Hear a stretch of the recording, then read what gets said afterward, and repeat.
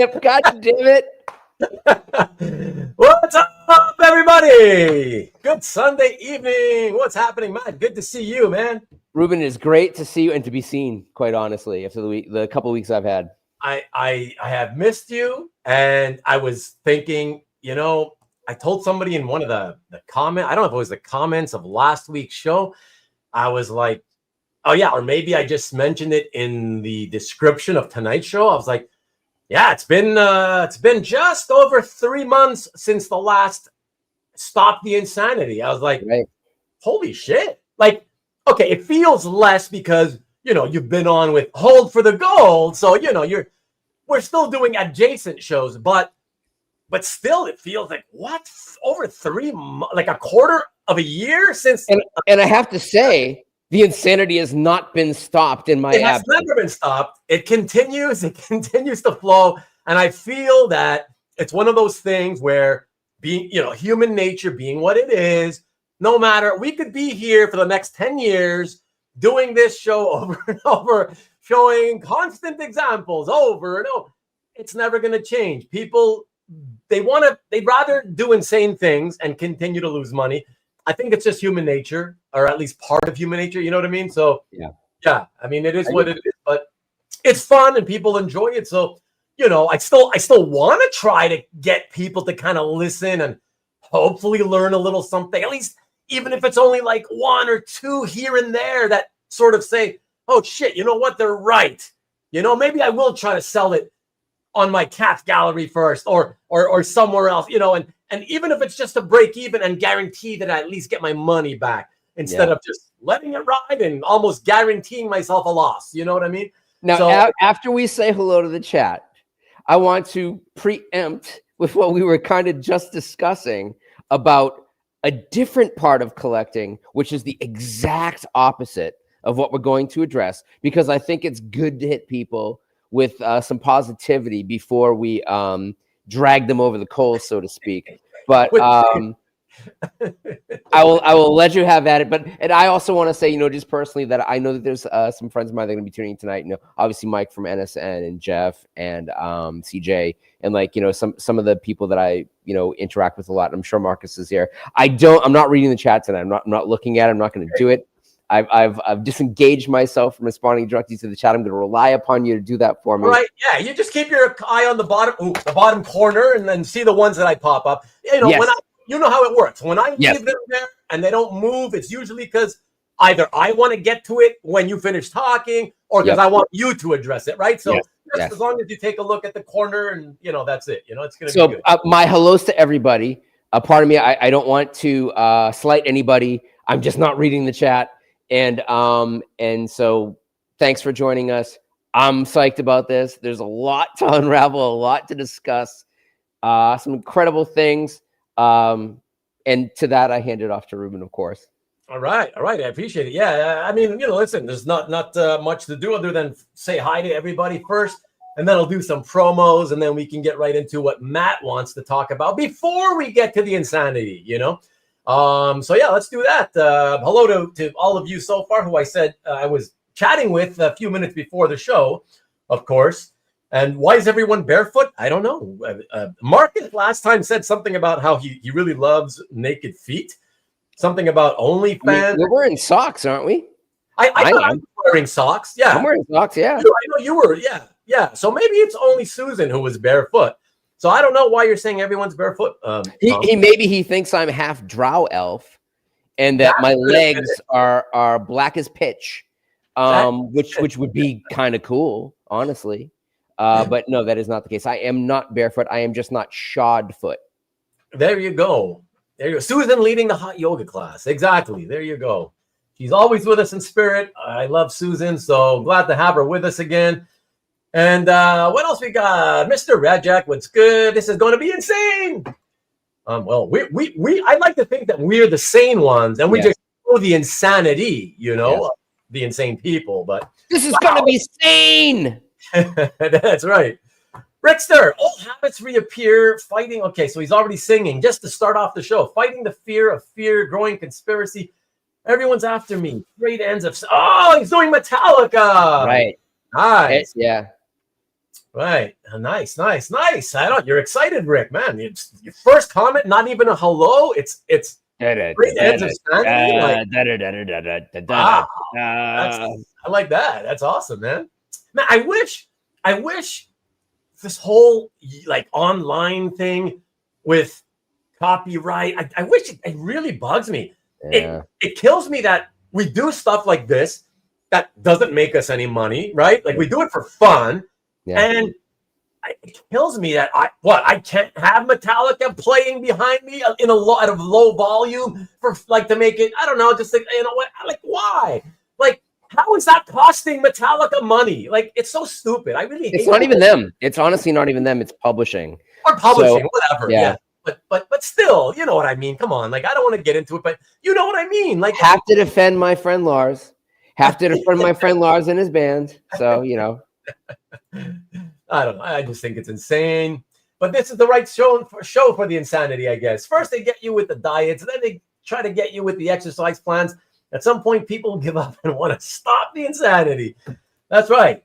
That's right. Some of us do. Some of us want others to stop the insanity. What's up, Peter? HIV Vivian. Ooh, you have HIV? I think it's high. I think I don't know where the V in the... Okay, there we go. Wow. There we go. There, you corrected himself. There we go. Marcus is healthy. That's okay. Woof, scared me there for a second. Kavi, what's up? Serenity now, insanity later. Exactly. What up? What up? What up? Sean, Brian, Tom, Mike, Gay, Marcus, Mike, NSN, Rick, Peter, Kavi. Evening. Wow, I like that. CJ, what's good with you, CJ? Hey, CJ, how you feeling, man? Let us know. Let me know at least. I care. At least I care. Any improvement? Let me know you're improving a little, please. I mean, if it's the truth. If you're still suffering, let me know too. The fact that you're here though every week to me means you can gut it out, you tough it out, you keep toughing it out. I like that, CJ. Look, we're all getting older. We've all got health issues. At least a lot of us do. So I feel like we're gonna hear a little bit something about that. Maybe, possibly. CJ, Kenneth Berg. Wow, early Kenneth. What's good in Virginia? Virginia is for lovers. Evening, Matt. Ruben, yes. Stop you. Look at that. The Jester's here. Stop your sanity after we hear the lamentations of their chupacabras. I don't know what the hell you're talking about, but awesome. I like chupacabras, so why not? Peter, yes, sir. Pumpkin Eater, greetings to you. Hellos back and forth. Hellos. What else? Everybody. I love that. I love the hellos to everybody. I don't have to read them all. It's good. I just click you guys in. Addicted to the flip. Yeah, some of them. Not all of them. Some of them think they're, I don't know. Some of them can't afford it. They got to resell it. But yeah, some of them all they think they're smarter in terms of making money with the hobby than they really are. Yeah, some of them really don't get it, but whatever. Always be flipping. That is the truth, isn't it? Please, thank you, CJ. Please hit those likes, everybody. Sorry if you're below somewhere where I'm pointing, but below Matt, the thumbs up icon is there. Please hit that if you don't mind. Would appreciate that. On this Stop the Insanity series, it's the most popular series I think that I do, and the likes are always quite strong, so I would like to keep that going if you don't mind. So if you are watching this right now, I'd appreciate it. Just hit that like button, which is the thumbs up button. And if you're watching this on rewind, I'm talking to you too. Please just hit that. It's right below where I'm pointing, but if I was over near Matt's side. All right. Thank you so much. I would appreciate that very much. So we got evening. I'm only human, a flesh tone. Here we go again. Here are everybody's going to start singing now. Born to make mistakes. I think that's Billy Joel. That's right. Nice one. Nice. You picked it quick. Like that.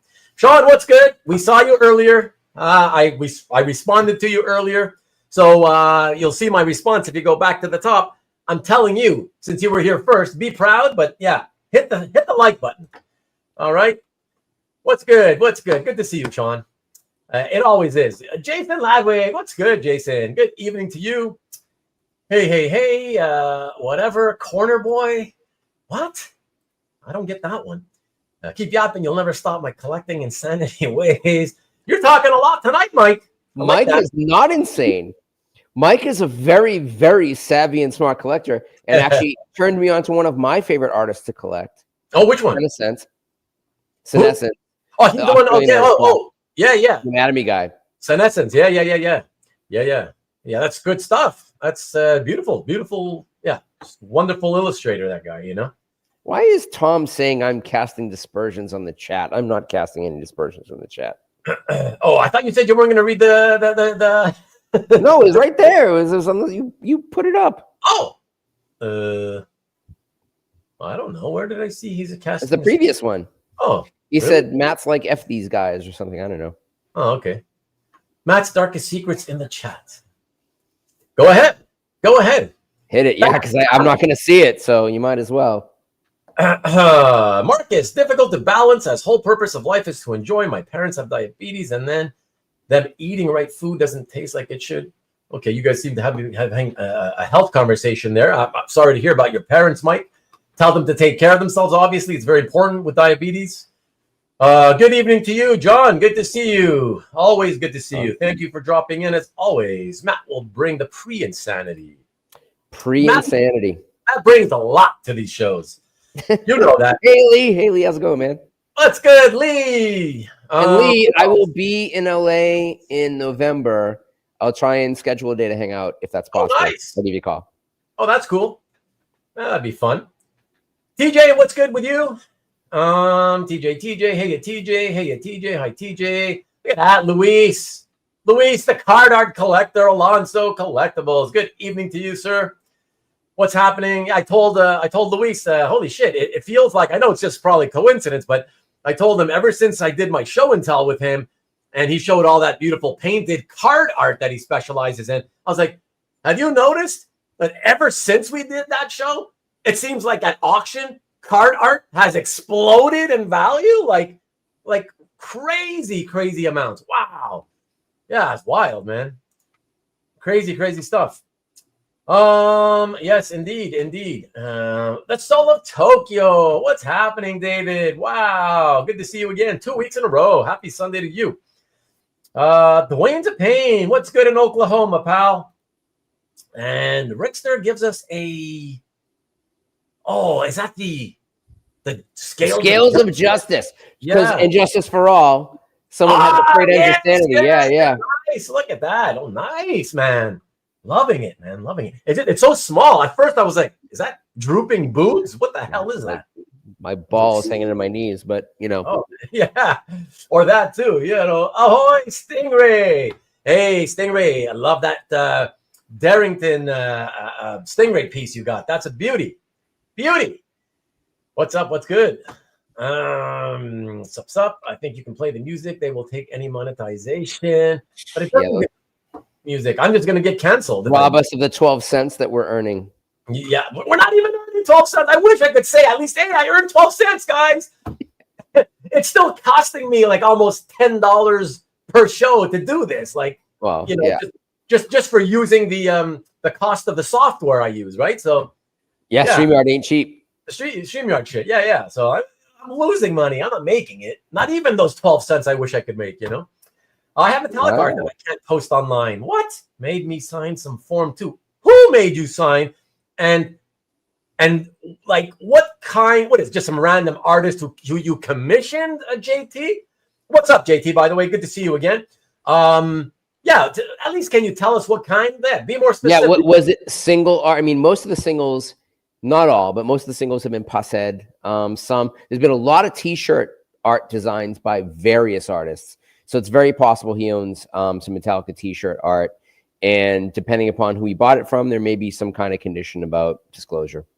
That's why I'm curious. I want more information from JT. Yeah. Brian, Miss Vivian cannot hum Creeping Death in the background because my wife is more of a poser in that she will wear the rock t-shirts, but cannot name a song, But her ringtone on her phone for the many years has been the opening guitar riff to Welcome to the Jungle. And so I love her for that. I like to hear that, Hey, they toured together. It was a disaster, but they toured together. Yeah.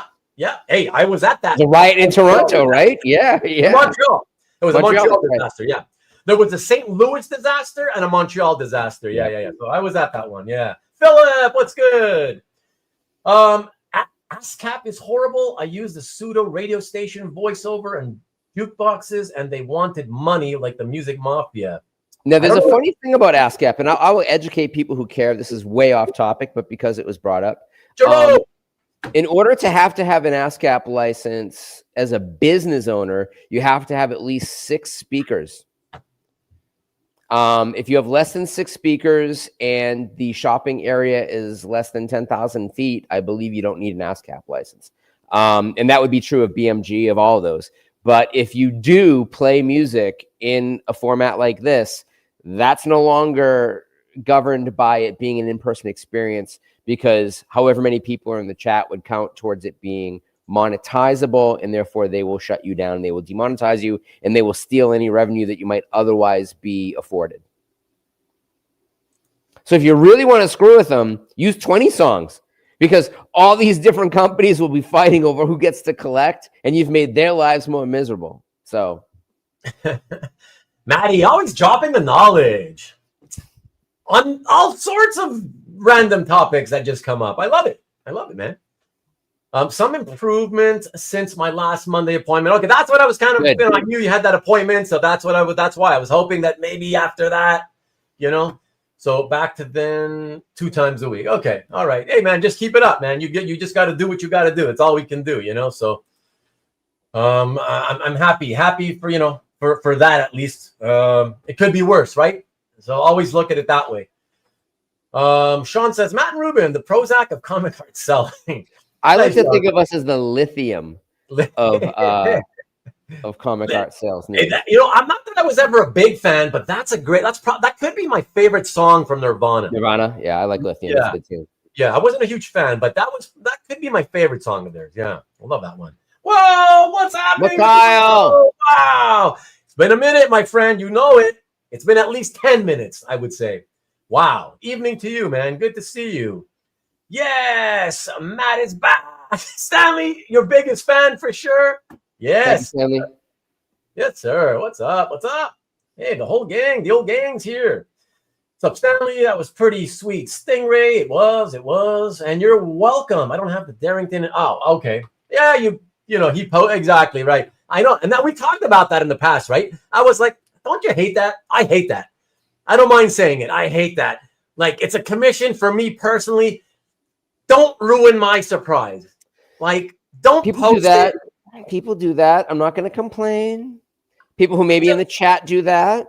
I think, you know what? I think I would say this. I would say that as a commissioner, it's still incumbent upon you. If it was me, I would ask every artist I commission, if you don't mind, please don't post it until I tell you. I would like to be the one to reveal it myself. Yeah. And once I've done so, then of course I will let you know, and you can post it all over your social media to show your work. Of course, absolutely. That's what I would do, But at least let me have the fun of revealing it, to the world, But yeah, that's how I feel about that. So yes. Otherwise, Newell, yeah, me. I'm not a fan of people like posting art that they don't even have in hand yet. Not because there's anything against it per se. It's just that I feel like there's that possible, having been in the shipping. Jinxing it. Yeah, the jinx of it all. Thousands of packages shipped over the years back and forth from me to me. And I've, had my close encounters. It's scary. It can be scary. And it's just, I feel like that, like what Matt said, that jinx, the possibility for the jinx that, look at this thing I got. I'm so happy to have it, guys. Look, And then shit, what if that happens to be the one thing that disappears for the first time in your life? You're going to cry because it's like, you thought you had it, but you never did, So, yeah. Hello, Maki Poo Poo. Good to see you. Speaking of things being sent in the mail, I am going to be a guest on Amateur Dueling Dealers, my 3rd time. Wow, you're making a guest reappearance. Jordan had sent out a message and of like art that he had available, and he had a birth page. And this is funny because it's the only birth page. It's actually a birth page. And it's a page that I used to own. It was the birth of baby Judith from The Walking Dead, which was in the original Pop Sequentialism exhibition. So that's in my catalog too. So I sent him a note saying, hey, I was the original owner of this, you know, aside from Mark Hay, who I think was representing the artist at the time. And it's in my catalog, so it has extra provenance. You know, if you want to list that, you know, I'm sure he has a copy of it. And he's like, hey, let's do another Dueling Dealers. I'm like, yeah, you know, I would love to do a Dueling Dealers with you. I don't know that I have much sway in that direction, but he reached out, and we're going to be doing it. I think Bill is out of town, so Matt DiTullio is going to be hosting it. And I'm expecting...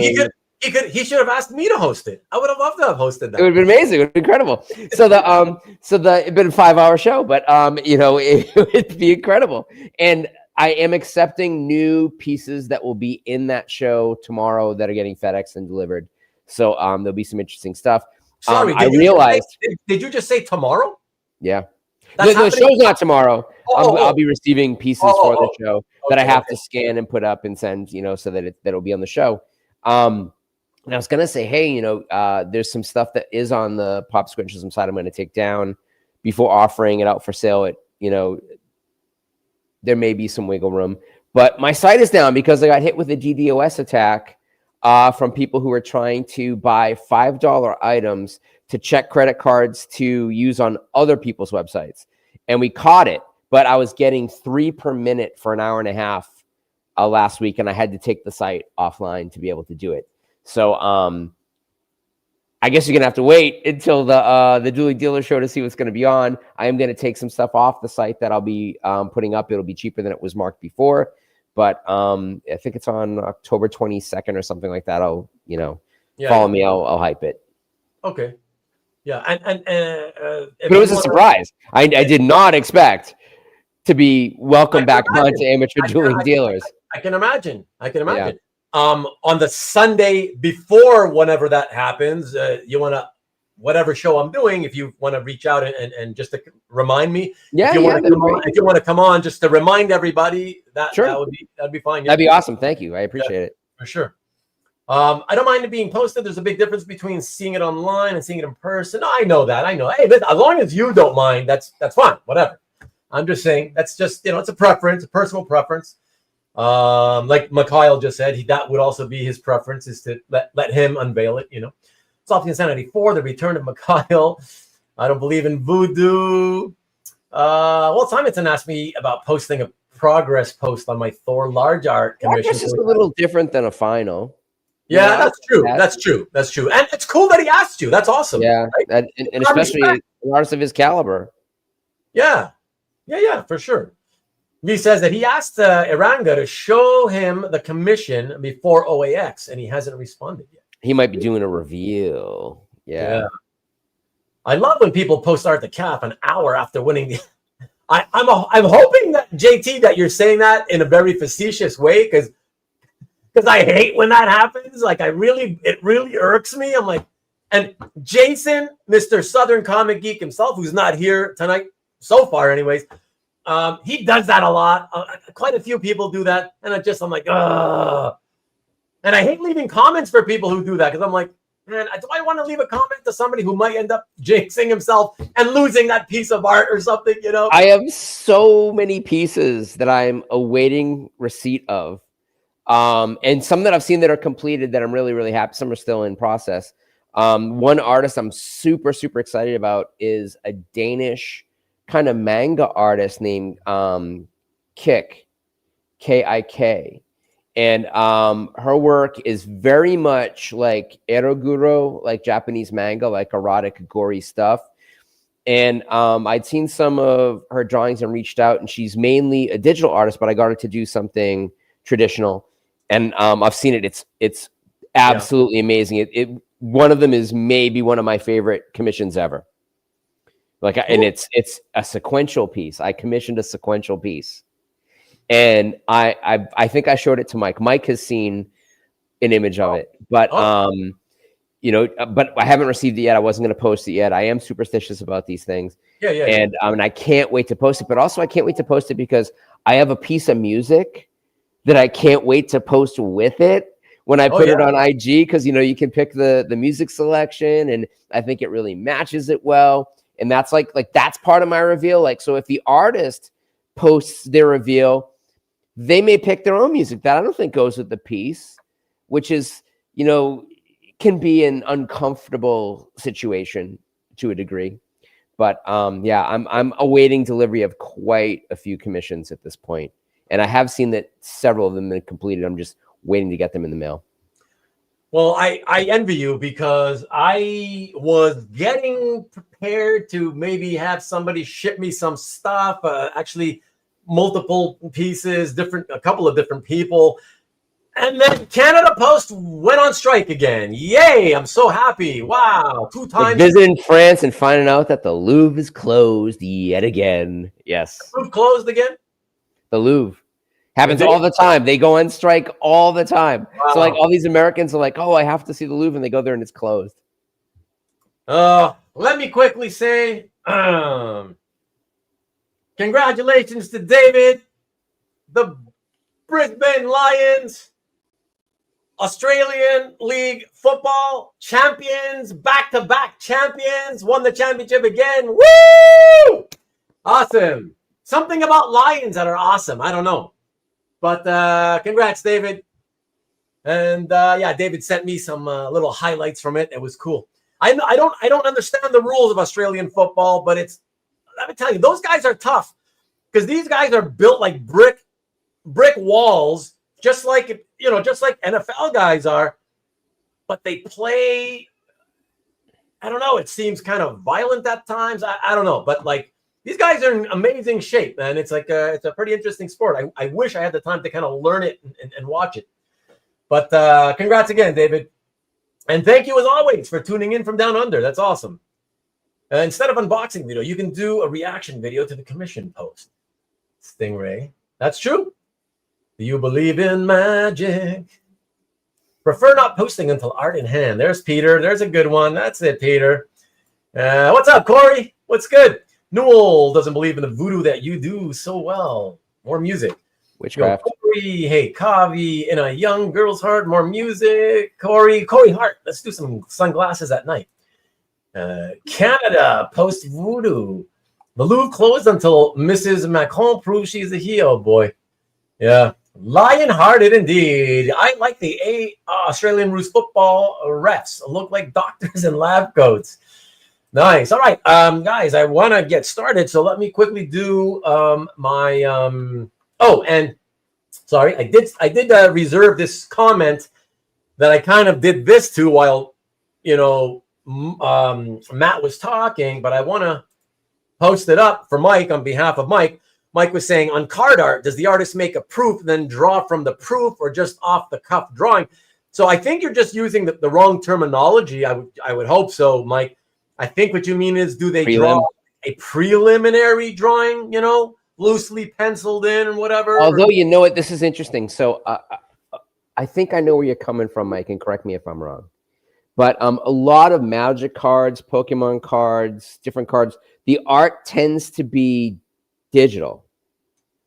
Oh, so a lot of card art just isn't available as an original, or it's only a prelim because the finished art is the color piece. I don't honestly know, aside from the old Marvel card art, anybody that's working in like collectible trading cards that's actually doing traditional artwork anymore. Most of the so that one of the reasons why card art is exploding is because it's dead. That nobody's really doing that anymore. You have people that do sketch cards, which has become very collectible because the hobby of card collecting has been outperforming the S&P 500, something that Ruben and I were talking about before the show started.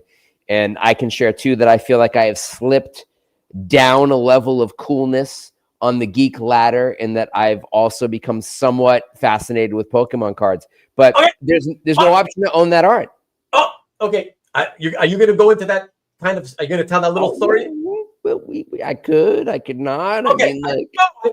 It's pretty crazy. What the hell? I mean, it's kind of better for a anything goes episode of Hangout, just because it's not not related to what we're doing tonight. But yeah, I'd like you to do it. You want me to hit him with it? I want you to hit him with it, but let me do the promos first. Let me get that out.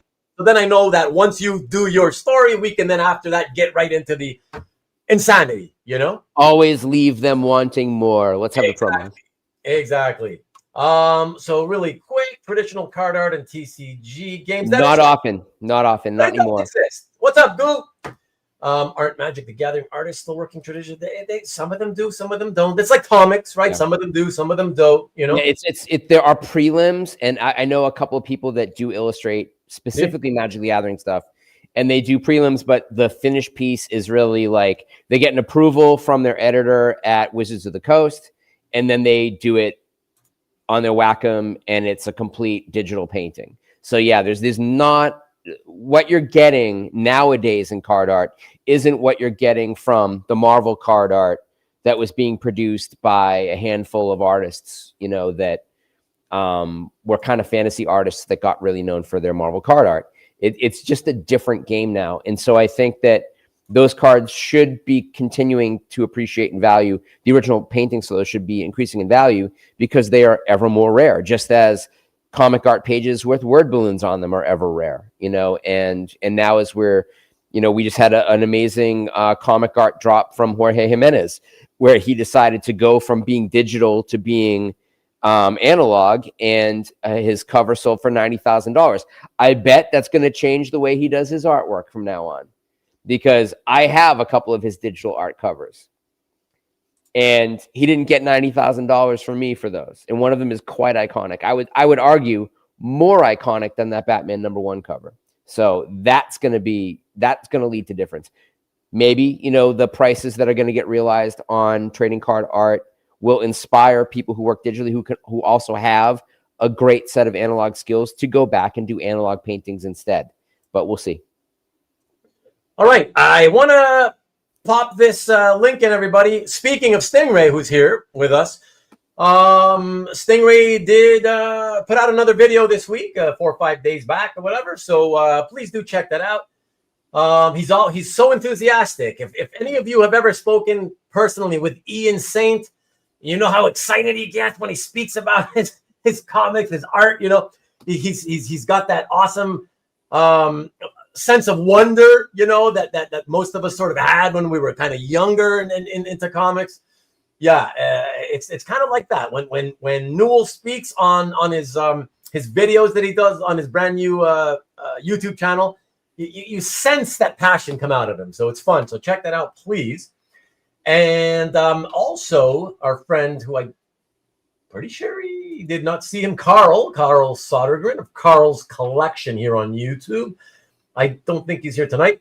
Put out also an unboxing, but this time not of artwork, but of toys. You guys remember Carl in his background when he does his shows.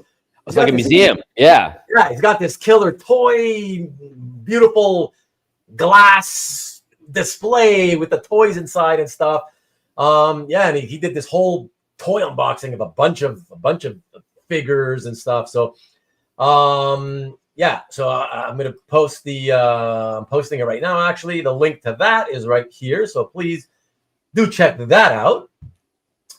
And let's see. Finally, the Insanity works for us and generates more traditional OA. I think with Jorge Jimenez, I think that is absolutely the case.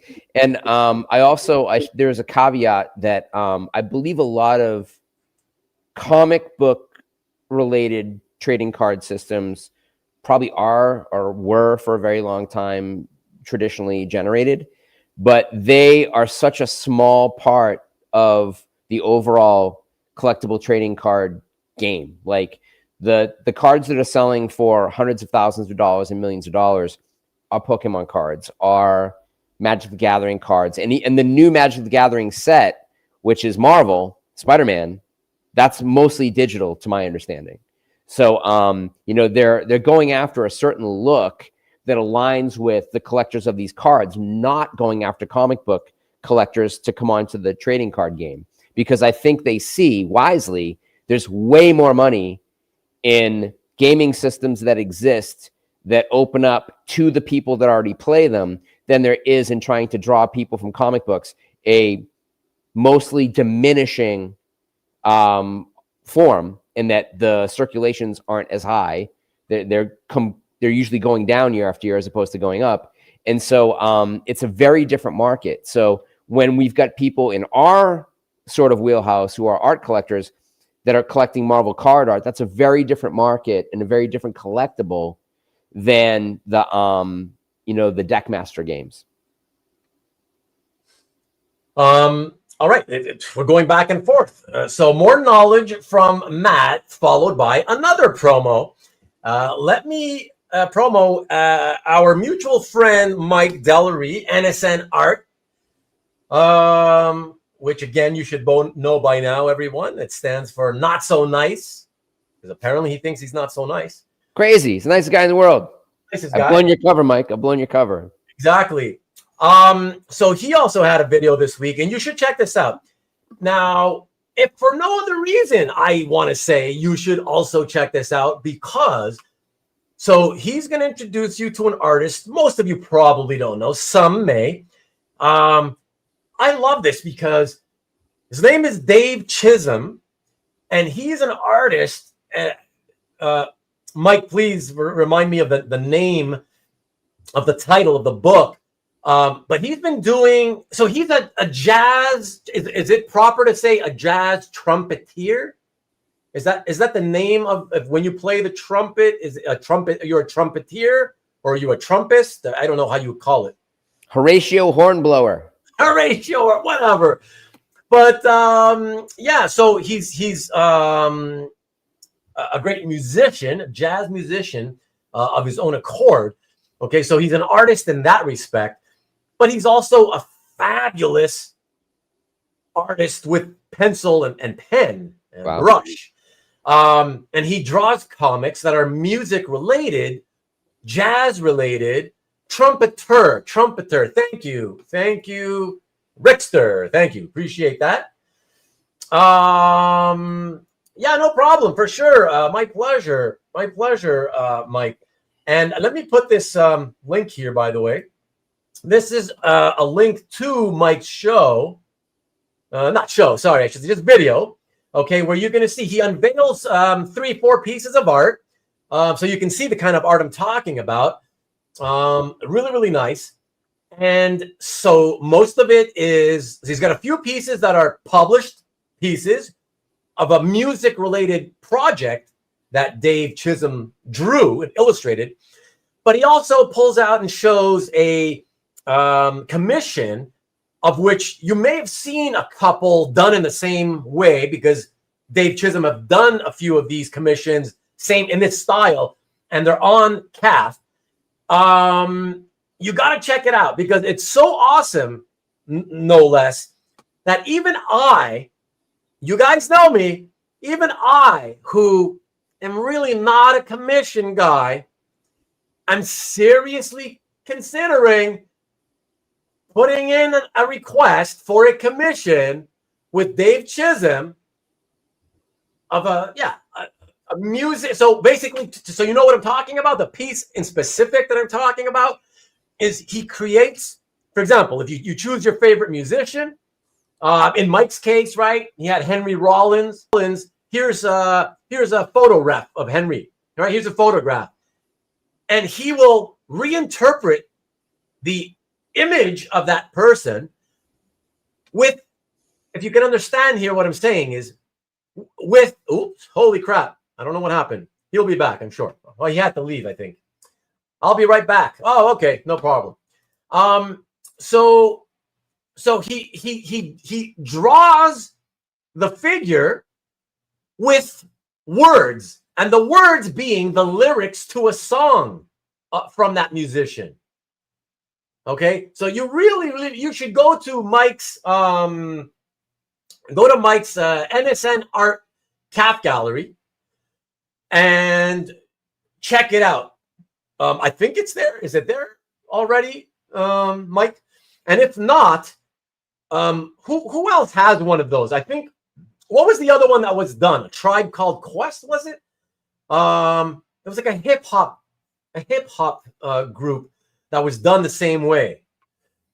Anyways, whatever. So it's really cool. So check out that video. You got the link for it now. Anyways, check out that video. You'll see what I'm talking about. Really, really, really cool. Watch the video.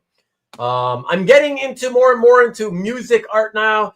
Made a nice large purchase of some music art recently, and when I told you guys about that, and then recently did a deal with another collector, and there was the main piece in the deal, and then there were kind of some throw-ins, and there were music art by that same artist again. So I'm getting into that, and yeah. So anyways, please check that video out. It's really cool. Oh, so it is A Tribe Called Quest. There you go. That's what I guessed correctly. So yeah, check that out. Just type in Tribe Called Quest on CAF, and you'll see what I'm talking about. But like I said, check out the Henry Rollins piece by watching the video on Mike's channel that I just linked to. Awesome. So I might get one of those. The only thing holding me back, just FYI, and I didn't tell Mike this, the only thing still that has kept me from reaching out to Dave Chisholm is Mike told me that he's very busy now. And so, the wait could be very long, blah, blah. And that kind of turns me off. I don't have the patience for that. So that's the only reason I haven't reached out yet. So we'll see what happens. But put it this way. I love it enough.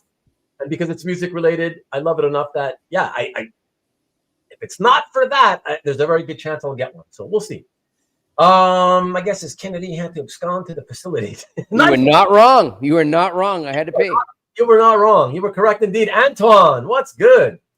All right, one last promo, everybody, and we'll get into a sordid tale. Let me do that. It's Nikki B, of course. You all know. Producer Kyle could not get the show for Friday scheduled on time. But he did want me to just make sure I remind everybody that the show is this Friday, 7 p.m. Eastern, 4 o'clock Pacific, as ever. Please check it out because, here we go, by Nick's Art. That was from last week.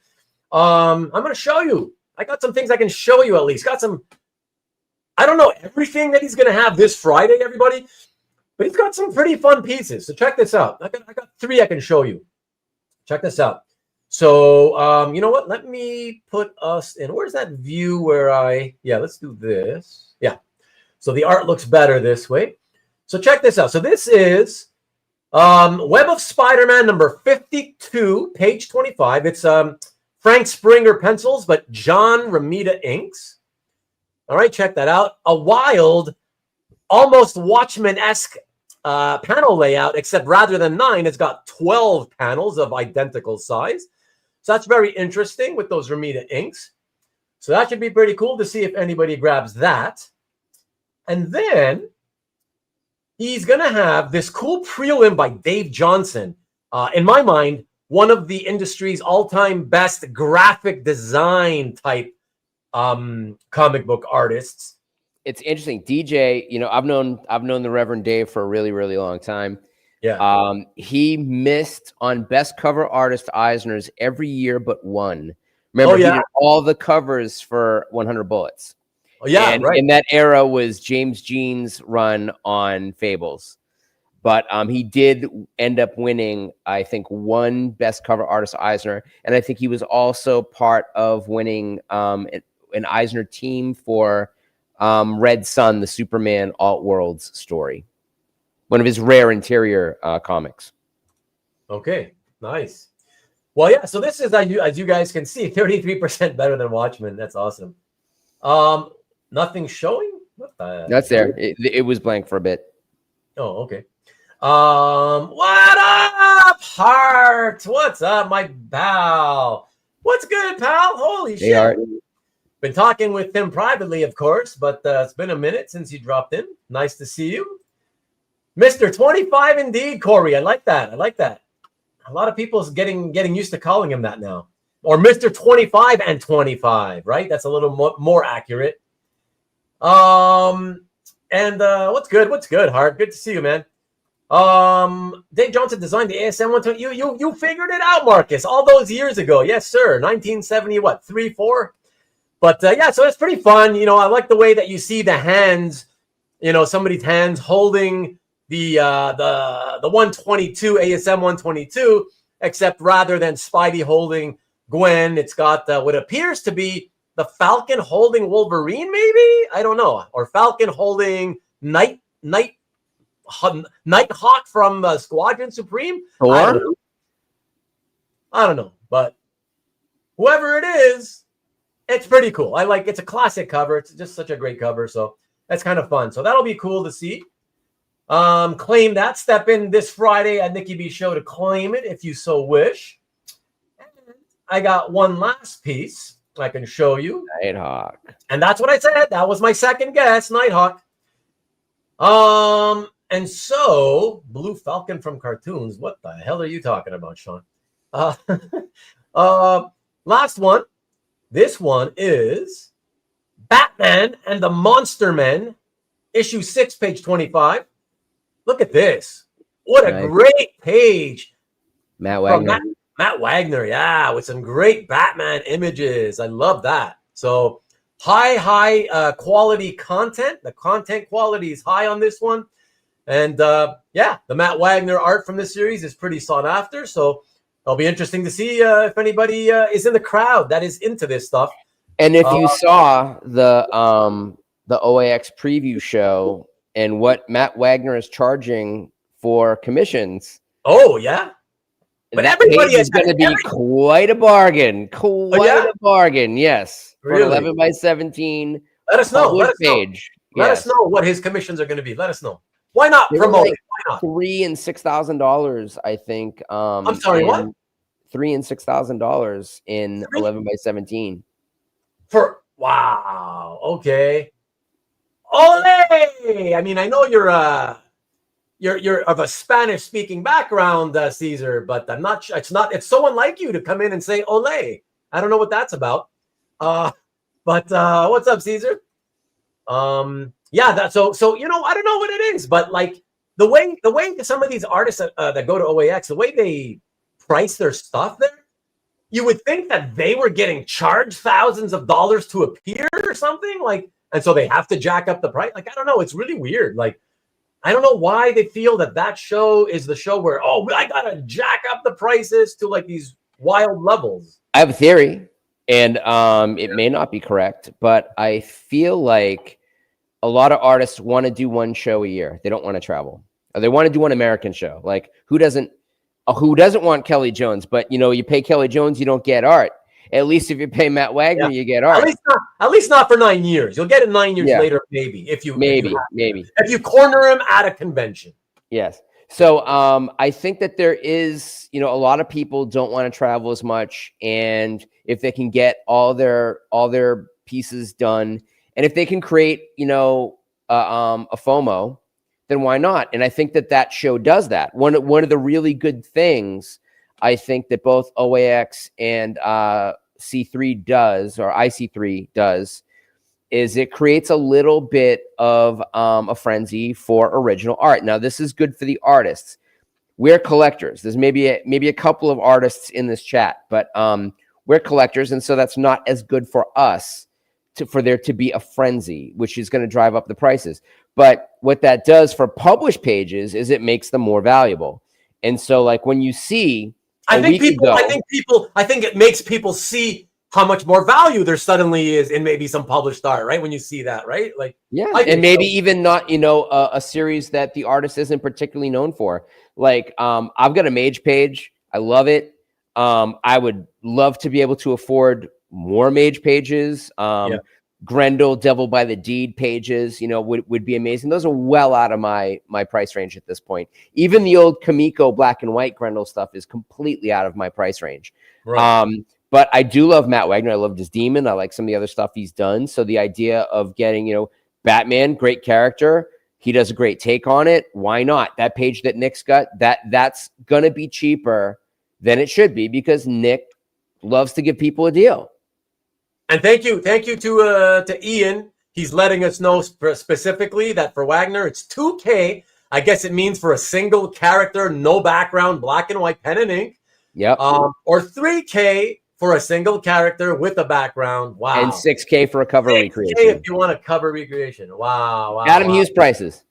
Yeah. And by the way, just in case you missed it, Matt, Caesar was saying that on the Matt Wagner page I showed, it looked like Batman was olaying. Ole! Gotcha. Yeah. With that giant guy, like, going through his cape. Love the way that Matt Wagner does Batman's cape, by the way. Yes, I love it too. Yeah. Yeah. Phil Hester's commission rate is underpriced. What is it, Caesar? Let us know what it is, and we'll judge. We'll be the judge if it's underpriced or not. But will you get commissions at those prices? Well, we'll see. We'll see. I guess you'll see. You'll be there, Lee. You'll see if you see him drawing, and then you'll know, right? My Way Chat commission is way more expensive than all the published pages I have. Well, there you go. Yeah, I mean, in a way, so like coming from the fine art market, you should. What's up, Dave Kopecki? Yeah, he was. That's true that Adam Hughes was charging $10,000 for pieces that should have been $6,000, but at best. But in the fine art market, the pieces that are available in a show are available because the artist wanted to paint them, wanted to put a narrative collection together, and they did what they wanted to do. So if they're going to let you art direct them, they should get more. Generally, that's somewhere between 25% more and 100% more. So a commission will be either a little bit more than what they've already done, or it will be twice as much. And you get what you want. Now, if in the fine art world, if your collectors know that you will paint whatever they want, they're never going to buy the pieces that you want to do for yourself. So you have to put a certain amount of value on top of premium, on top of working for commissions. A lot of artists hate commissions, generally speaking, because they don't like dealing with collectors who can be evasive, not pay. Like, there's a whole bunch of stuff. Just as collectors, we are cognizant of the fact that some artists don't deliver, or that you got to wait a long time. But in comic art, the better value to a piece is provenance. So provenance in our industry is publication.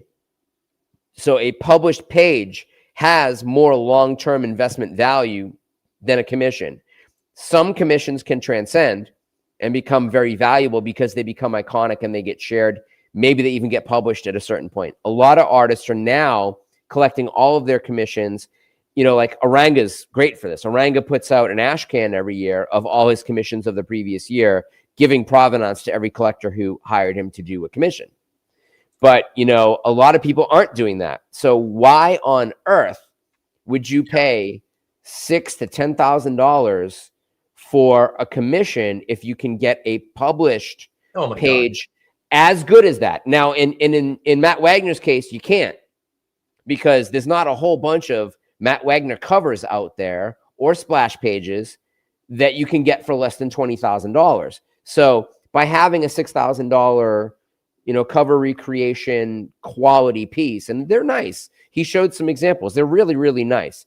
It's a different ball game. So you are sort of getting them cheaper. But I mentioned, Nick, because I know that Nick prices his stuff very affordably. He wants to rehome that stuff. He loves the hobby. He loves having the stuff. He loves being a part of that process of collecting it, having it, and rehoming it. That's a very big part of why he's involved in what he does. So, like, if you can get a piece from Nick, get a piece from Nick. If you can get a published Matt Wagner Batman page from Nick, get it from him, because it would have been way more if you got it from Matt Wagner's rep. There you go. And I just want to say that it's funny, man. It's all about perception, right? Perception really does become reality, especially in this hobby. So they let us know that the Hester pieces, single, 11 by 17, single character, pencils and inks, $500. Now, I know it seems cheap because you're hearing, wow, this guy's charging thousands. What size? 11 by 17 or 9 by 12? No, or 8 by 10? Well, it depends on who, right? Well, Phil Hester, we got a price, but what size? That's 11 by 17. 11 by 17, yeah. Or $600. Five. Wow. Yeah. But again, it's to me, it seems cheap only because in context of these guys with their multi-$1,000 single character commission. But I think you have to kind of think about that for a second and be like, whoa, wait a second. Remember that those other guys are really, really expensive. And so let's focus now and say $500 for a pencil and ink, single character, no background. Like, to me, that seems like still a lot of money. I saw a bunch of sketches posted on Instagram this week, and they were in all clarity listed as sketches by Mark Silvestri. And they had a size on them, and I'm looking at the pieces, and there was a lot of white space around these sketches. They were not very complete.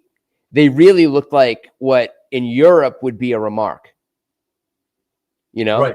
Yeah. And he's getting full-on illustration rates for that stuff. Now, if you're a huge, Mark Silvestri fan, it's worth it to you.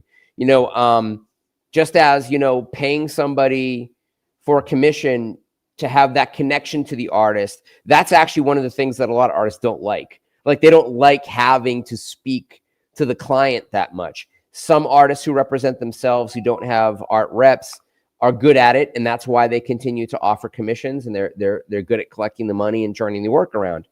And so that can mean a lot to you. I've certainly commissioned people and gotten pieces that I love more than published pages, but I also have an end game, and I also have to be fiscally responsible in explaining to people, if they don't already know it, that just because you love it doesn't mean it's valuable. There you go. And that's just for resale. Now, the value that you place on it is the most primary and important value. So if something is worth $6,000 or $10,000 or $100,000 to you, then you got what you paid for, and you like it, then you got what you paid for. But if you need to sell that, understand that's going to fall in value. It's not going to maintain what you paid for it if in a pinch you need to liquidate. That's the only thing I'm saying. Your enjoyment of the piece is the most primary important thing. But if you think that just because you love it, it's worth something to somebody else, you may be sorely mistaken. What's up, Carl? What's good, pal? Yes. Yeah, thank you, Matt, for that. Matt dropped some good knowledge, as I always say. And just to answer the question early, Hester had some tough acts to follow in comics. That's very true. Swamp Things are amazing. Yeah, you enjoyed that? Yeah. It's funny. I felt like his style, I mean, it's very different at that time. Nice, but I guess I'm so used to that's not his style. That was his early style, right? It's weird, right? But you're right. But you go back to it and you're like, you know what? Because me personally, the style he became known for with Green Arrow and onwards, right? I'm okay with it. I don't dislike it at all, but it doesn't excite me either. I'm just kind of, whatever. I look at it in the context of the comic. So what came before him was pretty pedestrian. And then he came in and it was exciting again. And then it kind of dropped off. But I mean, you also got to look at, you represent an artist who might be the best artist who's ever worked on Swamp Thing. And that's a comic that was illustrated by Bernie Wrightson and Steve Bissett and John Toddleben. I mean, the dude on it now is incredible. Like maybe the best artist who's ever worked on it. What hurts me a little bit is while that comic is good, it's not Alan Moore's Swamp Thing. It's not even really Grant Morrison's Swamp Thing. So you've got this amazing artist and you've got a fairly decent written comic. That if you're buying those pages, buying them because his art is so goddamn great that you want a piece of it. And if you love the character, you love the character, so it doesn't matter. I mean, people will buy X-Men comics because it's got Wolverine on it. They don't care who wrote it. And these days the words aren't on it anyway, so who cares? Character. Yep. For sure. All right, man. It's been a solid exactly 1 hour. Some great stuff. We've had some good talks. We've talked about a lot of things, almost like next week's show, which is going to be a Hangout Anything Goes episode. So that was really fun. A lot of good stuff happening here for the first hour, but I think we should get into the nitty gritty of what we're here for. Let me give the 5-minute good news before we get into the bad news. This is what I was gonna. Obviously, I still want you to do that. Yes, but that's my point. Was I wanted to get to that now. Okay, cool. Since it has been an hour. While you do that, though, because I've already heard it, I got to go get a refill on my water. So I'm going to leave you by yourself. All right. And I'll be right back. So pay attention to our buddy Matt, everybody, and I'll be right back. Yes. So I have to open this, everybody, with an admission that I have slipped down the rung of coolness in collectibles, at least as far as how most of us who collect art would look at it. I caught a little bit of the Pokemon bug. And 20 months ago, I bought 2 Pokemon cards. One was it kind of fits in the wheelhouse of what I collect, which is mashups. So there was a Pokemon that was given out at the Van Gogh Museum, and it's Pokemon with a gray felt cap done in the style of Vincent van Gogh. It was 20 months ago, $170 in a Gem Mint 10. I bought another card at that same show because Rihanna had just done a partnership with her fashion label, Fendi, with Pokemon. And so the most expensive piece of accessory that she made was a Dragonite bag. And so I picked up a holo sticker, also a Gem Mint 10. And those are the only 2 Pokemon cards I owned for 20 months. And about 3 weeks ago, I was on Instagram, and you get recommended things as a collector. And I saw somebody doing a coin flip for that Pokemon Vincent van Gogh card. And the flip was someone was going to buy it for either $1,000 or $1,200. So that card that was $170, we'll say 19 months earlier, was now $1,200. Fast forward a week later, that card was now $2,500. This week, that card hit $3,000. This is not a rare card. It is the single most graded Pokemon card among all Pokemon cards. And it has hit $3,000, and it's selling at $3,000. So that's exactly the opposite of what we're talking about here, in which that market is so outperforming the S&P 500 that we are in the middle of a speculative frenzy. Everything seems to be doing very, very well.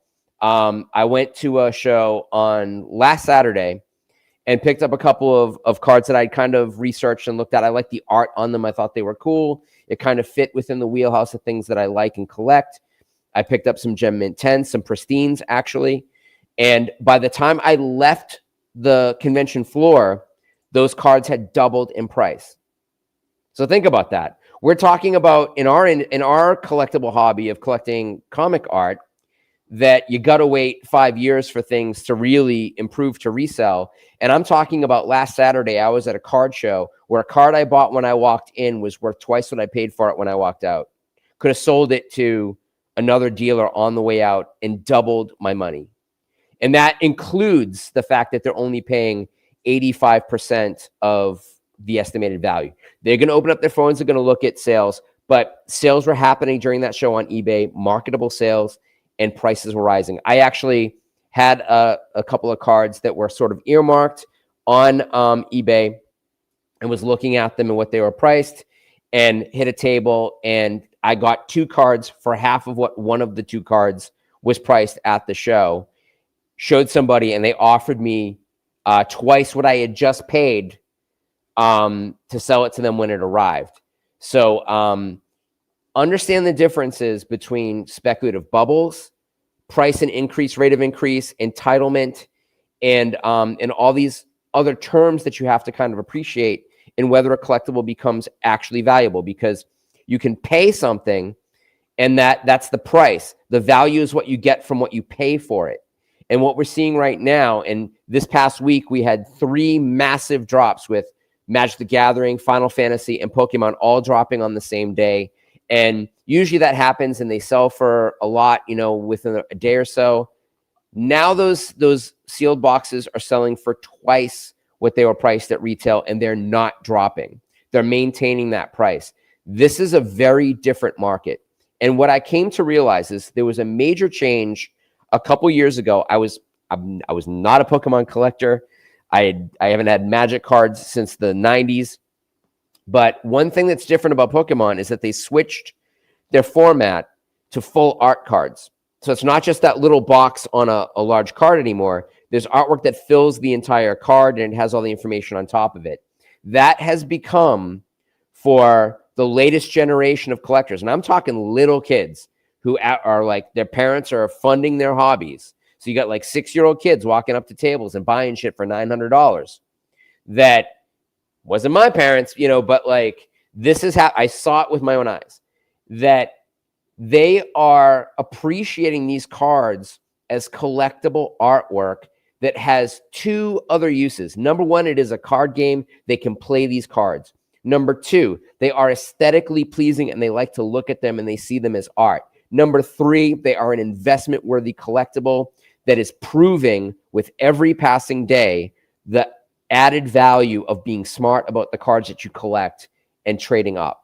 So it's also training an entire generation of investors who are now little kids who are going to be adults, and they are locked into aesthetically pleasing things. That's great news for us as comic art collectors, as people who collect fantasy paintings, as people who collect any kind of figurative or narrative art.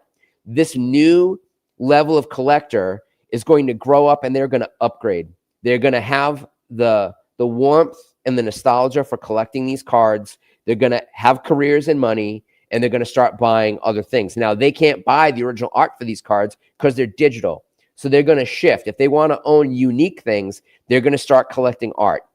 And you see it all the time, that the best way to ensure that someone grows up to collect art is that they are around aesthetically pleasing images.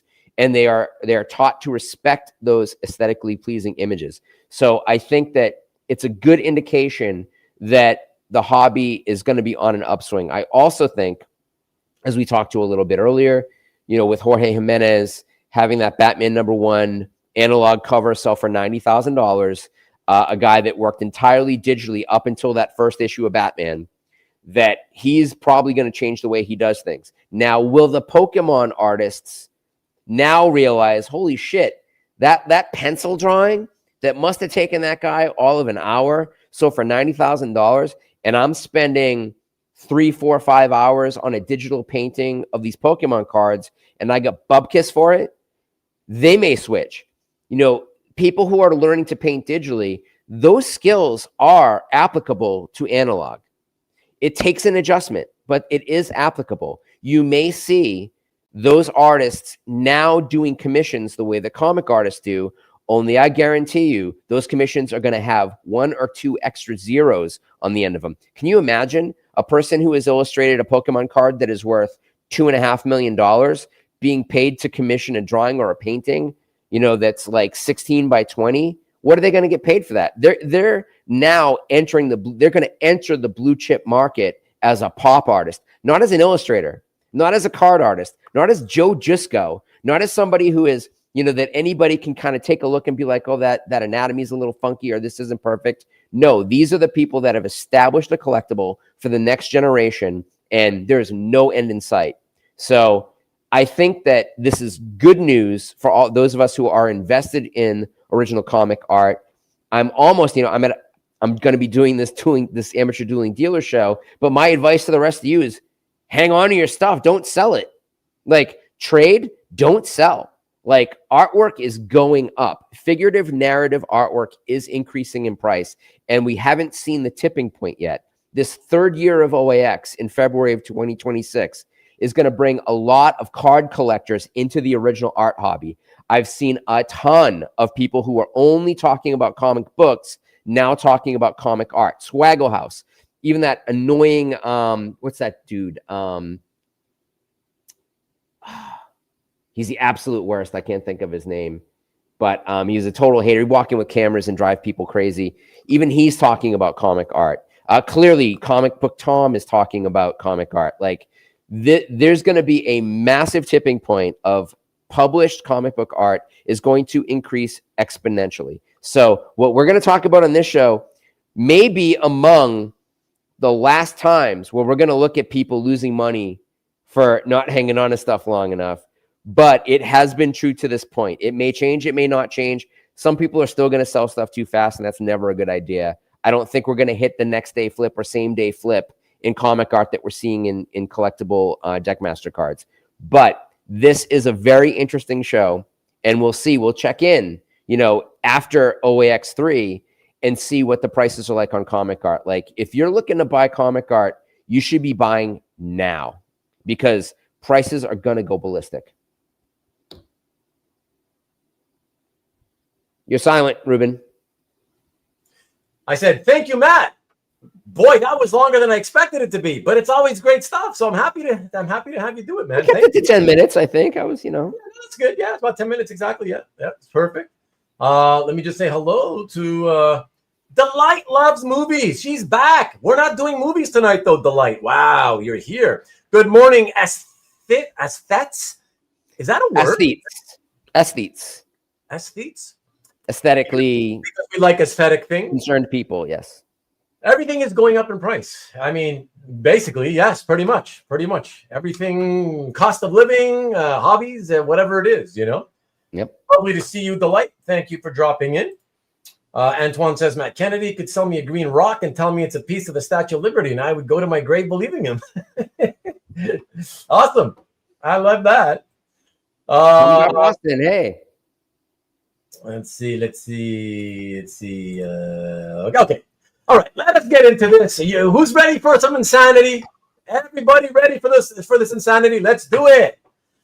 All right. Let me see here. A lot of people talking. All I hear Matt is saying sell today, buy tomorrow. That's what Mike says. I'm saying the opposite of that. I'm saying buy today. Like, if you can afford the thing that you want right now, you should be buying it. What's up, Mark? Good to see you.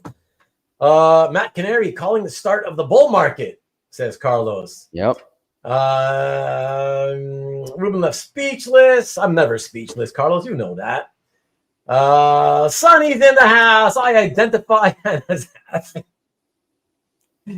nice. I identify as something with different last three letters, but that's awesome. Matt, sell me some kryptonite now. Yeah. Matt Stradamus. I like that. I like that too, actually. Well, look at that. James Siegel just got home here for the insanity. All right. Wow, just in time, James. He missed the rant, but I think he will agree. I guarantee you James Siegel will. When you watch the rewind, James, you're going to see what I just said. So if you earmark this point, go back 10 minutes, I think you're going to agree with me. Metal Elf, good evening to you, man. Thanks for dropping by as well. Covey says that the pregame show, Serenity is over. Insanity is time now. Yes. We'll go back to that last comment, and that's very true. As the dollar loses value, hard goods become more valuable. So every commodity becomes more valuable as the value of the dollar slips. So that is inherently true. Before his Matt Bullrun, right before his dueling dealers. I know you guys are going to take all my stuff. I'll have nothing to sell. Matt is hyping his dueling dealers episode. Oh, well, he'll be back and he'll actually hype it. I'll hype it again. Yeah, I'll hype it closer. For sure. I'll catch the rant on rewind. There you go. Excellent. Rant on rewind for Hydra as well. On double speed. There you go. There you go. Hey, KC. All right. Let's do this. Okay. So I'm gonna set the stage here. And I thought that for tonight, we'd start with a piece, right? Because this is all about insane people doing insane things. Let's start with a piece that we've seen before, everyone. Okay, and I figured you'd appreciate for that reason, okay, because it is a piece that we've seen before, whereby someone did something insane and lost their shirt, right? But I want you guys to see what's going to happen here. It's really, really interesting. Here, let me set it up. Get that piece up here. All right. So we've seen this. Remember, we've seen this in I guess the last episode was just over 3 months ago. So I don't remember, obviously, now if it was in the last episode or the one before that, but we've seen this one. And let me set the stage by saying that, so this piece that I'm about to show is a piece where it had originally sold for just over $10,000, right? And then it sold for this much, okay? But for tonight's purposes, this is, so we're showing the slide, essentially, of what would have been the second slide the last time we showed these. All right, so check this out. Is this the title page or a cover from Superman? No, Okay. you'll remember right. as soon as I show it, though. You'll be like, Yes, yeah, yes. okay. Check it out. Okay. That's a nice page. Yeah, it's a really. I was going to say Rich Buckler. Like, this kills me, dude, because I was going to say Rich Buckler. Now I really wish I had. I was completely wrong in that I would not have remembered it was Silver Surfer. But yeah, like Buckler had a weird little hiccup where stuff went very high and then it came back down to reality. But it's a nice page. I mean, whoever picked it up for $4,200 in March of 2025, I'm gonna guess that it's gonna go lower. Okay. Well, remember that when we last showed this, okay, on a previous Stop the Insanity episode, the reason we showed it, let me remind you again, it's because before this transaction at Comic Link in 2025, which was just 6 months ago, right? It was like a $10,000 sale, right? Yeah. It had sold for just over $10,000, right? So dropped by 60-something%. Yeah, exactly. So that guy had taken a big loss, and the guy who bought it thought, like, okay, great, like I pick it up at this great price. Now, I think, and of course, there's no way for me to know for sure, but I think, because obviously a lot of this is guesswork, but based on the information we do have, and the fact that when this was picked up at $4,200, at about 60% less than the previous time, back in March 2025, and given that we are now only 6 months later, right? So this guy flipped it quick. And a Fantastic Four movie with a version of the Silver Surfer in it. Yeah. Right. So I'm thinking, okay, the combination of, the movie's coming, plus he's thinking, I feel pretty confident, and I guess I could be wrong. He'd have to tell us himself. But I feel like he was also thinking, man, wow, this was a $10,000 piece. I got such a bargain. If I just flip this and I get it, and don't forget, look at the info. He picked this up at Comic Link. So he could also have been thinking, I got it at Comic Link. That helped me get a bigger bargain as well. Yeah. If I just flip this, now that the FF movie's coming, and I flip it at Heritage with more eyeballs, oh my God, imagine if I get back to the original price of $10,000, I'm going to make a killing, right? Right. That's what I think he was thinking, a combination of the two. And unfortunately, drop the blade on the guillotine. What it sell for? This is what happened. Here we go.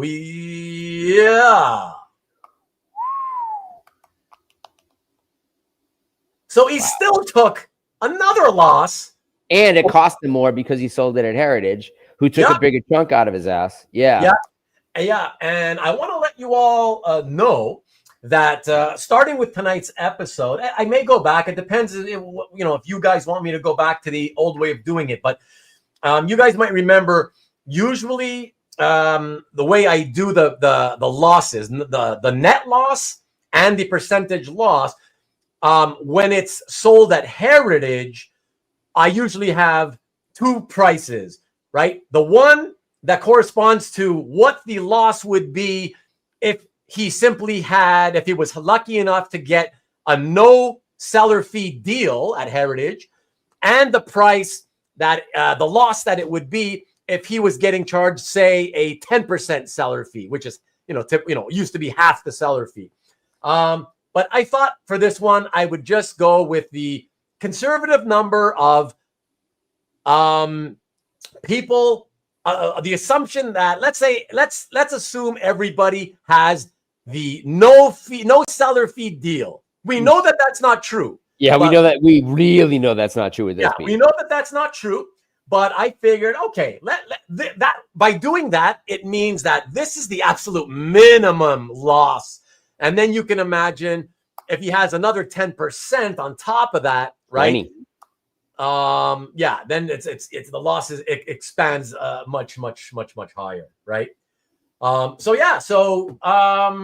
Again, it all I can say about this is you flipped it too quick. It doesn't matter that the movie's coming. It's not. Look, what do we learn, Matt? What have we learned in the sense of like what we've been doing with this, right? If there's anything that we've really kind of learned based on many at this point, well over 100 examples. Yep. Okay, if there's anything we have learned is that even neither movies, neither big name artists, neither A+ content quality pages, none of that matters if you're going to sell like within 5 years or less at an auction house. Yeah, at an auction house. Nothing is going to save you. Nothing is going to save you. Should have just left this in his calf gallery and let people offer.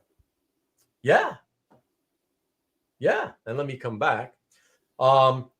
And this is so bizarre. I'm really sorry, everybody. I feel like the screen for me has shrunk down to literally thumbnail size. I don't know why, but it's really bizarre. And Kavi, if you want to jump in here and maybe fool around and try to help me while I run the show, that would be awesome.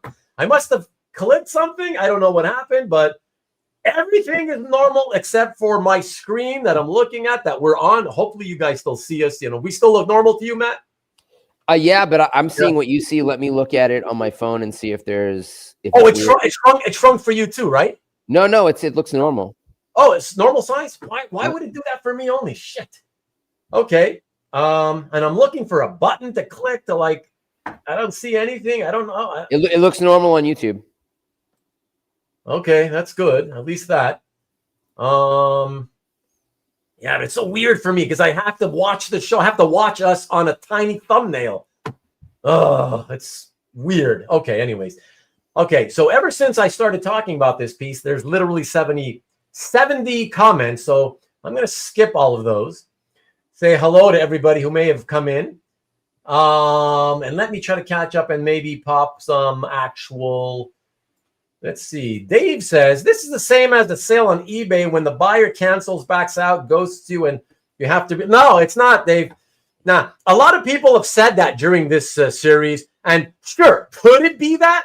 It could be that. We've all agreed there's many reasons for this happening. But too many people think that that's always the case.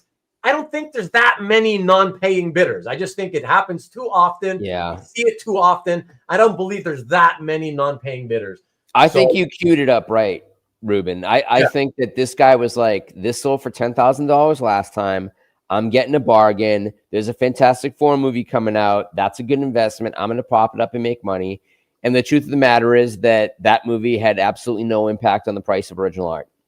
Right. Yeah, man. Or even comic books, to be honest. Listen, Carl, Matt and I have spoken about that topic in the past where we feel people should put a certain, it's like a monetary value to the enjoyment you get, except it's hard to quantify how much that value is. But basically the point being that, yes, people should focus, collectors should focus on, especially when you do sell something and you take a loss, remind yourself that you did get a certain amount of enjoyment out of it for a certain amount of time. But let's be honest. And there's different types of collectors, right? Like there are some people that only own 12 pieces. And so their enjoyment per piece is exponentially greater. And so the value of that enjoyment in a localized scale is greater than people like us. I mean, I have a couple hundred pieces and so many of you guys have thousands.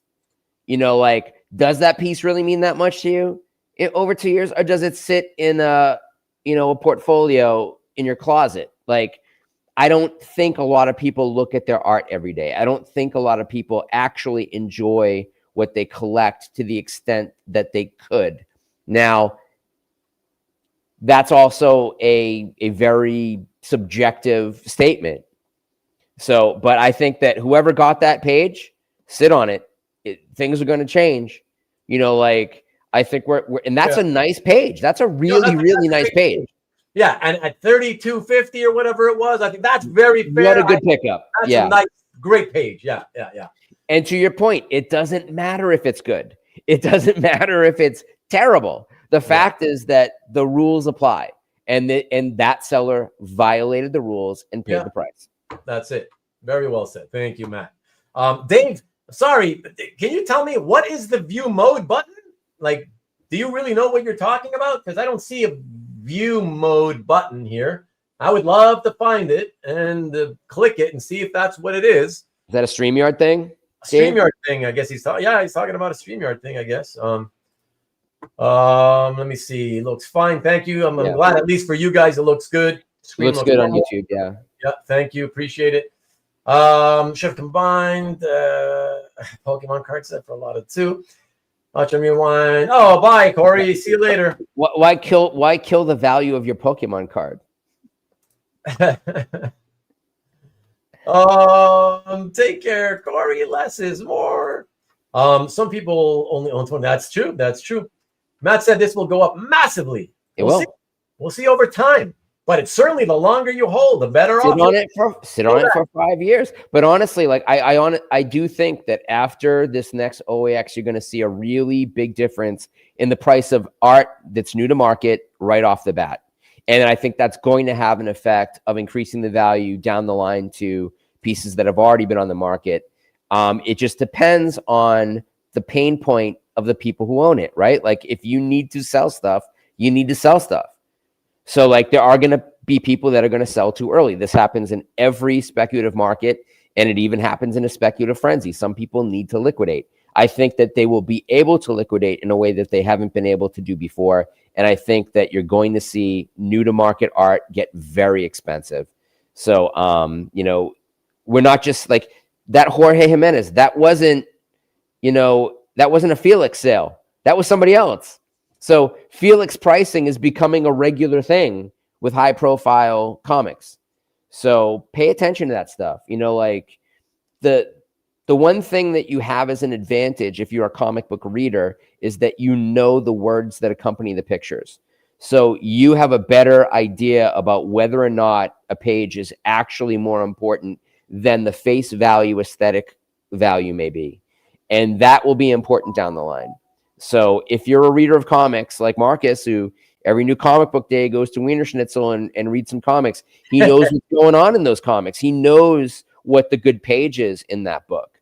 And if you own your own house and your collectability is a separate asset class, then you have expendable income and you are a step ahead of most people who collect things. That's also a very, very important thing to consider, that if you're buying comic art as an investment and you don't own your own house, you should stop collecting artwork and pay off your house and then start collecting things. And maybe you'll be priced out of certain things. You will adjust. We all do. All of us who collect, we find something else to collect.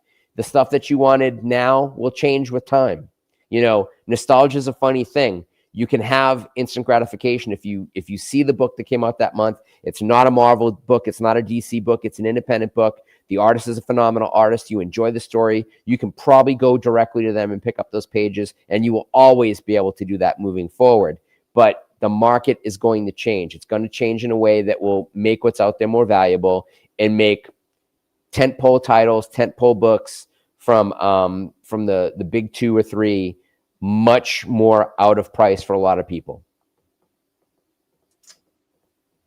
All right. Let's get into that second piece. I can't seem to figure out why the hell the screen is really tiny now, and it's really bothering me, but we got to keep this going. The show must go on. So let me jump back in then and cue up the next piece.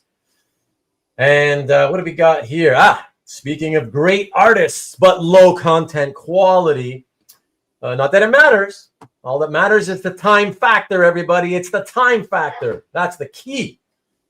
Let's check this out. So, we got from the classic X-Men Annual #9 by Art Adams and Mike Mignola inks.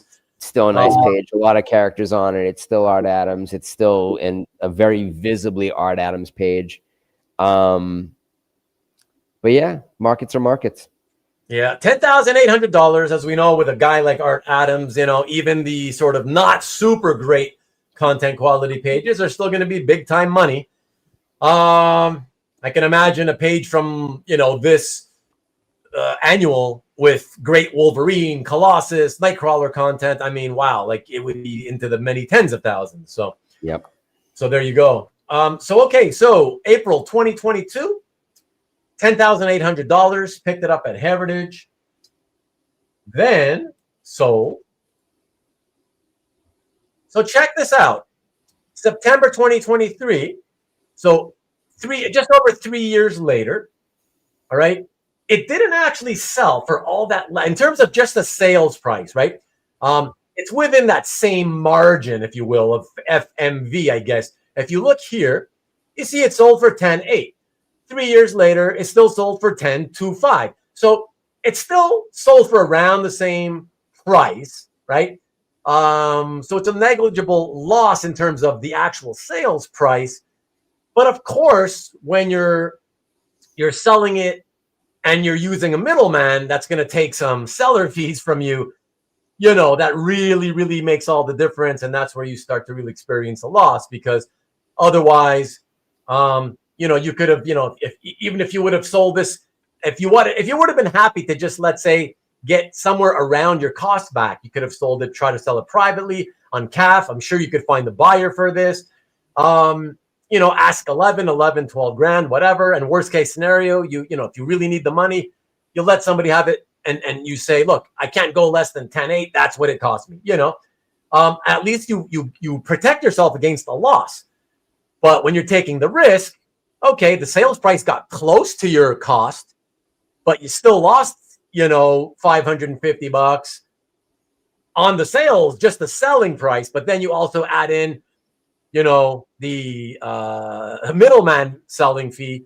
And yeah, now you're a minimum at $1,574. That's if you have a good deal with Heritage. Otherwise, it's much more. Closer to $2,000. So now there's a secondary. Well, there's two secondary levels to this as well. Yeah, which is that the value of the U.S. dollar in 3 years has changed, so there's additional loss because the value of the dollar has gone down. A little bit harder to calculate, but calculable. I'm imagining that anybody who bought an Art Adams page 3 years ago for $10,000 from one of the best comics he ever did. Honestly, X-Men Annual 9 is one of his best. That they love Art Adams, and I'm hoping that they upgraded to something that they wanted even more. But we have to talk about relative markets. If he had taken that $10,000 in 2023 and bought gold with it, there would have been a drastic increase in the value of that investment. If he had put that money even into silver, there would have been a drastic increase in the value of that investment. Short-term investing has not historically been a good thing in art sales across the board. That art is a long-term investment. Now, as I say, I think with a page like this, I don't think this is an investment purchase. I think this is a joy purchase, a nostalgia purchase. And as you said, not a huge loss, but a loss.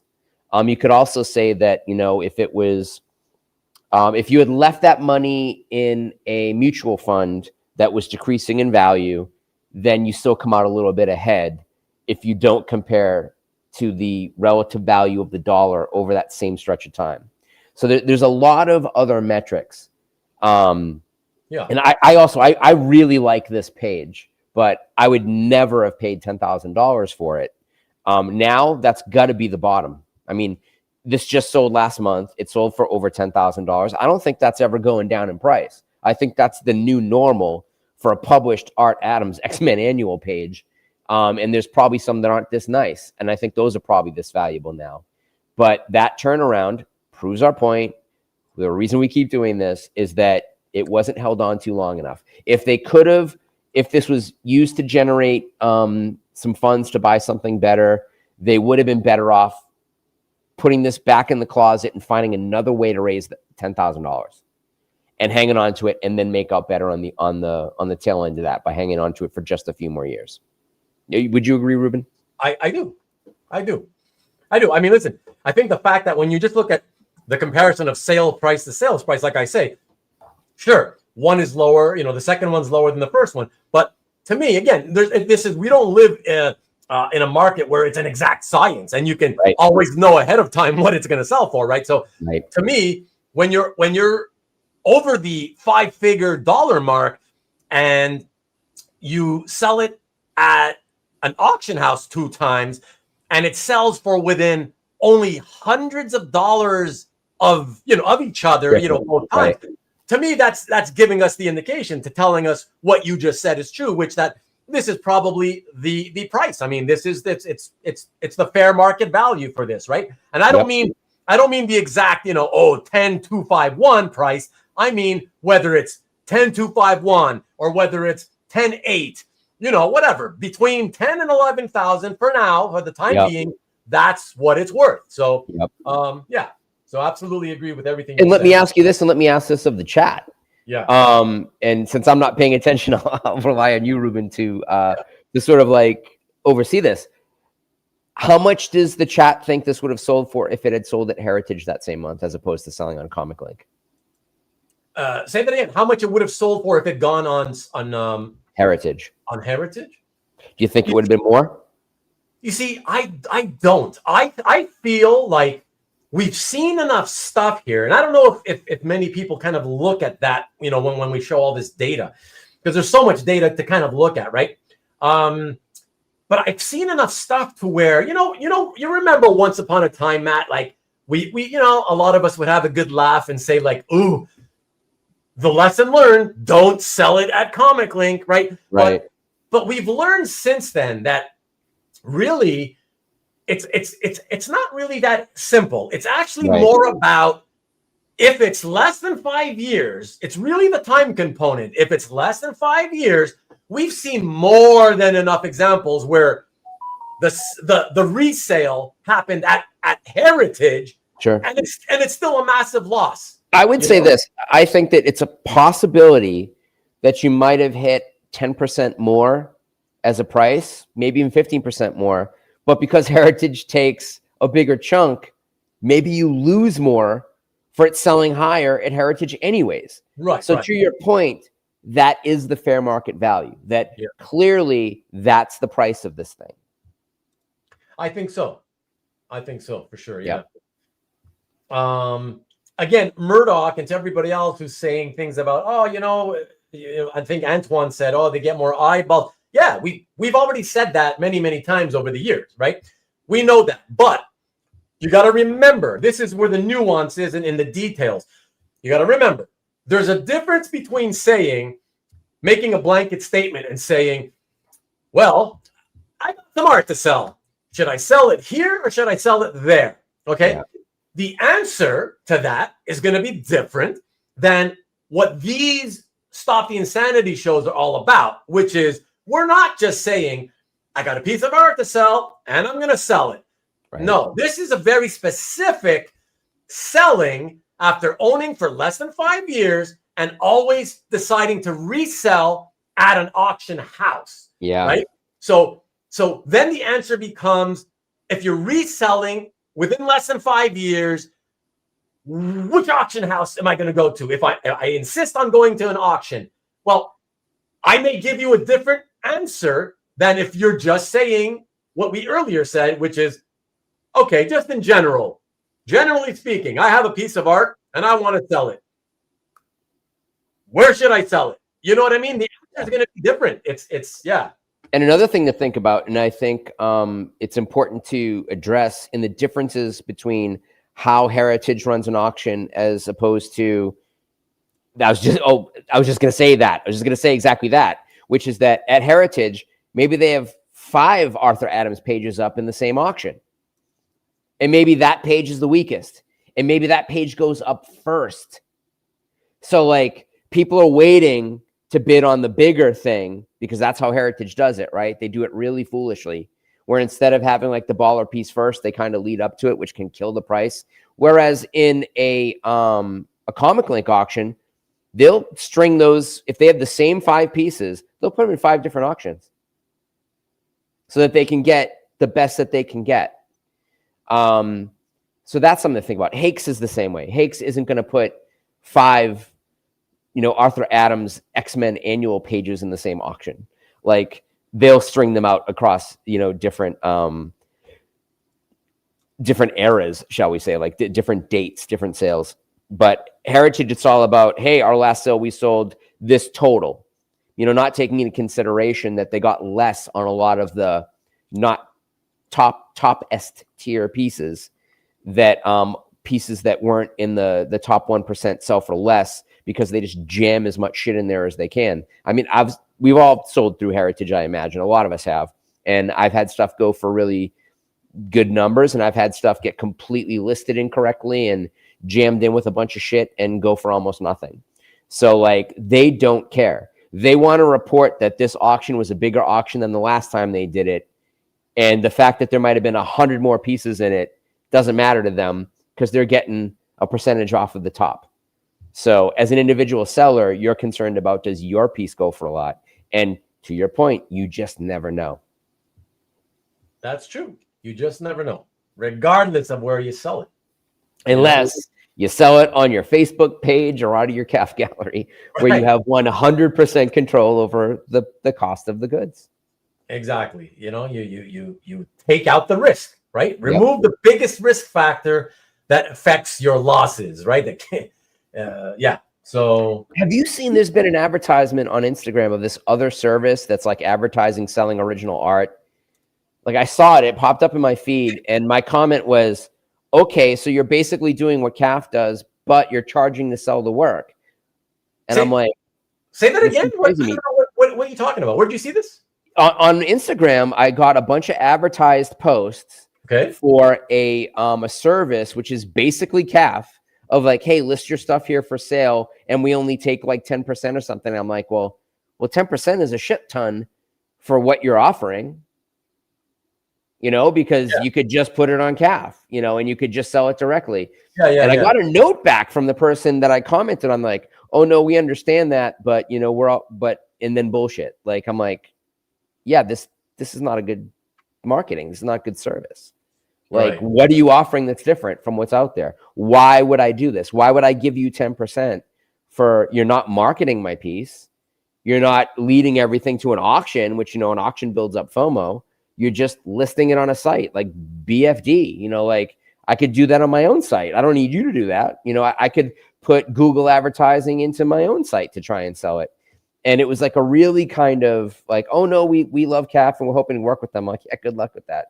Good luck trying to compete with CAF and see how that works out for you. Yeah. Peter, I just want to say, Peter's, bringing up points that I've mentioned ad nauseum already before. Regarding, you can't track at the Comic Link, so they get less eyeball. That's all true, and I've said it many, many times, Peter. But that's still, again, that has nothing to do that. So that applies again, like I was saying just 2 minutes ago. When you just say, somebody comes up to me and says, "Hey, I want to sell something. I really want to send it to an auction. Where should I send it?" Then I usually tell them, well, this one costs you more in fees, but they get so many more eyeballs that I feel I'd rather go there. And that's what I would do with my art, right? I prefer that. Do what you want, but that's what I would do. So yes, Peter, for that reason, yes. But that's not, it doesn't really it doesn't come into play in this Stop the Insanity series, because as I say, I've shown plenty of examples where the first slide, right? So this is the first transaction, right, is a Heritage, a Comic Link, for example, right? It was transacted at a Comic Link, and then I show you the next slide. It sells for a lot less, and it was at Heritage. You understand what I'm saying? So again, in this context of stop the insanity, right? Reselling too soon, right? That whole eyeball thing doesn't matter, because even regardless of whether you sell it if you consign it to Heritage or even with all those extra eyeballs, we have shown that if you're reselling too soon, the extra eyeballs will not help you. 85% of the time, of course. There are exceptions, roughly 15% of the time. But yeah, most of the time, you still will lose money, regardless of whether it's, the more eyeball place of Heritage or Comic Link. It doesn't matter. So the company is called Illustrade.ig. ILLUSTRADE.IG. And I got not just a response and a private message on IG. I got 2 emails through my website because they looked for me and they're like, "Oh no, this is this thing," and I'm like, "Yeah, nothing new." And okay. if you're just another middleman, you're not bringing any value. Not remark. I didn't get that. Yeah, no, not remark. Okay, but apparently there's 2 of them. Yeah, but they got influencers working for them. Matt, that's the kind of sass I love from Marcus Y. Yeah. It's Sorry. It's the way of the Marcus. That's how you remember it. Gotcha. The way of the Wiener Schnitzel. The way of the Wiener Schnitzel. Yes. Matt Antoine says the people that would use that service are the same folk that pay a premium to have DoorDash deliver a stale $4 hamburger at McDonald's. But I mean, at least DoorDash also handles better than McDonald's. Yeah. 2 balls is all you need. But they are the premier platform for original artwork. Who is the company that It's probably something they wrote in their sales pitch, and it's like, oh my god, premier, like what? What does that even mean? So Matt, are you saying they have a website? Let's look at it. Let's see. Let me. Right, well, you just I just want you to email it to me like later, whatever, after the show or something. That's it. They do have a website.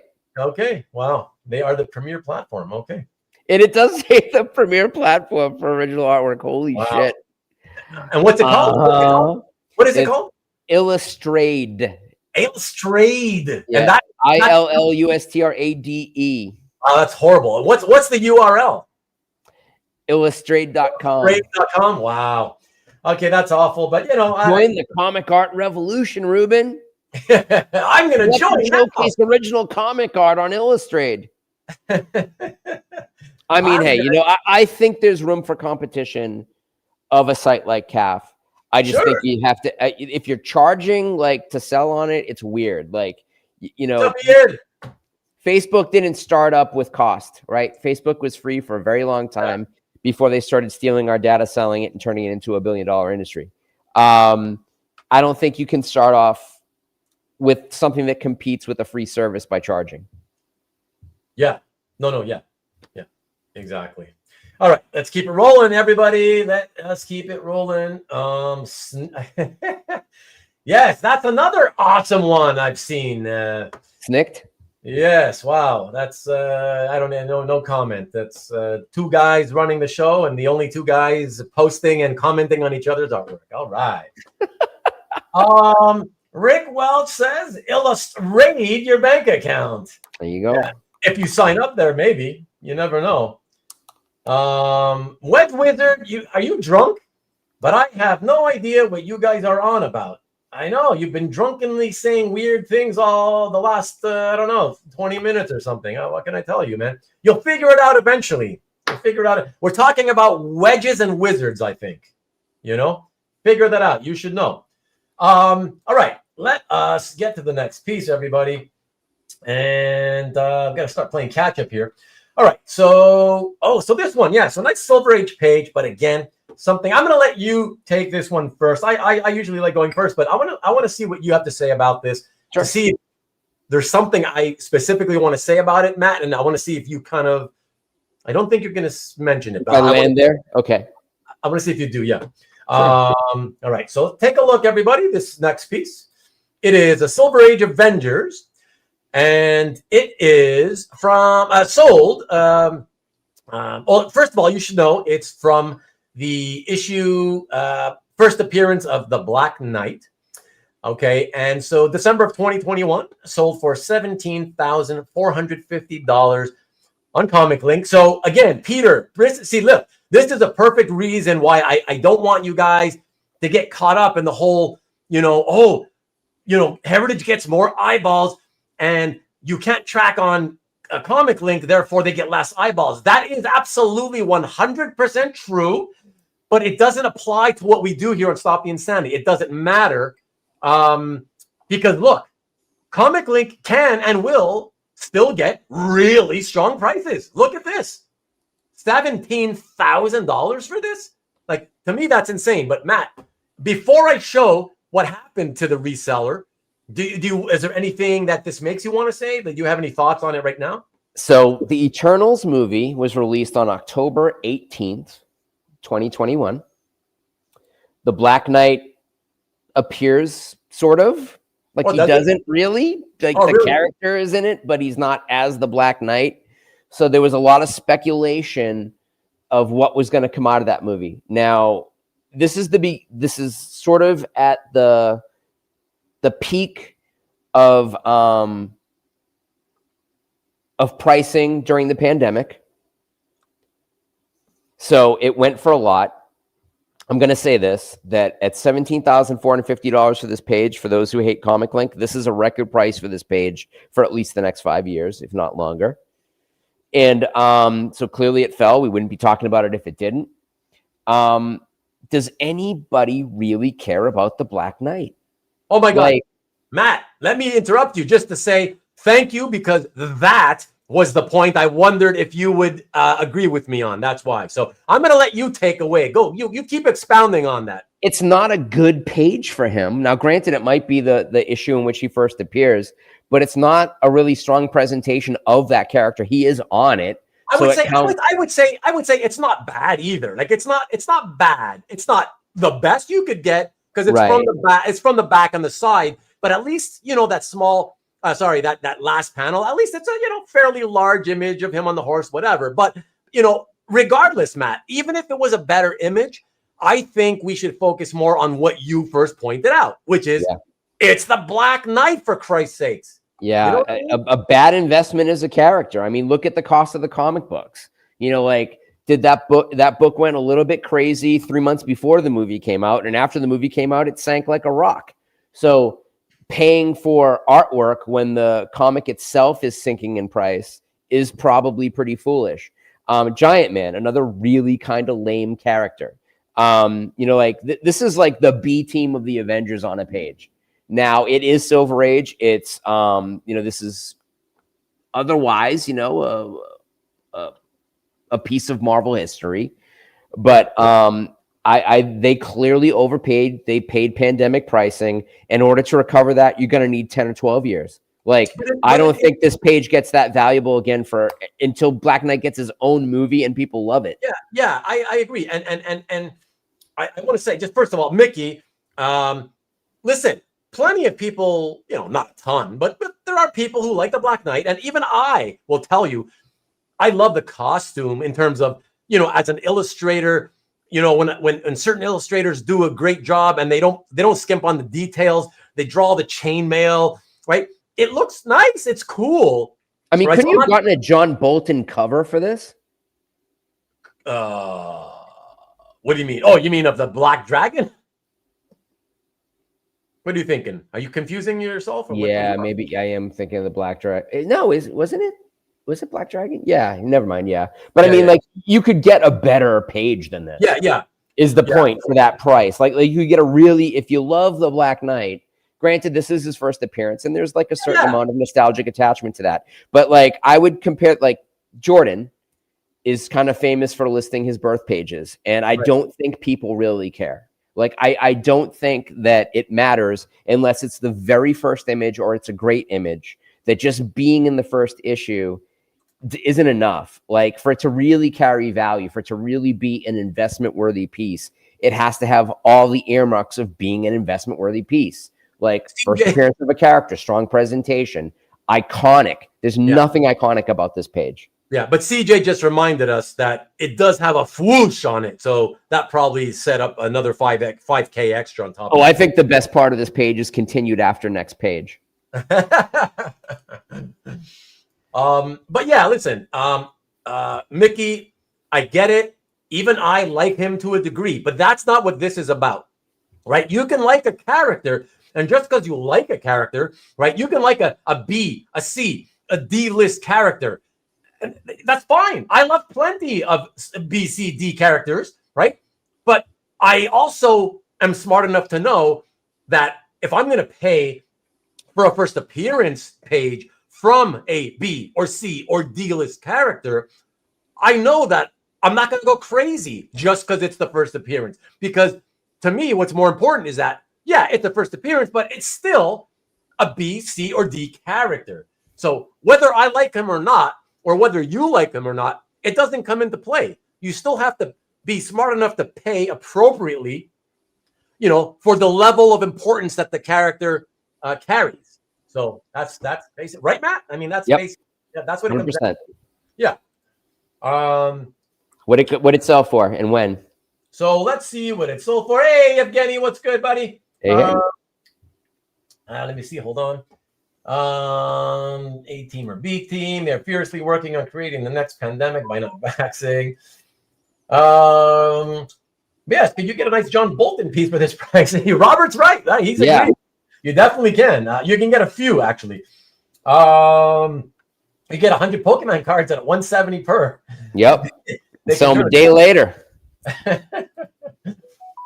Seller will get stung. How does Matt feel about the hole punches? Oh, you know how he feels. Holding out for the Stingray movie. I have way less problems with hole punches than I do with janky cut lines, to be, in case anybody cares. And I'm sure you don't. Mark says that an alternate title for this show could be Ruben's recap of other people's regrets. Yes. Hey, it's not just me, man. Blame Matt too. He's always with me. Yep. Just sold for $14,500. What? So it took a $3,000 haircut plus whatever it cost him to put it in the auction. Guessing is what he's predicting. I could care less about birth page. I'd rather have. Okay, but people do care though, Ian. I get you. That's you. But people do care, right? Yeah. Oh, nice. Ian Saint guessing the 8. All right, let's show it. Hart guessing 11. All right, let's check it out and see what this is going to sell for. All right, so we got it at what? $17,450, and it resold at $12,569. Some of you were closer than others. And check it out, though. Check it out, guys. 4 years, 9 months. So it's bordering close on the minimum 5 years. And yet, what does that tell you? Sometimes this is why we keep stressing that it's all about the time factor and how it's not just 5 years as an exact science. It is a minimum. That's such a key word. Minimum of 5 years. Look at this. This is a great example of why it's a minimum 5, because this one was almost 5 years and he didn't even come close to breaking even. But I got to say this. I have to say that I also see this as an upswing. In what way? What do you mean? I think September 2025, this piece sold for more at $12,500 than it would have sold for 2 months earlier. Oh, like that it is on an upswing. And I think that in another 4 months, it would have been on a higher upswing. That we're seeing a sort of rational pricing attached to Silver Age Marvel. That this is a Silver Age Marvel page, and no matter who did it and what it is, as long as it's got characters that are featured in the corner box on the cover, that it should have a certain value. And I think that's happening. It's just reflecting what the inflation was like in December 2021 during the pandemic. That this is right now, I believe, a very rational price for this. And I think that it's going to go up from here. What's up, Shaggy? I think that when we do so much looking at stuff that sold during the pandemic, and those prices are just like really hard to match. It's going to take a while to get there. But I think that that's a very rational price for this. It's to some, it may even seem high. I mean, some people were predicting $8,000 or $9,000, but we also didn't say when it sold, right? So like, Yeah, I don't Matt, think, Matt, Seymour Slots is back, and he wants to tell us that he bought that Avengers 48 page and is definitely going to list it on Illustrate now. I call bullshit. I'm going to call bullshit too. We'll see. But that's funny though. That is funny. Makes sense. I think pandemic prices were listen, in this case, you know, I'm often in disagreement with Matt and with some of you guys in the chat in terms of, you know, when you guys say every time we show something that was initially purchased, you know, between 2020 and 2022, and all of you guys say, oh yeah, but don't forget pandemic. And like, I am sometimes, not always, but sometimes in disagreement. I don't think that the initial price was always super high that you could say, oh, that was, you know, a pandemic price or whatever. Sometimes, you know, depending on what the piece was, obviously, sometimes it was because I feel like they got excited and overdid it on, okay, it was some kind of an appearance, or, it was this artist doing the character and you don't see him that often, or, you know, whatever. And 2 months from the debut of the character in the MCU at a time when the MCU was still pretty strong. So, I mean, like, you know, that has a lot to do with this too.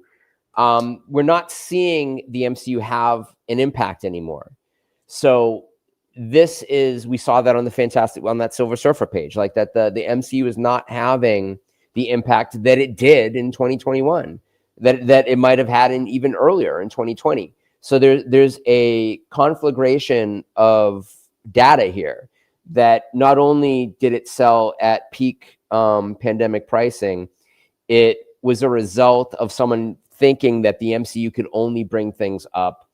And so they overpaid for two bad reasons, right? They overpaid because they were caught in an economic bubble, and they overpaid because they had a bad prediction about the importance of that character in the short term.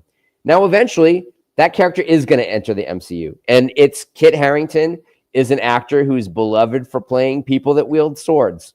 So that may have an effect down the line. But to our point, it's too soon. It wasn't 5 years. But I still look at that as being a good indication. Like, I think that price is a good indication of the direction of things to come.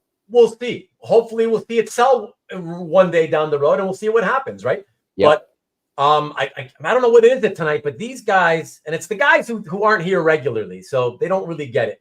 So Dave Kopecki and Carl Choi, right? So Dave says time is key, so he's agreeing with us, but says it's also about the right audience. Some art does better on Heritage than Comic Link and vice versa. High-end art goes to HA, mid-range below goes to C. Listen, Dave, generally speaking, that's true. But for the purposes of what we do on this series, okay, the Stop the Insanity series, that's not true, okay? If you took the time and you went back and you looked at all the pieces, look at all the pieces, you don't have to watch the shows, but if you just fast forward it to every piece on every episode we've done, just to look at where it's sold the second time around on the resale, right? You're going to see that there are plenty of resales at Comic Link, plenty of resales at Heritage, and guess what? They all lose money. It doesn't matter when we're talking about reselling art when you've owned it for less than 5 years and you're reselling it at auction. All that really matters. Again, Matt, please tell them. The great equalizer. If you feel that there is a difference, the great equalizer is that Heritage takes a bigger chunk.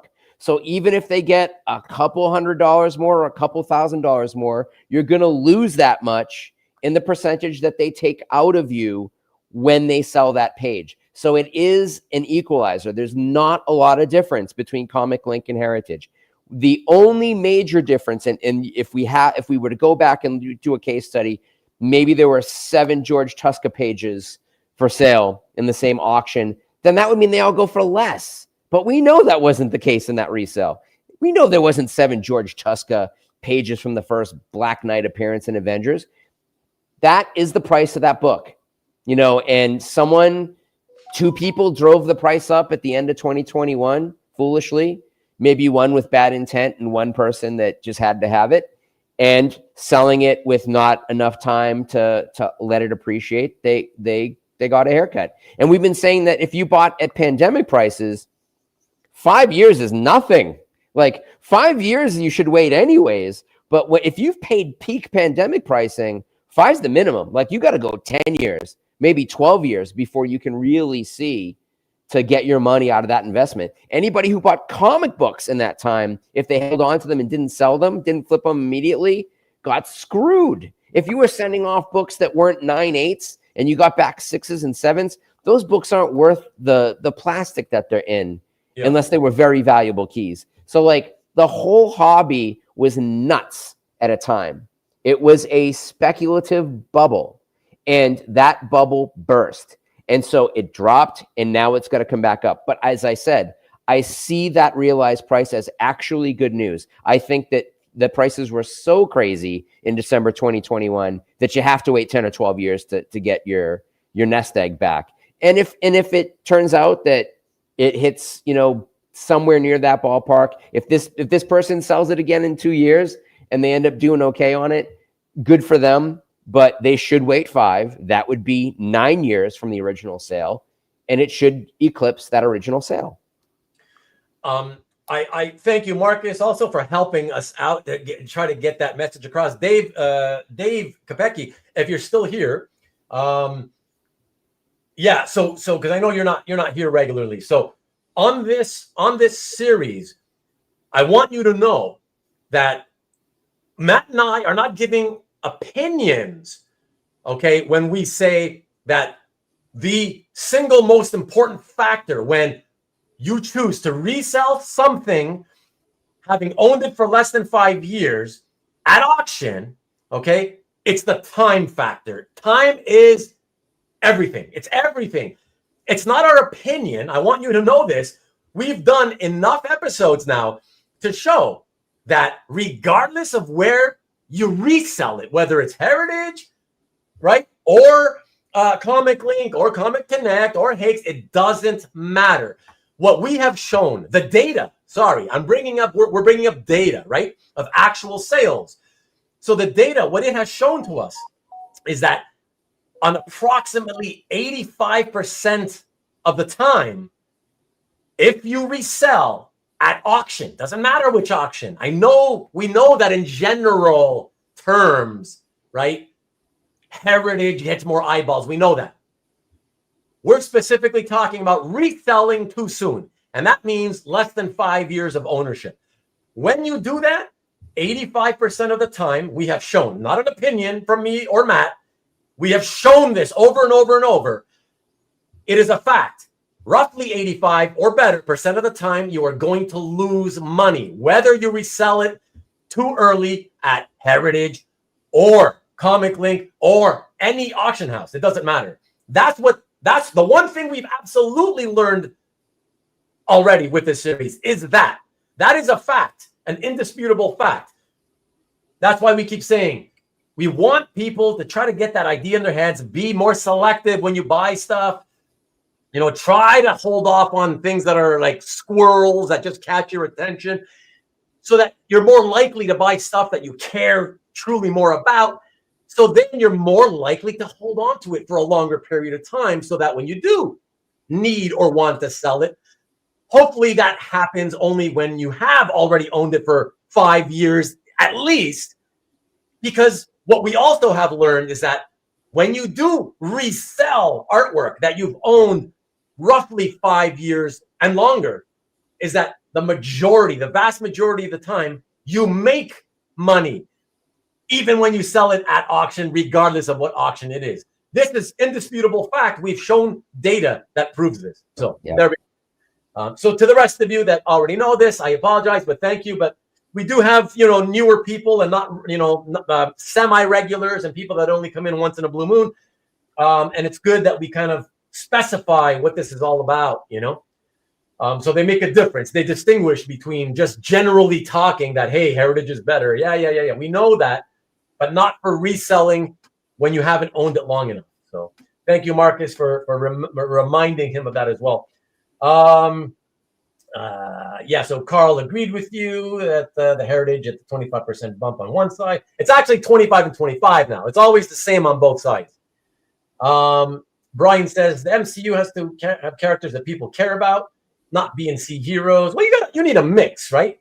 They are trying to push the general public, so I don't see an MCU bomb helping push. Well, obviously, if bombs are not going to help push the prices up because people get discouraged when they see bombs, right? It's normal. Not suggesting that most collectors are borrowing to buy art. I don't think he's suggesting. I'm not suggesting that, but I think that a lot of people upgrade. So, like, you'll see someone they don't realize they have a shot at a better piece, so they buy a lesser piece. They're unenthused with it, or they're less enthused when a better piece comes along, so they immediately sell to try and upgrade. You know, it's like a trade up. And some people just have a lot of money to spend, you know, but you've also got collectors that buy a lot of inexpensive things. And, you know, you can buy inexpensive things. If you hang on them for 5 years, they become a good investment. If you sell them 2 months after you got them, then you're just like, you're losing money. Yeah. And look Dave. So Dave's still with us. Look what he says. So I agree with what you're saying about the time and waiting to sell. I've never sent art to auction because I like to control. If I sell it, I get what I want. You can always say no. You can't always say yes. Yeah. And that's what we also always keep expounding on this series, Dave, is we always keep trying to tell people, you know, when we're here sort of flabbergasted about what these people were thinking, right? Mm-hmm. Then we're like, I'll be right back. Yeah, no problem. We're like also thinking, well, why wouldn't you at the very least at least try to find a buyer privately or publicly, but with on CAF or on any other any other sort of social media type site, whether it be Facebook, Facebook groups, marketplace, whatever, Instagram, whatever the case may be. But yeah, that's what we keep saying. It's like at the very least, try to sell it at a fixed price by yourself and minimize your losses that way, and increase the chance that you actually can make money. Because the reality is you actually can make a profit without, having to hold your art for a minimum of 5 years. It's just that the only way to really drastically improve your chances of making a profit when you've owned it for a shorter period of time is by selling it directly or trying to find a buyer directly, one-on-one with no middleman. That's the whole point, but this is what frustrates us about, when we do this series. It's the idea that these people don't learn their lessons. They keep doing it. And it's kind of like, at least let me see you try to sell it, publicly on a website, minimize the loss. And you probably will make at least a small gain if you try to do it that way. But it's like, no, it's like, I don't see these people doing that. They just love to go directly to the auction houses, So it's frustrating, and that's why I keep saying I don't like seeing. I've lost money before. It's not a good feeling. I don't want people to lose money. If we can do something to sort of teach them, like, hey, look, take a look at the data. It's not just our opinion. Look at this data. Look what it's telling you. Stop doing this, right? We all have the ability to control loss by not selling. Yeah. It's a patience and a need. Like, if your pain point is I need money because I have a need for a thing, then your ability to control your loss is diminished. I've only ever lost, I guess, I don't know if I think ever. I've only ever lost money on a single comic book and never on original art.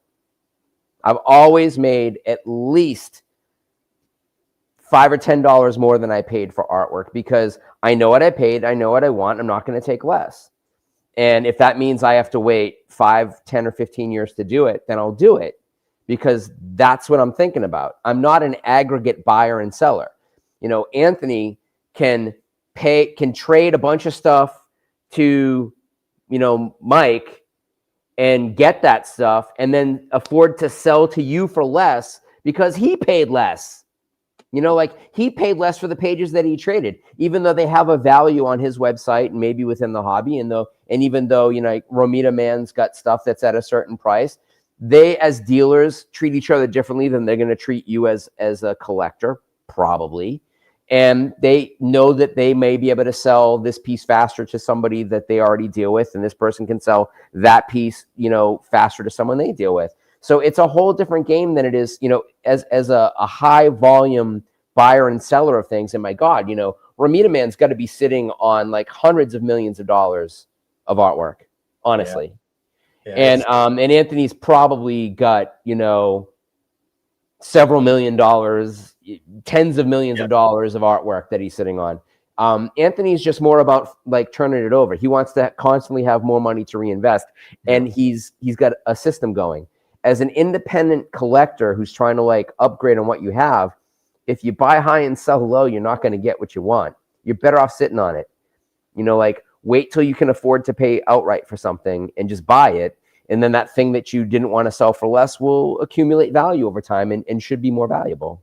Seymour Slots apparently is a friend of yours. He says you sold him a comic book collection, or that you... Imagine, Matt, what that comic collection you sold me would be worth if we didn't quick flip them.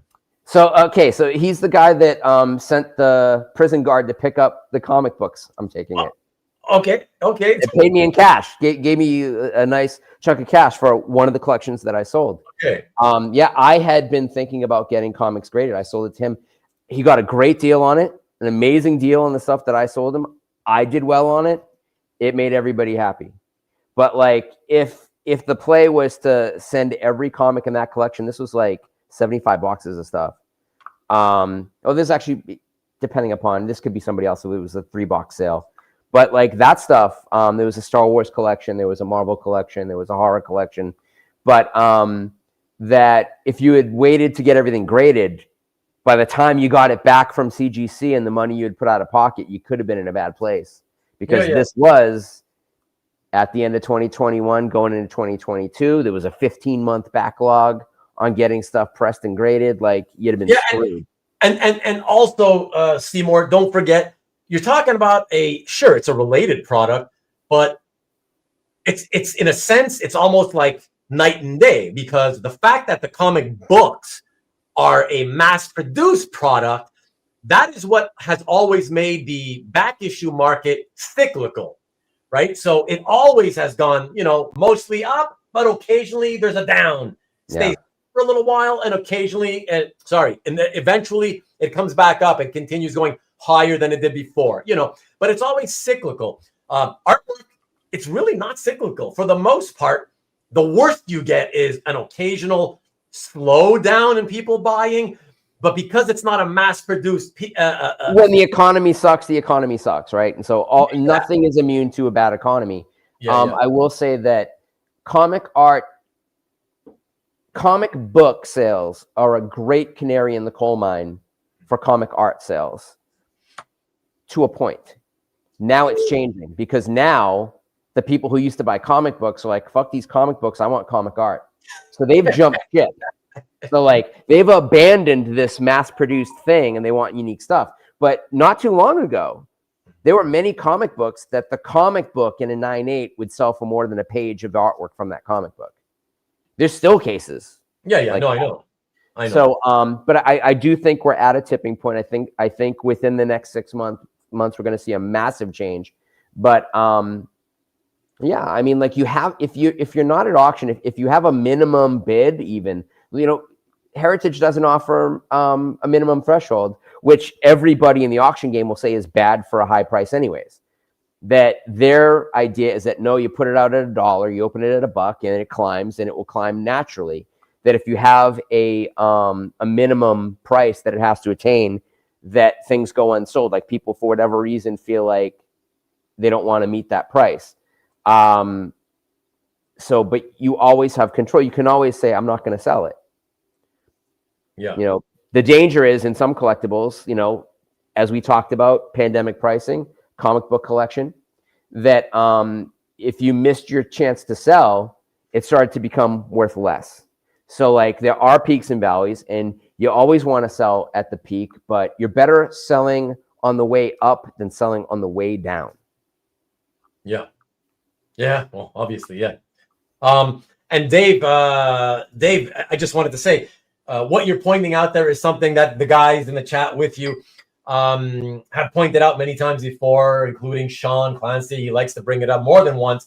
And yes, is it possible that some of these examples people resold? They resold so because they wanted to use the proceeds as payment so they could pay for other. Yes, of course. We have covered all the possibilities. We know all the possibilities. Yes.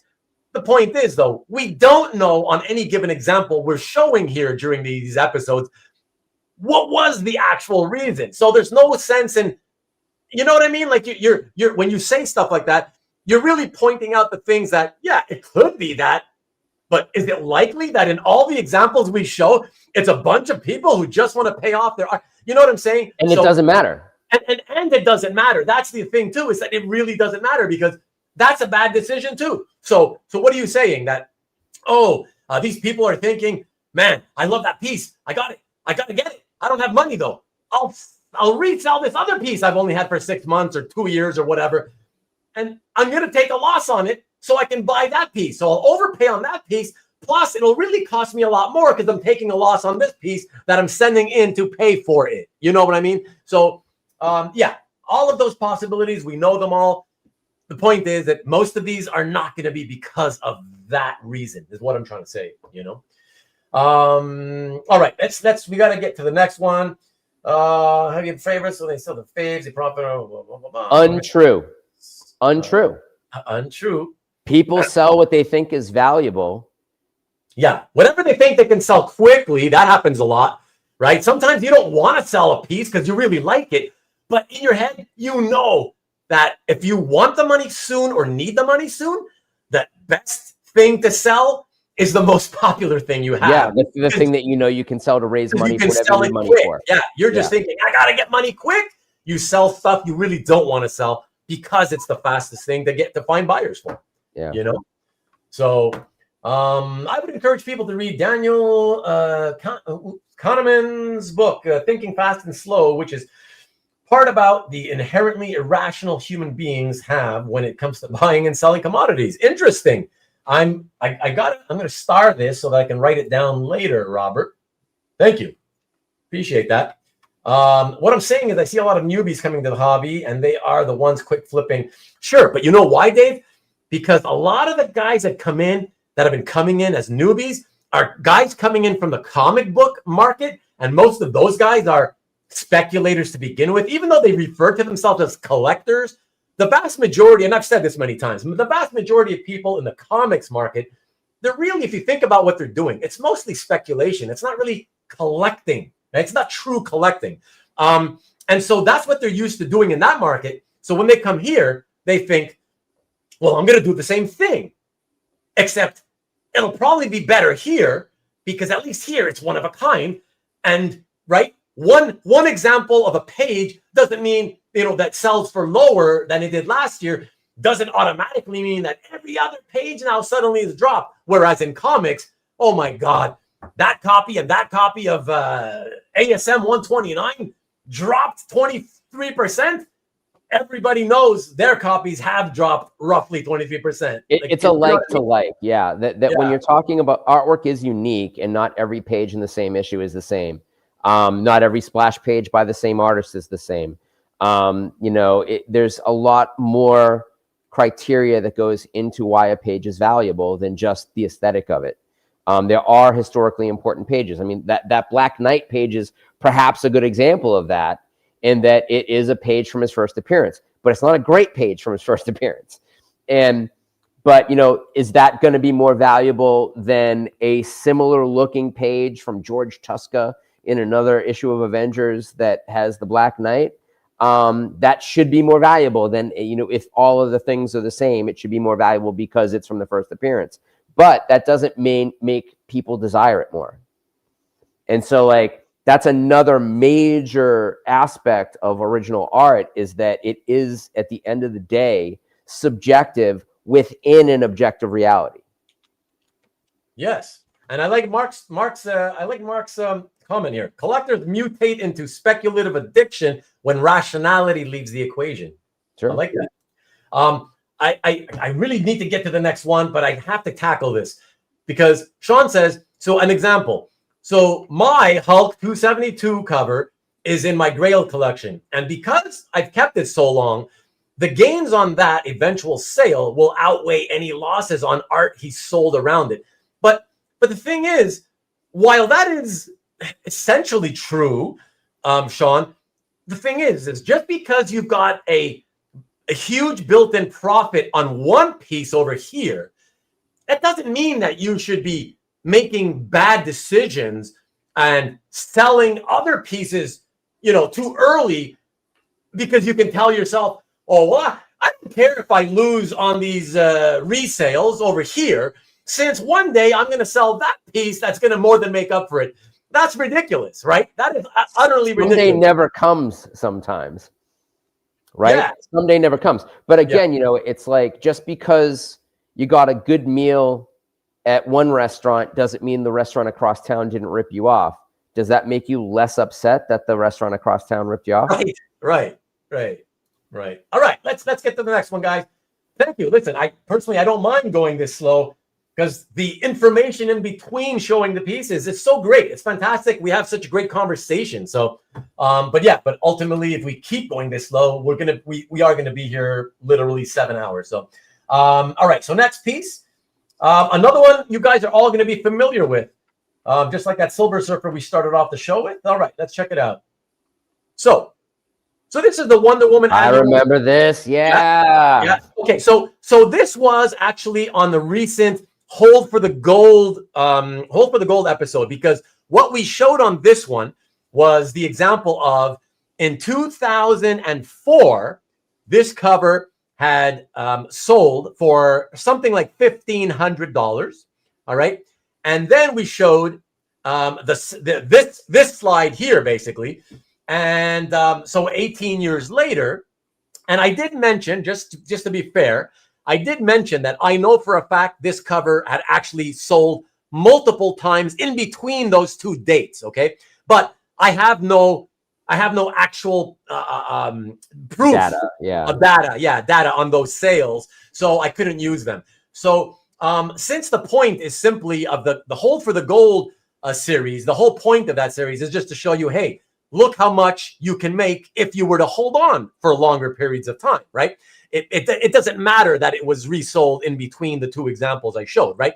So we showed that it was about $1,500 purchased in 2004, and then 18 years later, somebody also sold it, and somebody purchased it for $11,400. So if it had been that guy in 2004 who bought it, who had held on to it for 18 years, it just shows you that the 18-year hold would have meant that he would have not only enjoyed a lovely George Pérez Wonder Woman cover for 18 years and gotten that value out of it, but he also would have basically increased his gain in its pocket after fees by 511%. That's what I remember. I remember the exact number.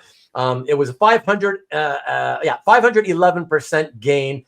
And on a net basis, I think it was something like $8,000 or something like that. So very, very nice, right? So here's the thing. Unfortunately, now, again, another example of how this should tell us just how often people end up reselling their artwork too soon, right?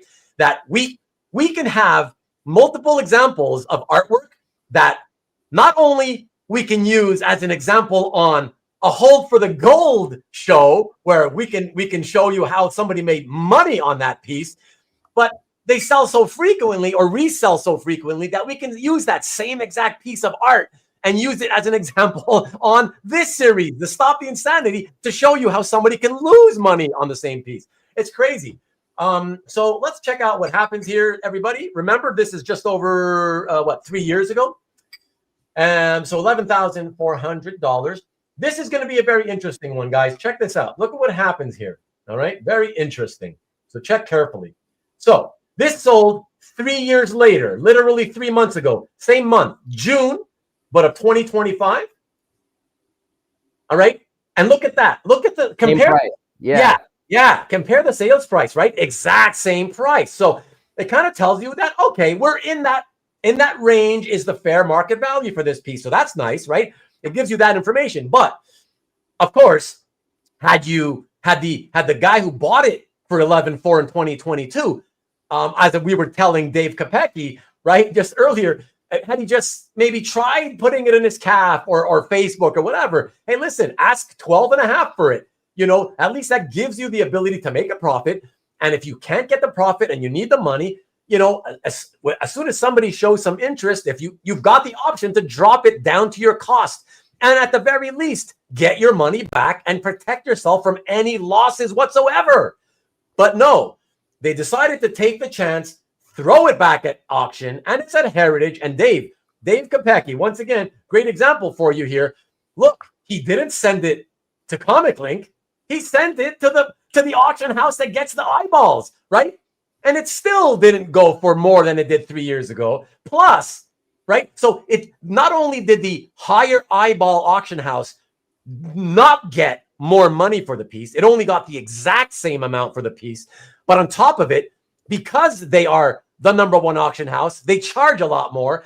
And that then comes into play and costs the seller that much more money, you know? So $1,900, by the way, remember everybody, that's the minimum. That's on the assumption that, you know, he does have a no seller fee deal. So yeah, 1,900 minimum loss. As I recall, the actual original art is just Wonder Woman and the lasso, right? Like everything else is stat. Yeah, exactly. Because there's no background art, right? So yeah. So there you go. I mean, that's all I got to say about it. It's just, again, you sold too soon, dude. I mean, and frankly, Matt, my feeling about this is, you know, when you think about it, the fact that you sold it only 3 years later, and it is a cover that is well known for, you know, thank God it does have the stats. But if it wasn't for that, you know, everybody knows there's no background to it, right? There's no background. So it's not a particularly attractive rendering of Wonder Woman either, which is even rare for George Pérez. People have mentioned that as well. So in a sense, I feel like you can even say he's kind of lucky that he didn't lose a lot more. Yeah. You know, it could have been worse. So, I think all things considered, it's about as best as he could have done by not holding on to it longer.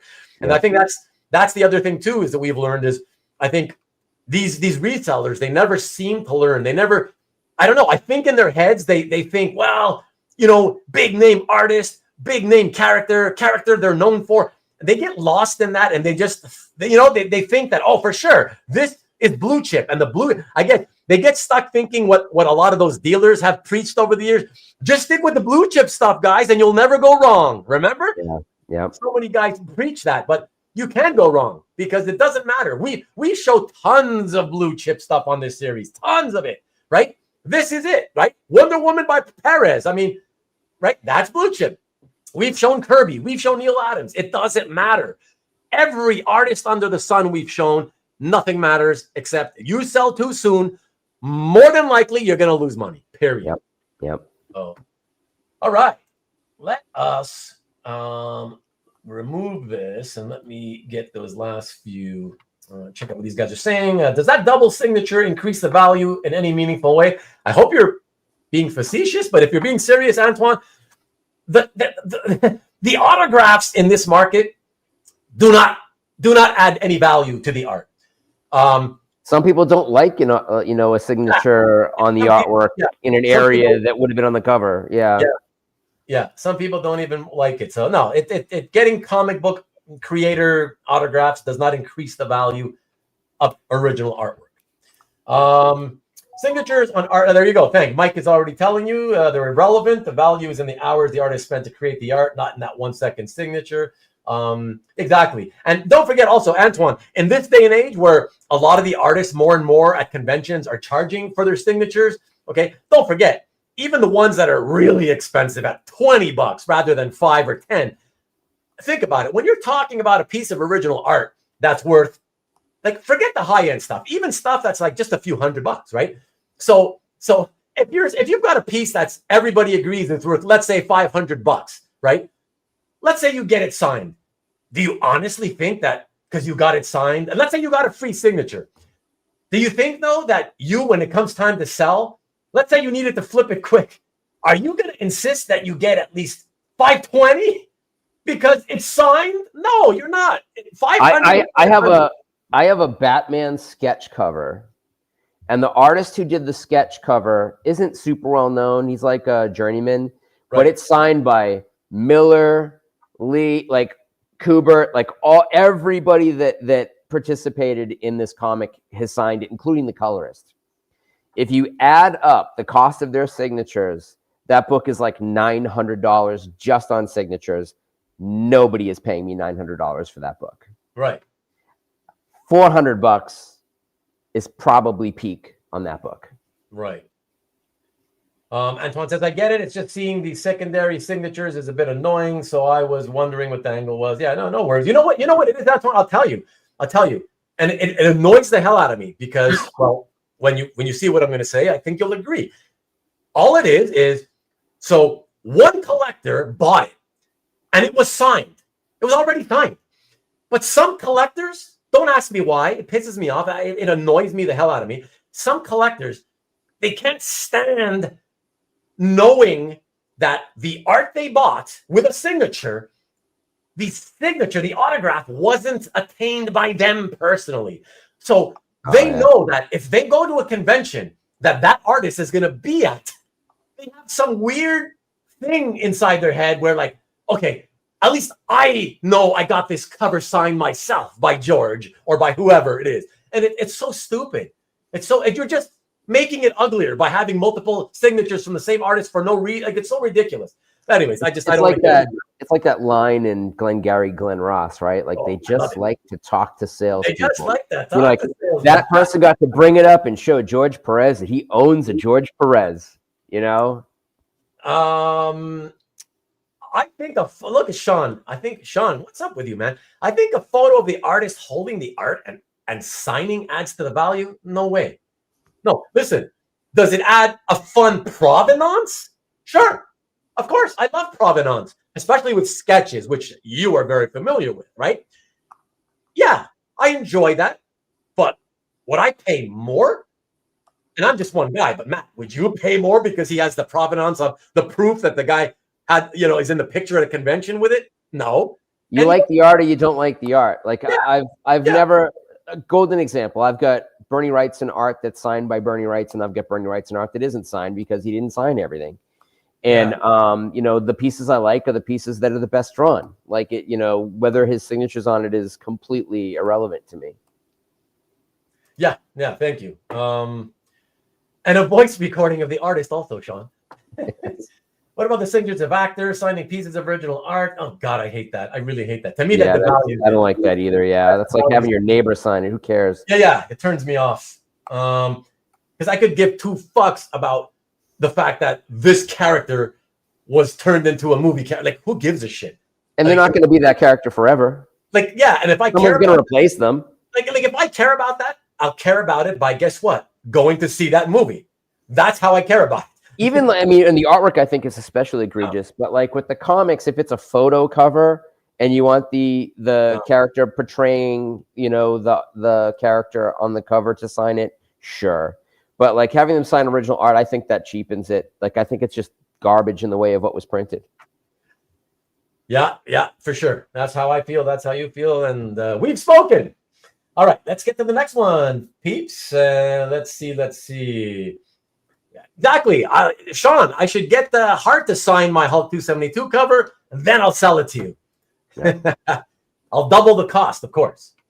All right. So the next piece is, yes, I love this piece. Good vintage secondary character. Good fun. Here we go. Check it out. So this is Dazzler, who became an X-Men later on, introduced in the X-Men 130, of course. It's by John Romita Jr. and Danny Bulanadi on inks. And this was picked up. Dave Kopecki, I hope you're still listening, because this is another great example for you here, where, look at this. This is the first slide we're showing. So as you know, hopefully you know by now that the second slide will always have a lower price in this Stop the Insanity series. And check it out. The higher sale was done at Comic Link. So I will say that if this had Taylor Swift's autograph, it would be more valuable. I'm not even going to touch that. Let's put it that way. But $11,750. This was only 3 years ago. So that's very interesting. Let me see. Hold on. Let me jump in quick because I know some of these guys like to guesstimate sometimes. Signature by an actor is an interesting thought, though. Not for me, Sean. Not for me. But listen, to everybody, to each their own is what I always say, Yeah. But I would never want that. And if it was already signed by an actor, I'd probably be turned off from buying it unless it's something I really wanted, I like this. Me too, Hart. I'm a fan of Dazzler. I've always been a fan of her. So Taylor Swift factor. Of course you are, Hart. Gappy. Danny did JR a favor on that one. It's nice. It's a nice combo, I think. Still here, Dave. I love that. Hey, it's Dave. Everybody has the habit of always kind of saying bye publicly. If you do have to leave early, by all means, leave whenever you feel like it or have to. But I would appreciate you just letting us know that you're leaving so we could say bye to you. Agree, Rick. Bulanadi did a nice job for sure. 11,000 CJ's guessing. So just a little bit less. Okay, let's see what happens. Let's check it out. And the survey says 10-2. You weren't too off. You weren't off by too much. You weren't off by too much. But yeah, let me take a look. So it's 11,750. Yeah, to 10-2. Say, about 15-50, right? But 15, I still say this is a good indication of the direction that art is going in right now. Like this is just a few months ago. Yeah. It wasn't a tremendous loss, which is surprising considering the time in which it was purchased. That I think we're seeing in prices realized this year, a little bit of a bounce up on its way to higher pricing. But again, if this person had just waited 5 years, they probably would have made some money. Yeah. Rick, I just want to say, as you know, I've often been known to say that there are always exceptions to every rule. And I would say that, aside from the fact that I hate signatures at the top border, that bugs me, even with comic artists. I prefer the bottom border. But that aside, that's just a preference thing. That aside, I will say that what you're saying is, for me, an exception in that, to me, William Shatner is Star Trek. To me, that's way, way different. And he is far more about Star Trek. Like Star Trek, it was a show first. You understand? It's a show first that later got adapted into comic book form, right? And movies and other media. So to me, that's different. To me, I wouldn't pay for it. I wouldn't pay extra, but I wouldn't stop myself from buying a Star Trek piece if William Shatner signed it. To me, that's actually a bonus. It's kind of cool. Again, it's not worth monetary extra for me personally, but it would be cool if William Shatner's signature was on it, to me, because he basically represents it. That's an exception because of the fact that, as I said, it started as a TV show. It's not an adaptation. The comics are the adaptation, not the other way around, right? Whereas in the previous exception, the example we were talking about was actors in movies about superheroes, right? The movie is just an adaptation of the comic book. So this is different. So I'm with you on the Shatner thing. And those Star Trek comics were mostly illustrated by journeymen. There's not a lot of name value to the art that is in those comics. So the fact that they're collectible at all, the fact that anybody wants them at all, is connected to the IP and not to the value of the individual pages. Yeah, exactly. Shatner is Kirk. I think that is a bit different. That's exactly what I'm saying. And Sean, that's the same example. How about Mark Hamill signing a Star Wars page? I'd be fine with it. I wouldn't go get him to sign it, but I'd buy it if I was looking to collect Star Wars art, and I find one that I like and the price is right, and I see Mark Hamill signed it. As long as the price is worth, what I think the art should be worth, and as long as it's a Luke Skywalker page. Like if Shatner signed a page that Captain Kirk isn't on, that's weird to me. Yeah, it's a little weird. Yeah. I'd probably still be okay, but it'd be a little weird. Yeah, exactly. But again, Sean, remember that's because, like the Star Trek example, it started as a movie. So you know, the actor is the character. I mean, it started. That character was birthed as Mark Hamill bringing him to life. So that's fine, but not the other way around. So you wouldn't let Lou Ferrigno sign your Hulk 272 cover? Exactly. Thank you. Exactly. Harrison Ford signatures on Indiana Jones and Star Wars comics are good to go. Oh my gosh. Okay. Let us keep it rolling, folks. Let us keep it rolling. But no, I love the banter. It's always good stuff, man. It's good fun. So the next piece, what do we got here on the next one? Check this out. So Walt Simonson, Thor. And again, late, this time not mid, but late 2022. And I'll say, let me say this first, Matt and everybody else.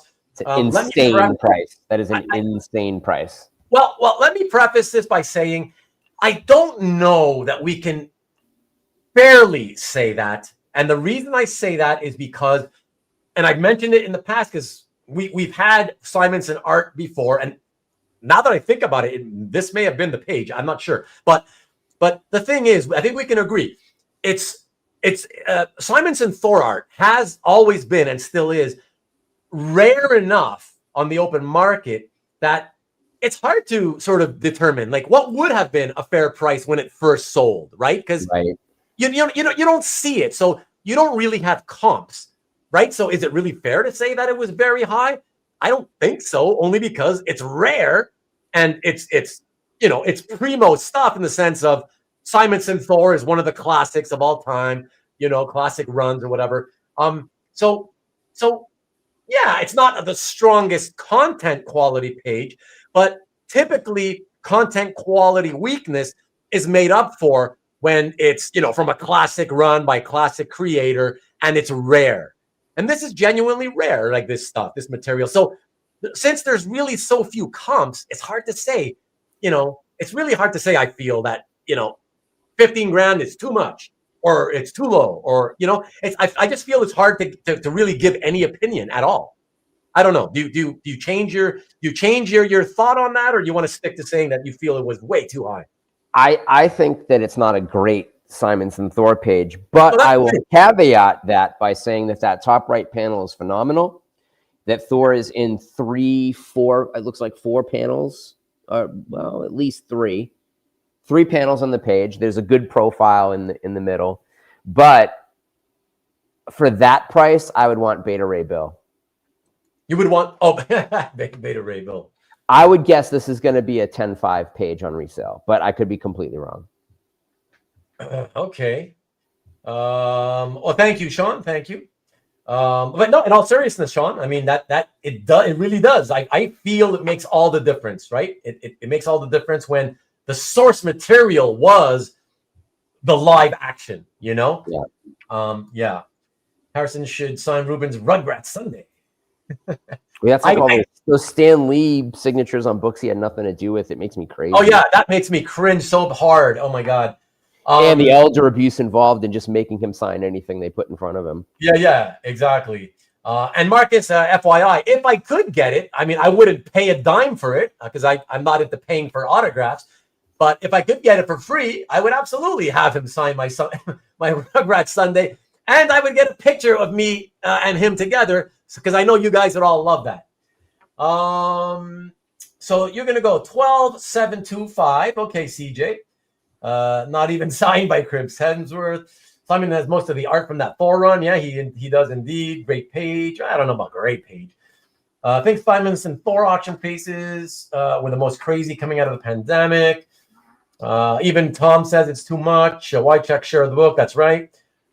Chief of Panel 5 is compelling. 1, 2, 3, 4, 5. 1, 2, 3, 4, 5. Oh, yeah. For the love of Asgard, that's expensive. Rare is Frost Giant's teeth. Is that Blue Superman? It kind of looks like it. My guess, 12.5. That's a similar guess. 12.725. You guys are all guessing very similarly. Look at that, 13. Would have Vincent D'Onofrio sign this? He's my Thor. Oh, my Lord. Wait till they launch the Stanley AI signatures. Holy shit. Elder Abuse is the sizzle on the steak for Stan signatures. That's dark. And I asked Stanley why he signed comics he didn't write, and he told me he was the publisher. Oh, no, that absolutely. I know exactly that's the reason. So I do know that it's technically fine. I mean, I've seen his signature on Superman comics. Yeah, I mean, Stanley is Marvel, so I do get it. But I guess what sickens me more is it's not just that he signed stuff years after he no longer had anything to do with them.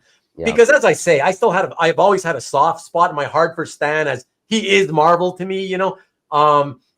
But more than that, what really bugs me is just simply the fact that in the last, 5-10 years of his life, like, that's all we saw was Stanley's signatures on every collectible. Like, it was, it got to the point where it's so sickening. I was just, oh my God. You'd see these auctions where it looked like one person might have consigned 100 pieces because they all had Stanley signatures, Yeah. But okay, so let us see what happens here. So this was, again, just short of 3 years ago, 15,600. And then what happened here? It went for... I said 10.5. I was pretty close. Yeah. I was pretty close. Even lower than most of the guesses in the chat. So check that out. 10.8. And don't forget, guys, this is Heritage. So once again, Dave Kopecki, are you here, my friend? Great example, right? It even all the extra eyeballs and all the extra bidders could not put Humpty Dumpty back together again. I mean, just forget the fact that there's fees involved, right? Just the sales price. They couldn't even come close to it. Yeah. I mean, that's a massive burn just from sales price to sales price comparison. That's what? 15.6 down to 10.8. That's 4,800, just around $5,000. And then you add in all the middleman fees, and holy shit, there you go. It's a minimum of 6,600. I'm gonna guess, being Simonson Thor, it's very likely he got a no fee deal. That's fine. But yeah, $6,600 for selling it. Not even, whatever. You owned it for only 2.5 years, and to hold on to it 2.5 years, and you sell it and you take a $6,600 loss. That's a hell of a lot of money, Matt. I'm going to say what I've been saying. I still think that's a positive thing. Like, I think 10.8 is still, that's the market on its way to recovery. Like, that initial price was a crazy price. And this seems very grounded. It went for $300 more than I thought it was going to go for. A lot of other people had it like way higher. And I think that they're just like trying to assess by what the other drops were. But like, I strongly feel, and a lot more Simonson pages have come out in the last few years. Simonson's been selling a lot of his Star Wars stuff. He's been selling like a lot of his pages have been hitting the market. And granted, I think someone commented this is probably an Inker's page, and they're probably right. But they were rare for a while. People saw the market going crazy, unloaded at the right time, got that high price, and then the pandemic ended, and then stuff went down. But I don't think this is an indication of, a soft market. I think that this is really an indication that we're back on the upswing. Like, I'm happy to see this price. Yeah. Yeah. I mean, I certainly feel a lot more comfortable seeing it as a $11,000 piece, Yep. So I like that. Sometimes you certain things, I feel like when they are kind of high, just a gut feeling, even when it is Simonson Thor and there's not that many comps out there. If it's still in my gut telling me that it feels a bit too high, given the, content quality, I'm happy to see it go down. Not that I feel happy for the seller. I'm not about that. I don't like to see, people lose money, but it just feels like it sets a new base. Yeah. It sets a new base from which to build on moving forward. And I like that. The fact that this is less than 3 years later and that's the drop, I think is a good indication that the market is bouncing back. Yeah, I hope so. And again, if you had just waited 5 years, you know, like, you know, stop the madness. Stop the insanity. Yes. I wanted to bid on this, but had already overspent. Interesting. Okay. The question, Rick, is do you remember how high you were willing to go at the time? That would be interesting if you remember what the actual price was, you know? This makes sense. Yeah, Hart, I think so. It feels better, you know? Keep in mind, Thor only appears on 2 panels. Oh, I know. 3. He's in 3 panels. But yeah, well, whatever. But you only kind of notice 2, you know, when you look quick. Oh, you know what? No, yeah, I mean, that last panel is pretty weak. But, yeah, the top 2 panels. And what is that like? Is that like Rick Jones or somebody? I'm not even sure. But that's the point, right? When you got to look that carefully, you know? Yeah, that's Malekith. Yeah. Okay, so there you go, Rick. See, that's the whole thing, is that you were willing to go 12K. So it's not like you would have helped it go all that much. So even if you would have bid and won it, okay, it still would have been a loss, you know, a pretty hefty loss. So, all right.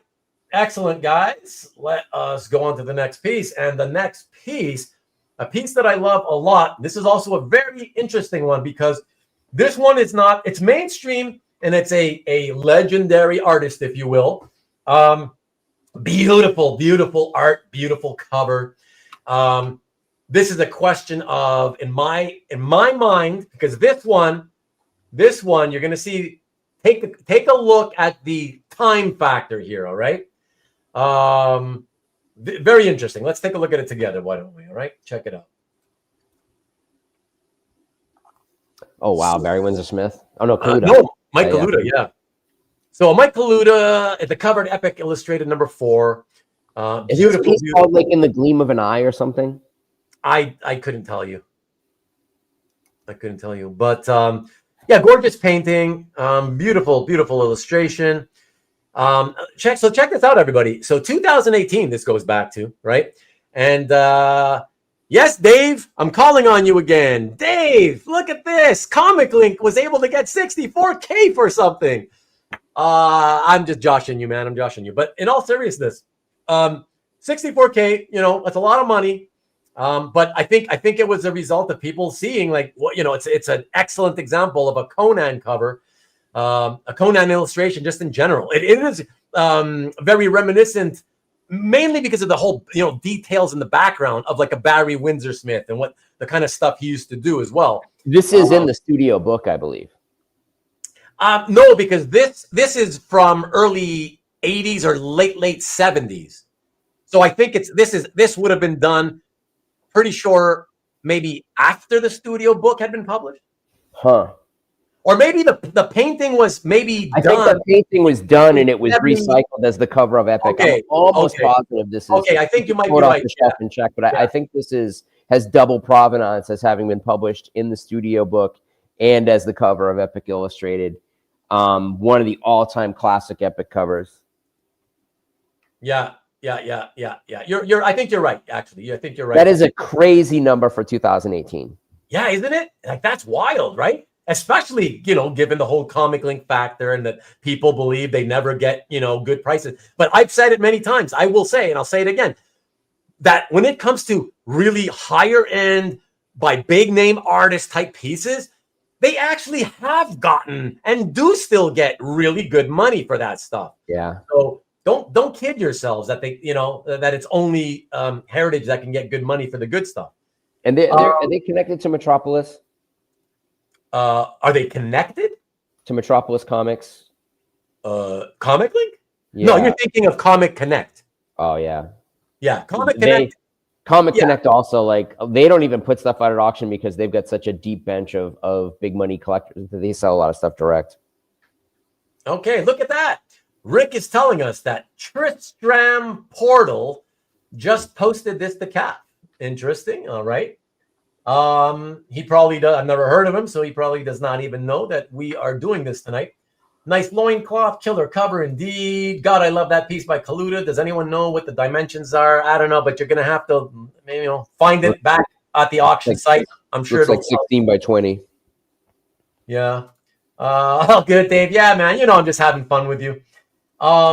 Great page. Absolutely. Amazing painting. Yeah. I'm glad everybody likes it because it is spectacular. Expensive loincloth for sure. This piece, Transcendent Conan. This is Art Nouveau. Yes, sir. It says winter. Oh, does it? Thank you, Sean. I don't know. Yeah, I'm looking at a thumbnail. That's the publication date. That doesn't tell you how old the art piece is. Okay. Yeah.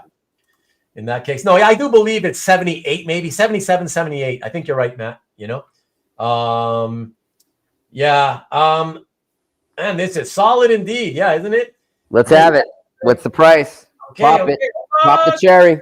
Painting is way better than the published comic cover. Well, of course. This piece leans into fine art. Yes, for sure. Fantasy collectors as well. Yes, indeed. Comic Connect. Yes. This sell like the same week as the Frazetta piece sold for like 13 million or whatever. No. Oh, recently. No. Oh, I don't think it was that recent. No. Okay. Amazing piece. Yeah, everybody loved it. I'm happy to see that. Yeah, Comic Link is the main office to avoid taxes. Look at the current Comic Link auction. There are some pieces on there right now going for high prices. Yeah, for sure. Absolutely. I'll say 51,021. I'll say 58. I'll say 45, 48. I wish got the storyteller piece. I'm commenting that was beauty. And 40. Okay, so a lot of guesses here. Let us see what it sold for. So this is, again, look at the time frame, peeps. Look at the time frame. And look at what happens with the more, right? Yes. Look at the sales price first, right? Look at the sales price first, and then look at what happens to the seller's pocketbook or his bank account. All right, check it out. They lose money in the exchange, but it's sold for more, like 68, 69, yeah. Yeah. So check it out, right? $5,000 more, but check out the time factor. December of 2018, and he still had it for look how many years. What does that say? It's too small for me. Is that 6.3? 6.5? 6.5? So 6.5. So once again, everybody, that's why you hold for a minimum of 5 years, because in some cases, Conan in particular, I can tell you, even though it's like a kind of a legendary character, a lot of people, you know, are fans and all that, blah, blah, blah. The fact is, historically speaking, just like the comic books themselves, right? The print runs of Conan versus superheroes, right? It never really sold as well as the superhero stuff. So too, even though he does have many, many fans, the value of the original artwork also kind of follows in lockstep with the way that the comics have gone, which is that, yes, the art prices go up over time steadily, but nowhere near at the same pace as superhero art. So it's the Conan factor, the fact that even though he's a well-known popular character, the fact that he's a barbarian and not a superhero, that has always held back the values of his work, at least, you know, in comparison to the superhero. It may end up helping him. So we're now entering the age of fantasy art. When you have that Frazetta cover, book cover selling for $13 million, so this guy sold it in June. Can you imagine if this piece had sold in the same auction as that Frazetta?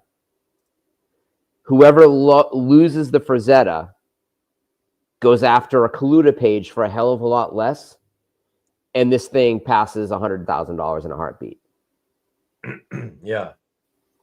And let me just interject here for Carl's sake, because he says it's solid. 7 years later, the market for Conan just didn't grow with the times. Well, it's true. Exactly, right? Because if we just compare the sales price, right, it went up, but only negligibly, right, by $5,000, right?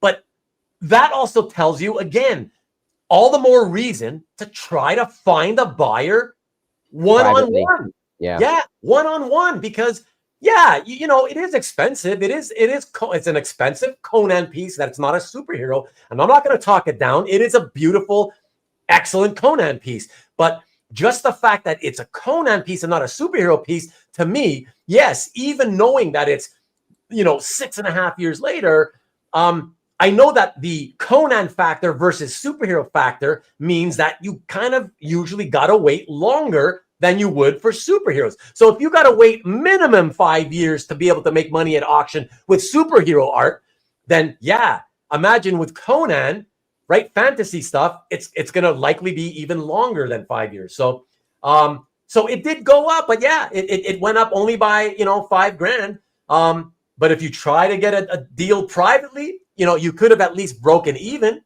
but nope. I guess the losses could have been much more. Think about this, Matt. Usually on the show, right? Most of the examples we show, the item sells, the sales price sells for less than the initial sale, right? Yeah. So he actually, think about it, he got lucky in the sense that, thank God for him that it sold for extra $5,000, right? More than the first time. Because otherwise his losses would have been way, way larger, right? Yeah. It would have been like a $12,000, $13,000. I do think though too that single piece Frazetta auction, because it's heritage, right? And so when you go on a heritage, there's all these advertisements for what's coming up. So, that being a single piece auction, that would have been on their front page, and then there would be images of other upcoming auctions. And if they had this piece in their collection, they would have waited to sell it after the Frazetta auction, knowing that it benefits from that Frazetta sale. It's going to be not only an amazing consolation prize, an amazing runner-up, but that Frazetta price has already affected the price of every name fantasy artist out there.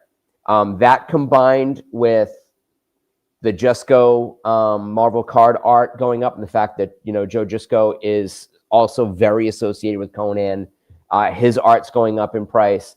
You're also going to see like Charles Vest stuff doesn't go up very often, and when it does, it gets like pretty like loony high prices. Those are only going to continue to go up because he's an established like children's fantasy artist.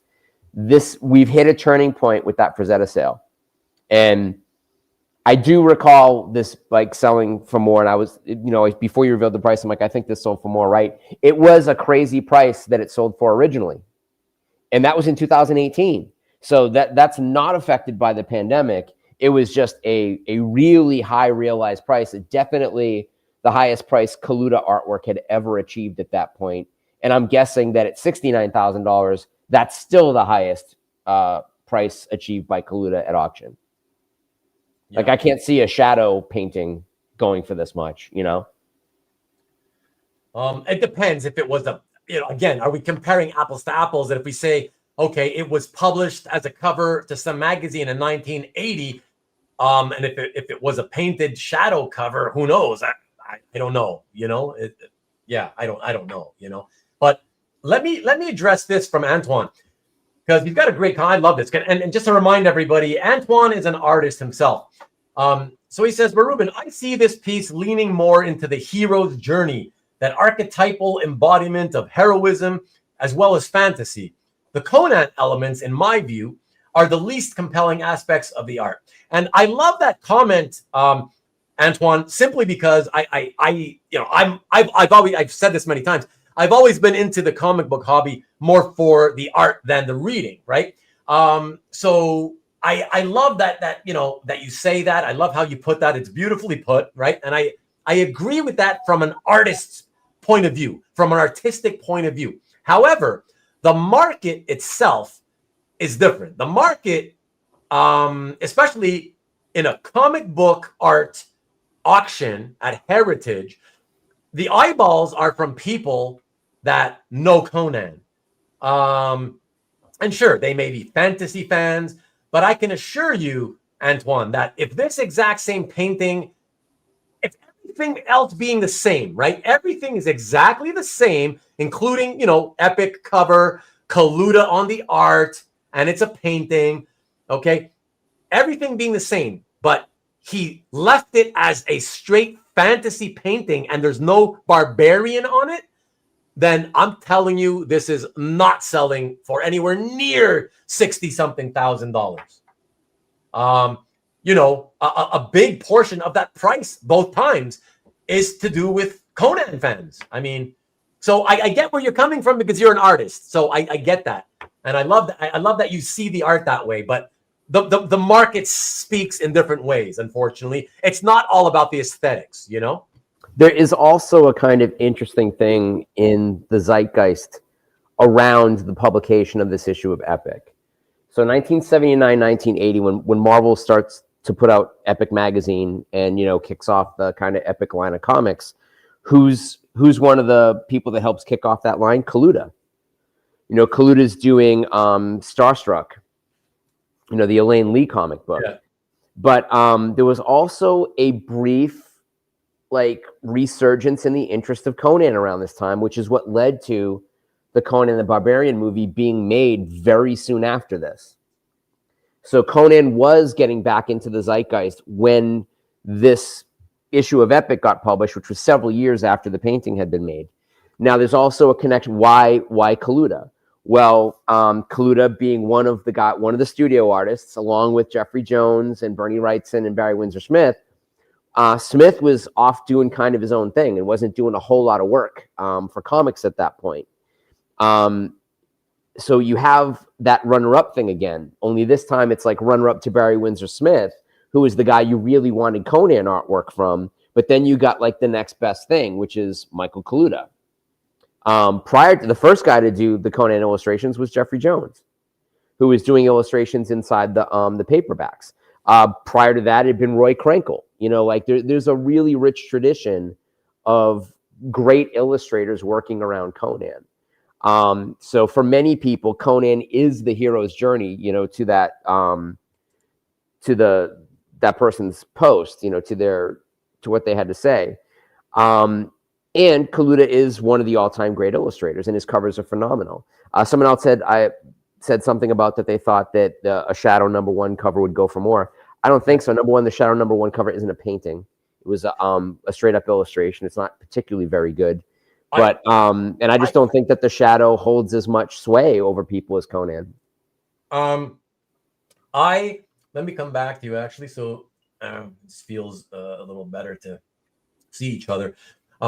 I do actually agree with was it Rick who mentioned it? I do agree. Yeah, I think there. Yes, even though in terms of the IP, it's a tricky one. The Shadow as an IP, yes. It's such an old character. It's so old school from the pulp era in the 1930s.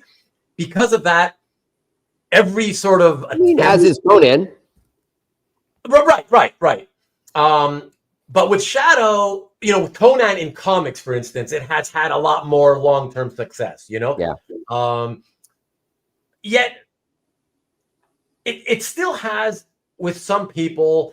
Well, Robert E. Howard was considered literature. And none of the Shadow pulps are considered literature. They're considered crappy. Right. But he has it's like a niche cult following, if you will, you know. And let's not forget the Shadow appearance when he appeared. I don't know, like within the last year or a year ago, or maybe in the last couple of years, anyways. There was a Batman issue where the Shadow appears. I think it's the first time you see the Shadow in comics. Okay, so it predates Shadow #1. It's in a Batman issue. They actually came out within a month of each other, and that Batman comic, I believe, hit the same month. Okay, whatever. But yeah, I know what you mean. Yeah. And it might be Detective, it might be Batman, but yeah. Yeah, there was a panel page from it, and I said I loved it. We were doing one of those heritage. I guess reviews of our favorite pieces. We saw, you know, our auction attractions, you know, at a heritage auction.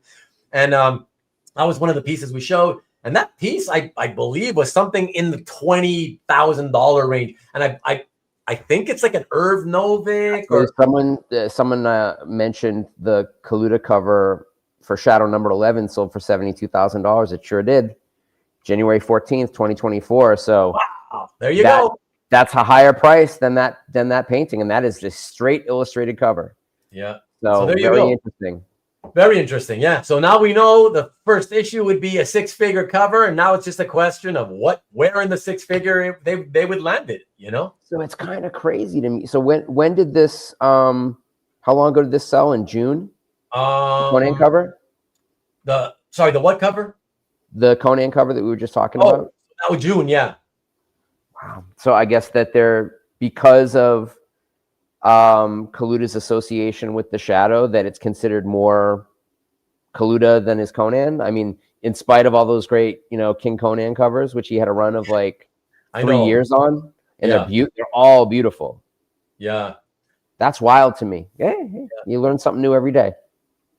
Yeah. Hart, good comment. To me, this is it's kind of like you're following up on what Antoine was saying. Because of course, Hart also has been an artist and has an eye for that. And so he looks at it like it's an illustration painting that doesn't correlate to comic art. It's like far removed from comic books to me, right? It's more on the next level, Fine art. It pushes that sort of fine art boundary kind of thing. From an art perspective, I do not like how the girl is blended into the shield. I wish I could look at it closely, but I'm still dealing with a really tiny screen, a thumbnail size screen, so I don't know. But some separation would have been made for a better painting. Listen, quibbling, whatever. Maybe you're right. I don't know, Mark, but it's an excellent painting nonetheless. Yes, exactly. Mark, the printer saturated the art too much to fit into a more vivid color scheme. Robert's still here with us. 82 Conan film had been in the works since 75. I didn't know that. When Conan was, they would have killed it if they didn't think it was going to make money. Things are in development for years all the time, and if it ain't the right time, they don't pop it out. So by 1981, when Dino De Laurentiis got involved in the production of that film, he had made an assessment that Barbarian films were going to be on their way back based on how Conan paperbacks had been republished and were doing very well in the book market, not just in America, but in Europe. So there's like Dune was in production forever, and you can argue that they waited too long to make that movie. Dune. The original Dune, which was supposed to be a Jodorowsky film, and that would have sucked, honestly. I love Jodorowsky, but that movie would have been absolutely awful. And the David Lynch film is a beautiful mess. And the recent Dune, I think, is a wonderful movie. But, things go in and out of, we'll say that they hit the production schedule, and if they don't get fully funded, they're not going to rush it out if they don't think it's going to make money. Like all those halts are like, let's wait until it's right. Yeah. Mark Fong, just want to let you know, you're saying the art director could have masked the background around the girl and listen, Kaluta, we're getting in the weeds on this at this point. We should probably go to the next one. Yeah. But I need to point out though, this is Kaluta doing it on spec. He painted it not for the epic cover. He painted it a few years earlier on spec, just for himself, for his own pleasure. And of course, eventually, once an artist does things on spec, they often do hope they can maybe interest a publisher to use it so they can get paid, right? But trust me when I tell you, there was no art director.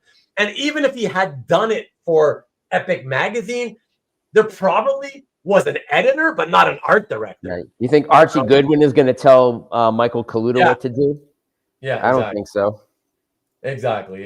And hello to Loner Ranger. Wow, as usual, coming in at 4 a.m. in the UK.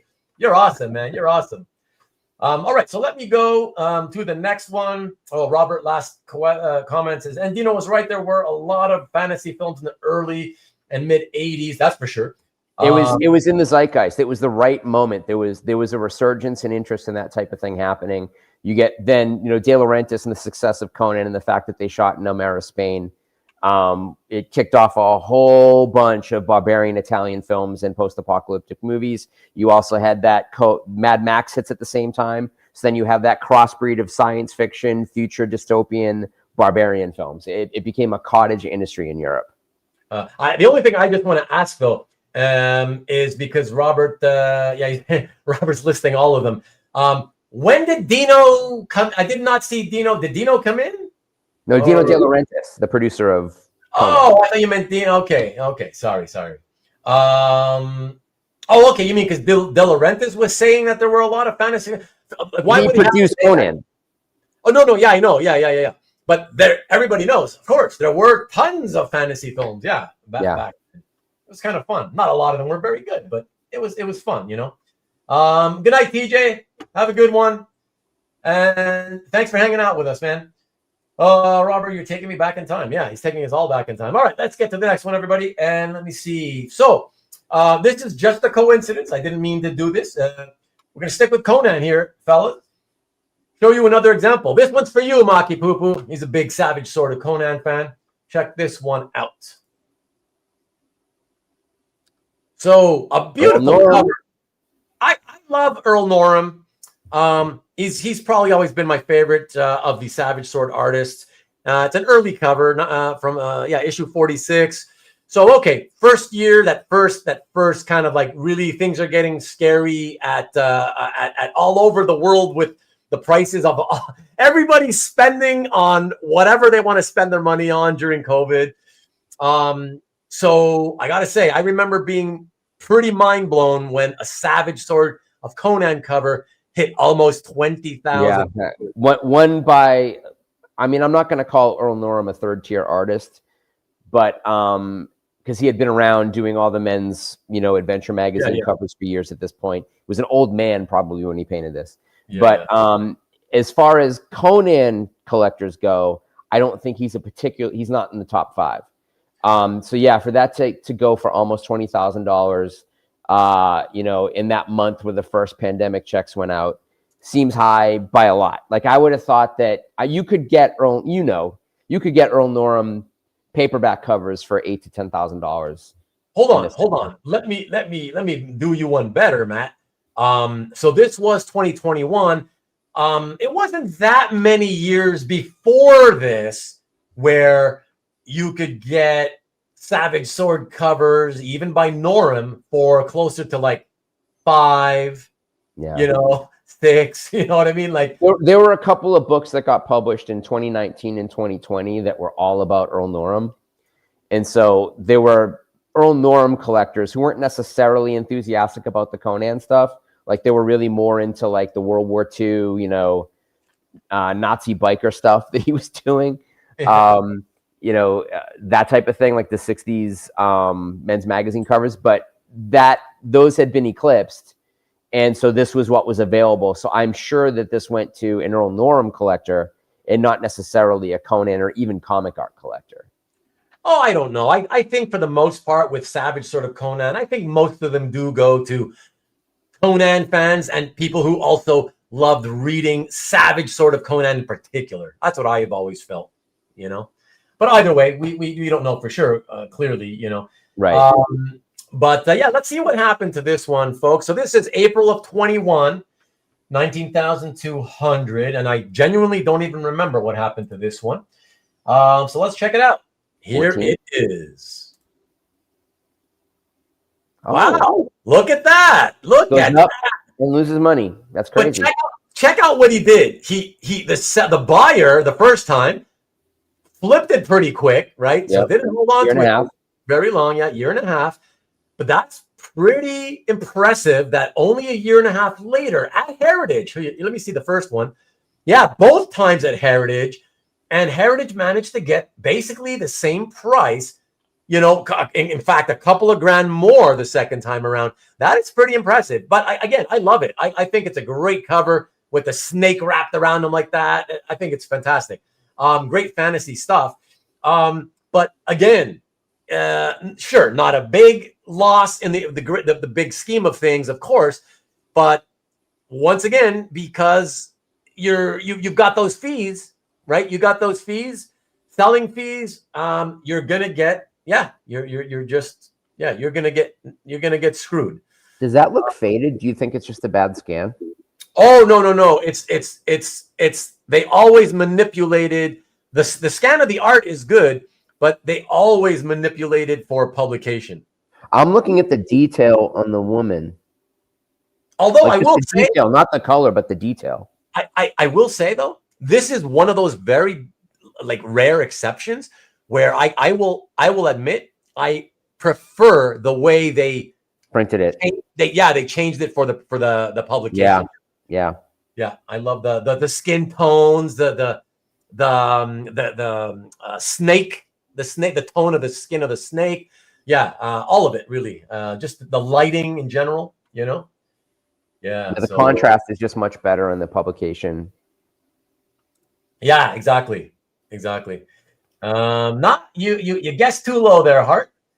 Overall, the background is lacking. 13K. Oh wow, you're really going there low, Brian. And let's see. Wow, not bad indeed. Yeah, Yeah. exactly. I And mean, Norem is now a lot of that. He's like at the 20,000 or above point, pretty much, anyways, right?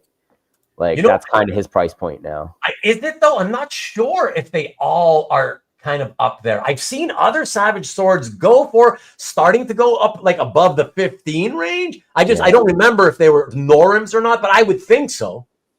You know, there's been like even like 2 more books, I think, like dedicated to Norem. There's a publisher called New Texture out of Pennsylvania that have been doing a lot of these kind of like man's ruin type books, you know, like dedicated to the pulp covers of the 60s and 70s. Okay. And they've done a couple of specialty publications just around Earl Norem in the last couple of years, but he's also made it into these compilation books that have Earl Norem with, you know, Norm Saunders and, you know, some of the other guys as well. So that there's been like a weird, because you were collecting pulp stuff and buying stuff for me, you know, like back in the teens, like, you know, 2010 and 2011. And there was this weird time frame where things were really affordable, and then you couldn't find anything. And then there was like the second tier of people that were being sold at Heritage where they didn't have much biographical information, but the Saunders and the Eastmans and Norems were like rare. Like you weren't seeing them make it to auction that often. So I wonder if there were people that were sort of like almost like being on a waiting list, right? Where they're like, the next one that comes up, I have to get it because I don't know if I'm ever going to see another one. I missed my chance and now I have money. But that's an interesting case study.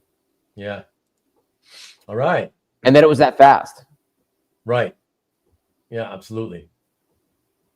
Okay, so let's see what do we got here. All right, we're gonna get wow, interesting. I just realized that most of the stuff has been kind of vintagey.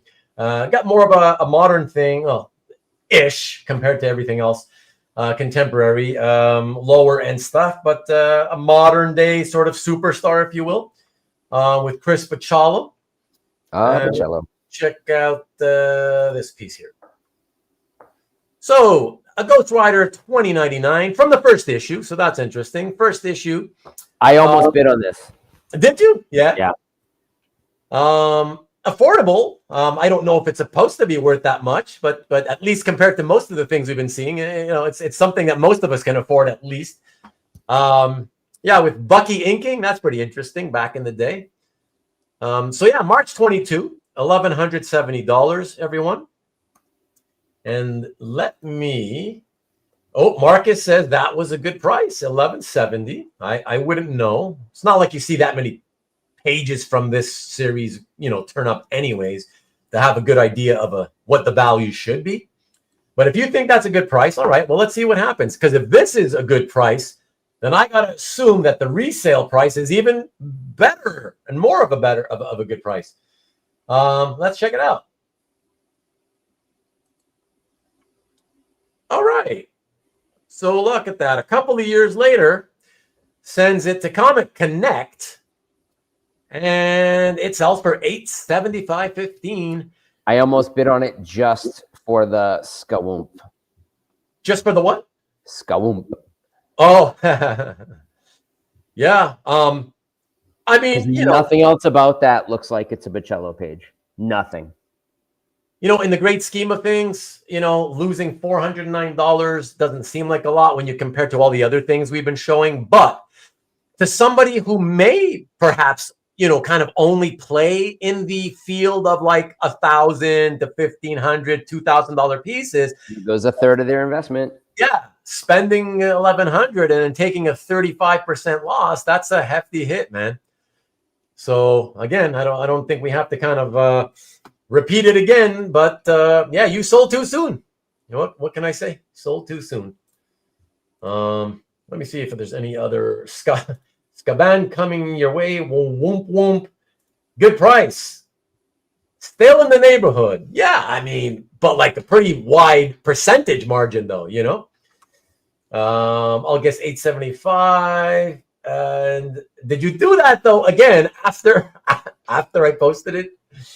That's because otherwise that is a good guess, Sean. I hope you refreshed your browser. Antoine says, I got here late. Did we already talk about Matt Kennedy's outfit? I don't think anybody mentioned that. I think maybe one person said something about it. I feel that he's going to go to James Bond, the details of his master stroke. Okay, nice. He's expect you to die. Matt's not always, but you know, quite often he appears here and he's quite debonair. You know, I will say that. Yeah. Swavian de boner. There's nothing really going on in this page. The sound effect takes up 2 panels. I agree with that. There's nothing about it that looks like a Bachalo page. Yeah, and the best part of it is Bucky's inks. Like it's a really dynamic page, but it's not a wonderfully illustrated page. Yeah, I mean, what have you been chatting about? This and that, Carlos. This and that. You know. But all right, keep it rolling. The next piece is go back to the vintage. Let me tighten my tie for Antoine. There we go. All right. You got to be looking your best. Dots on dots. All right. Yeah, we're going back to the vintage Marvel art. Let's check this out.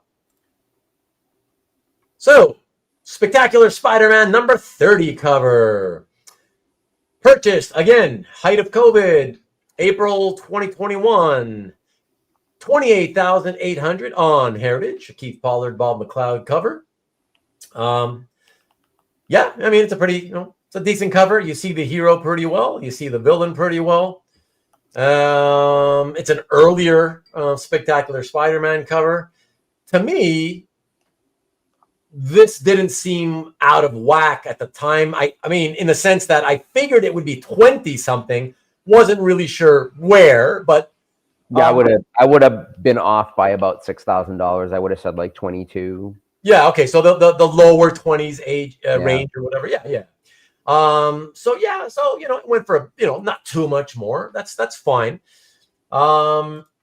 Before I show you what happens, let me see. There's a couple of guesses. Any guesses? That tie. Rick says that your tie is Buddy Guy approved. Nice. The Ghost Rider page is interesting graphic design. That's about it. Yeah, we're gone from that though. Should have worn a dotted jacket. Woo! A cover I would bid on. Nice. So CJ's going with 23-3. I think that's his name, Carrion. I think it's Carrion. So yeah. Oh, Hart coming in with a 31. Hart's coming in with a higher sales price, knowing though that the guy will still lose money. Interesting. I like that. I like that thinking. I guess after you post the result. Okay, good job, Sean. Nice cover, clean battle action between hero and villain. 24K. All right, you're coming down to what kind of me and Matt were thinking should have been the value in the first place. All right, let's see what happens. So 28-8, April 21st. April 2021. And then 34. I do think Hart is actually on the right track where I think this one went for more. Let's see what happens. Wow, look at that. So 3 years, 9 months later, it does sell for an extra 5K or so. But oh my gosh, Matt, check out the loss, dude. $800. That hurts more. Like it hurts more. Yeah, exactly. Yeah. Like, oh my God, come on. That's like close but no cigar, right? Like, right, exactly. So close, and you still get fucked. You know what I mean? Like, holy shit, man. And I mean the art is so much better than the published cover. Oh yeah. It kind of doesn't matter. For sure. Who's that dude in the corner? The lower right. Oh God, too small for me to see. Sorry. Yeah. I'm still dealing with a thumbnail-sized video screen, everybody. Oh, geez. Yeah, I did tell you in the private chat earlier that I was gonna log off and log back in, like Kabi asked me to. I should probably try that. But that'll shut down the stream, though. No, because I've had a guest before, and I mistakenly cut the power, and the stream was still going. Yeah. So I think I might try that, but I'll try that maybe on the next one so that you can talk, and while you're talking, I'll do that. I mean, that's White Tiger. I mean, the first appearance of White Tiger is not that much before this, right? Oh, you're saying the White Tiger is that tiny thing at the bottom right? Yeah. Oh. His first appearance is not that much sooner than this, is it? I don't remember, but not that White Tiger adds anything to the value, FYI. I mean, if it was like his second cover appearance. Oh my God.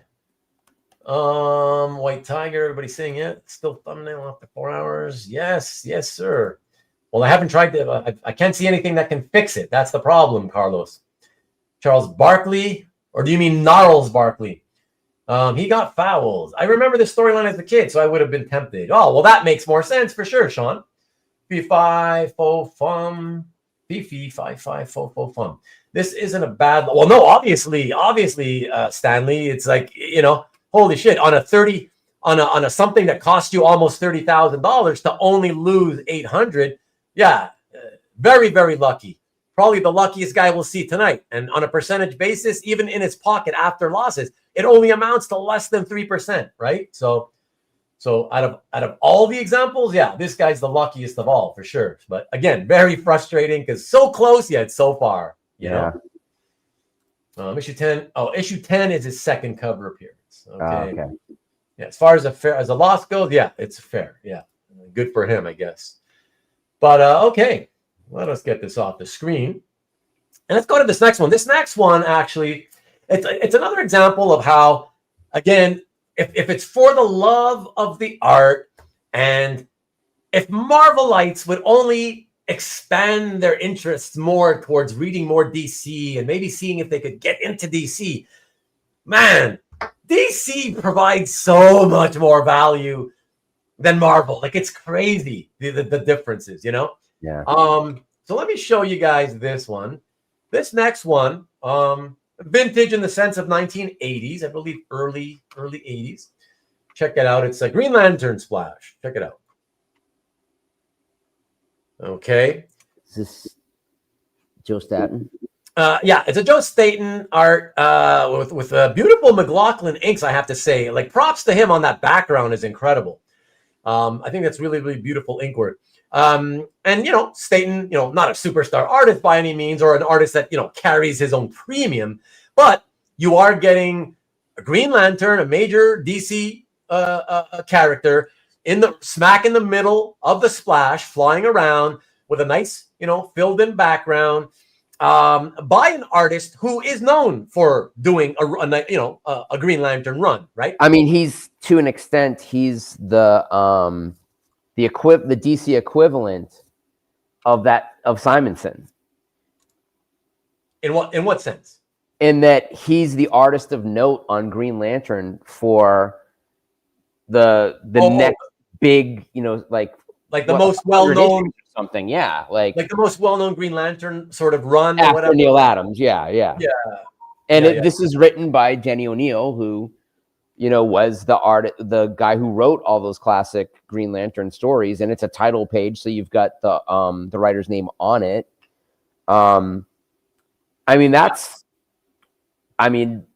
You'd happily pay $2,200 today for this, right? Listen, Matt. I don't care if it's 2021. To me, in 2021, again, and I'm not comparing to other Green Lantern pieces, whatever. I'm saying when you know what most major Marvel character splash pages that look exactly, let's say the layout was exactly the same, right? Yeah, add $10,000, yeah. Right, like a sort of a big name Marvel character. I mean, it would be a lot more than 2,200 in 2021. To me, even in 2021, this is like very affordable. Todd Klein. I mean, and I want to say also, just to Antoine, listen, Green Lantern needs to be bigger. That's what every fan says. Every art collector, of course, they want the image to be as big as possible, and of course, you'd want it to be taking up, the entire page. But most of them don't do that. And fairly speaking, I have to say it's a decent size. It's not small. It's not large, but it's fine. It's a fine-sized image, okay? So I already think this is great value for your money in terms of mainstream. It's got everything on it you want. Mainstream comic book art, yeah. For $2,200, I think it's a very fair price already. Sig Slayer Station in the house. What's good? And the perfect timing for you to come in, Mike. Wow, look at that. The DC fan. Perfect. So Gibbons did a run. He's famous, but he's not small famous. run. It was a small run, and he did a lot of backup stories, more than the front stories. And granted, some of those were with Alan Moore, which is great. Yeah. Who doesn't want that? But no. But Staton is the artist of note. I mean, someone he's not. But Gibbons was not known for the Green Lantern run. Right. We all remember him as having done some Green Lantern back in the 80s, but it's only because he hit it big with Watchmen in the first place that we remember that stuff, right? Otherwise, if he had never had Watchmen and he had just been, if he had never done Watchmen, I honestly believe he would have just been one of the many artists that are very, very solid, but they just don't get attention, and nobody would have been like, super hyped on collecting their art, So he did Green Lantern, but he's not known as a Green Lantern artist, per se. Grell did a more, Grell, more for Green Arrow than for Green Lantern. Well, no, but he was doing. He did do it, yeah. Green Lantern, Green Arrow after Neil Adams, I mean, because he drew exactly like him. 2000, your guess? Okay, Kilowog. I don't know why you're saying Kilowog, Peter. Okay, Lone Ranger was an artist on the book when that character came in. Sorry, he was what? I think Staton was the artist who co-created Kilowog. Oh, I believe you're right. Yeah. I believe you're right. Yeah. Tom's guessing 25. Oh, so you're another guy taking the upward trajectory thinking, right? Okay, so you're thinking a slightly higher.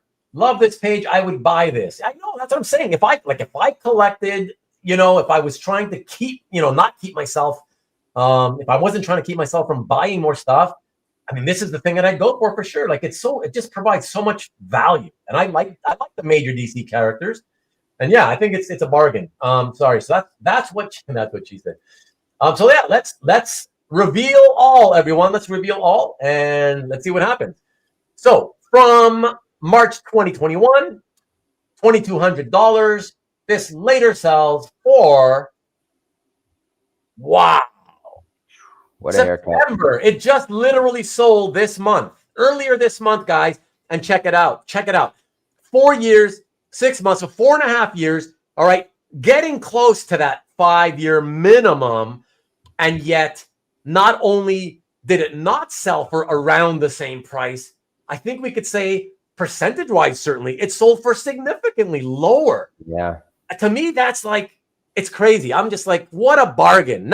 I thought the first one was quite affordable.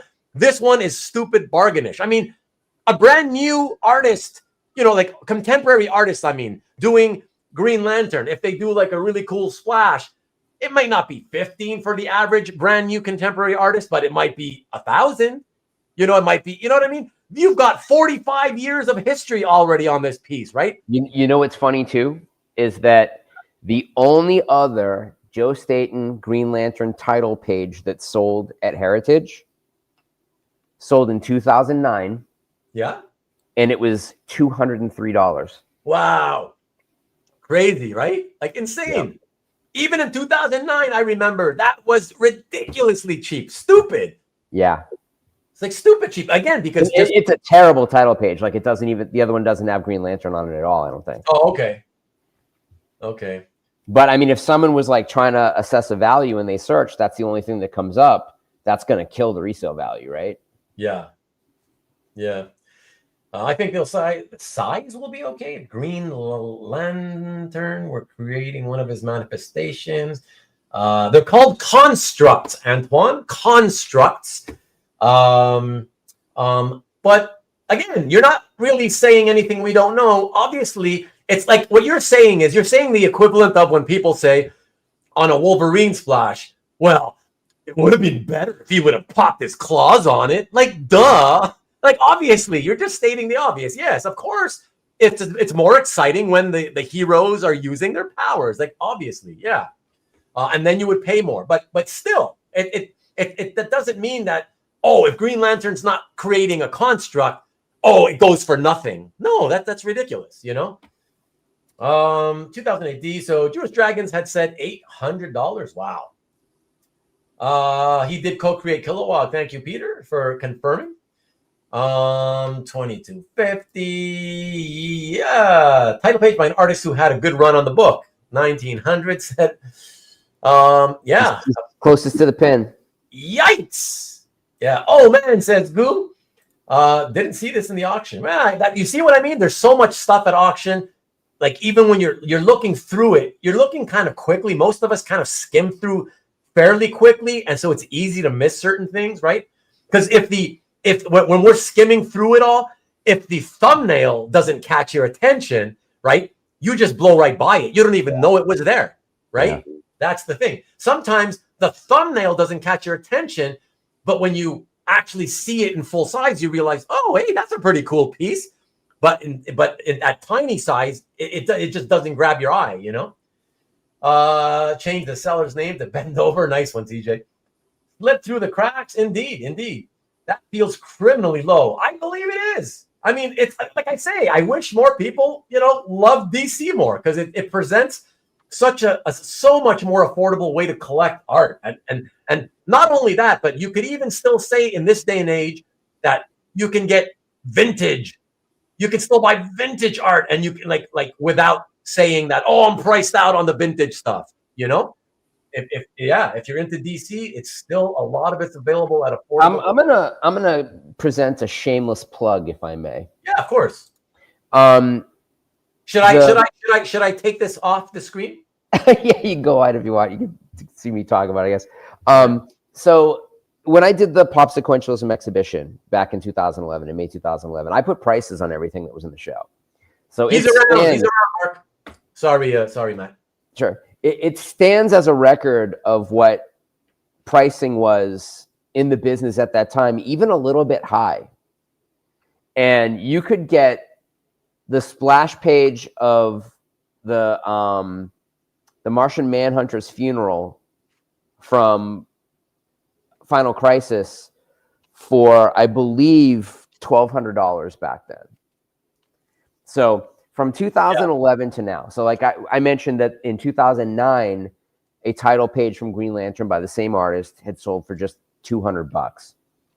How many comic art auctions a year do you think Heritage was running in 2009? 2? 3? Yeah, I don't remember. Not a lot. Now we have them every month. Now we have them basically every Wednesday. Yeah. Well, but we're back then. Didn't they already have the weekly auctions in 2009? Maybe by that point. But like, it's an interesting thing that we're sort of spoiled, right? Like you said, there's so much stuff hitting auction now that if that thumbnail doesn't grab you, you whiz right past it because who has time to look through everything? Unless it's ostensibly your job. Like there's a handful of people who their shows are, let's just go through the auction listings and they go through everything. But, and then there's others that specialize, like certainly CAF does a show where they pick 10 or 20. But like a lot of people just aren't paying attention to stuff. It's really easy to miss stuff. It would have been really easy to miss like a killer, Conan interior if it was, not one of the 4 or 5 artists that on the title. Like it's all, and the Pollard Spider-Man thing, right? Like if that was an interior, I mean, Spider-Man's pretty well researched and people collect him, but because it's not necessarily one of the artists that you'd be looking for, that could easily, you completely miss it. So we are spoiled. Like there's an abundance of stuff that's available, but that also reflects the fact that there's a much larger appetite today than there was in 2009. Yeah. And even though that page lost money, the fact that the previous page, and that was a Comic Link auction, not a Heritage auction, but the last Heritage title page by Joe Staton and Green Lantern in 2009 was $200. So that's, in 10 years, it's gone up to that first sale 10 times in price. So even going down by $600, it's still so far up from where it had been, 10 years previously. Yeah. Making our point for us, right? Right. Exactly. Caesar, when? Because again, you got to tell us that. It's all about context. It doesn't matter if you tell me and then you reveal that, well, you got that like 17 years ago, then it seems expensive, right? So got to say when, and yeah, was it from the 80s as well? I can't remember which one it is. Yeah, I've seen so much of your art, it all kind of melds in together. Mm-hmm. But yeah, it certainly sounds like if it's an 80s Staton title splash for 1,500 and it had Kilowog and Guy Gardner facing off. Oh, that one I remember now. I remember which one it is. But yeah, that's what I'm saying. It's another. I don't know. Okay, we can argue this all night. You know, is Guy Gardner major DC? To me, it's the original is always the more major one. So Hal Jordan. But I don't know. I'm not going to sit here and even give my opinion. I mean, there was certainly an era, and it might even have been 10 years, where Guy Gardner was a top 10 character every month. Yeah. But overall, in the history of the character, is it a major character when you're talking about Green Lantern, but it's Guy Gardner? Like, if it's within that 10-year period where he was super popular and stuff, then I'd agree. But you know what I mean? But then I feel like... But has he even been in the comics very much in the last 10 or 15 years? Yes, he has. I've seen him. I don't know how much, but I've seen him. But yeah, look, point taken, Caesar. DC art is so much more affordable. I mean, that doesn't even make sense to say it's so much more affordable, because that implies that Marvel art is affordable as well. I would say DC art is still very affordable, unlike Marvel art, which for the most part, when you're talking about 40, 45-year-old pieces, yeah, I wouldn't call it affordable. It's quite pricey, For me, the perfect GL splash, and it'll be worth whatever you want it to be. Okay. Yeah, it's great. Like I said, I think it's, a bargain. A bargain at 2,200, like I say, and super ridiculously cheap, I think, at 1,400, whatever it was, New Lantern show coming to HBO Max. Oh, I'm looking forward to that, too. Not that I give a shit in terms of, connecting that to, a Green Lantern art that I might have, whatever. Who cares? But I'm excited, because I've always said, I feel like the Green Lantern property, the Green Lantern universe has always been ripe for being turned into like a science fiction movie or a science fiction television series. Yeah. I was talking to Kavi privately about this. I was like, I for years, I just envisioned the Green Lantern Corps in outer space. And here comes the Red Lanterns with the, what's his name? Atrocitus, that scary motherfucker looking guy. Well, you saw who was behind the Lantern show. Damon Lindelof, who did the Watchmen show. Oh, so there's a good name. Yeah, the Watchmen show is better than the movies. Okay, it's better than the comic, I think, honestly. And I mean, Watchmen is to me one of the best comics ever written. But Lindelof was also one of the showrunners on the original Lost. Like he's got his bona fides. And Tom King, I think, is serving as a consultant. So there's a lot of good talent connected to that show, and I think that will have a dramatic effect on the appeal of the character overall, and that at a certain point will filter into the artwork. Yeah, gotcha. And thank you, Caesar. Last year, wow, yeah, it's a lot more recent than I remembered it, but yeah, thank you. Yeah, and again, just goes to show you got it so recently, and it was Kilowog facing off, and regardless of which lantern it is, Guy does have his fans, his detractors, and then the other group of fans that enjoy hating him. So they hate him, but they want to see him. You know what I mean? So him against Kilowog, face to face, facing it off. For $1,500, and only a year ago. Yeah, I mean, again, bargain. The DC stuff, very cheap, for sure. Ballin is awesome. I'll guess 10.5 on the Dazzler. Okay, you must be fucking around now. Because now you're gone back way further. My Grail Green Lantern page would be Neil Adams. No shit, Sherlock. I mean I had $350,000 to spend on a Neil Adams title page. Sure, why not? Yeah. That's a bag of chips. Yes, exactly, Carl. But again, Antoine, what I told Antoine earlier is he doesn't really get it because Antoine, I can tell he's an artist and he thinks like an artist. And I've talked to multiple artists about our hobby, and they all think the same way.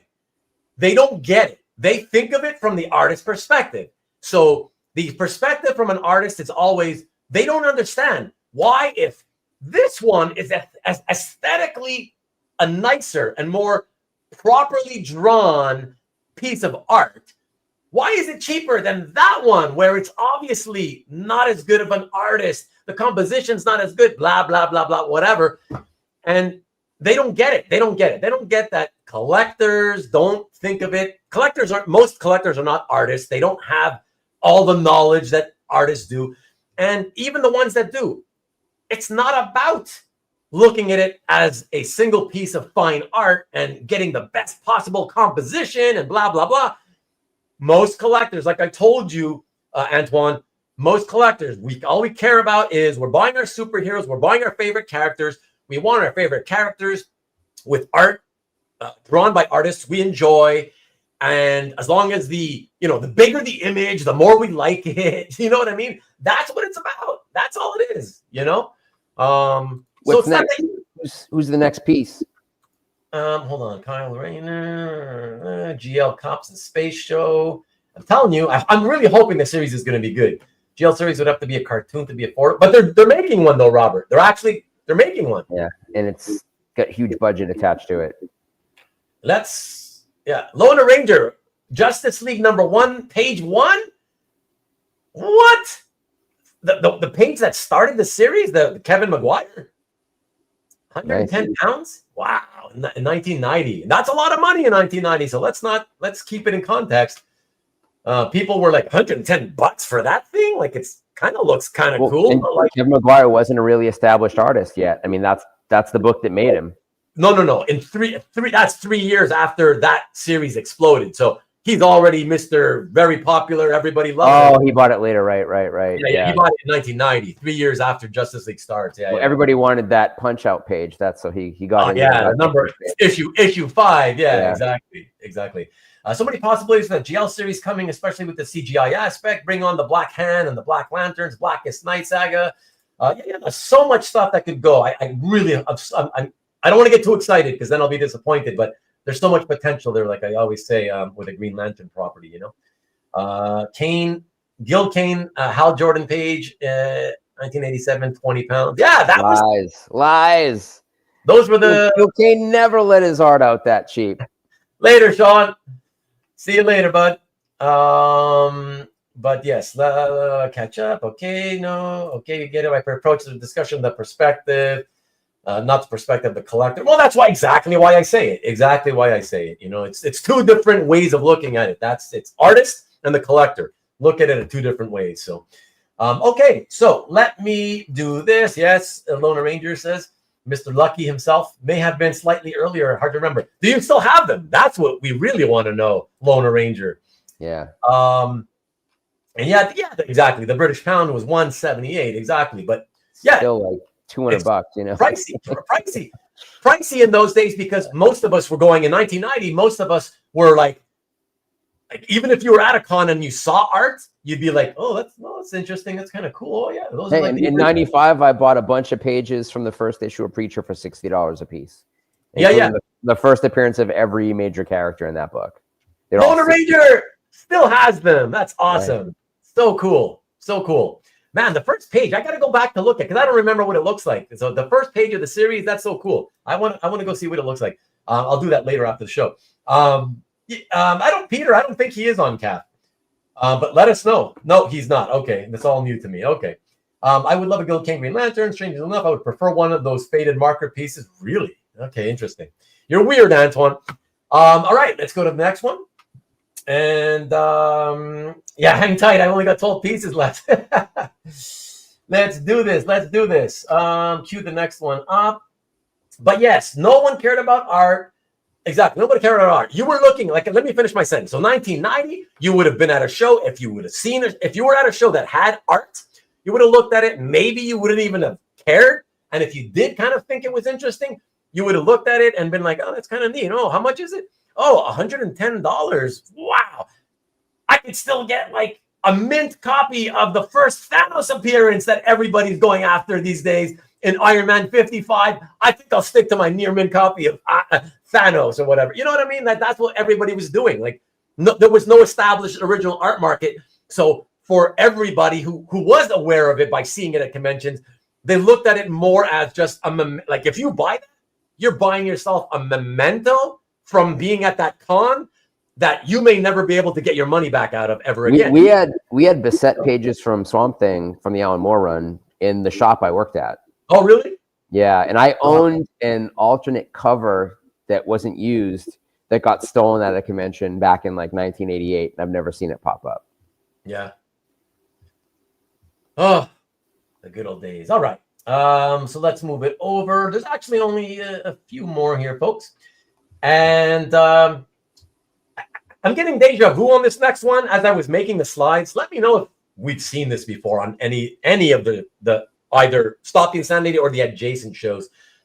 Somebody let me know whether it's Matt or anybody. Check this one out.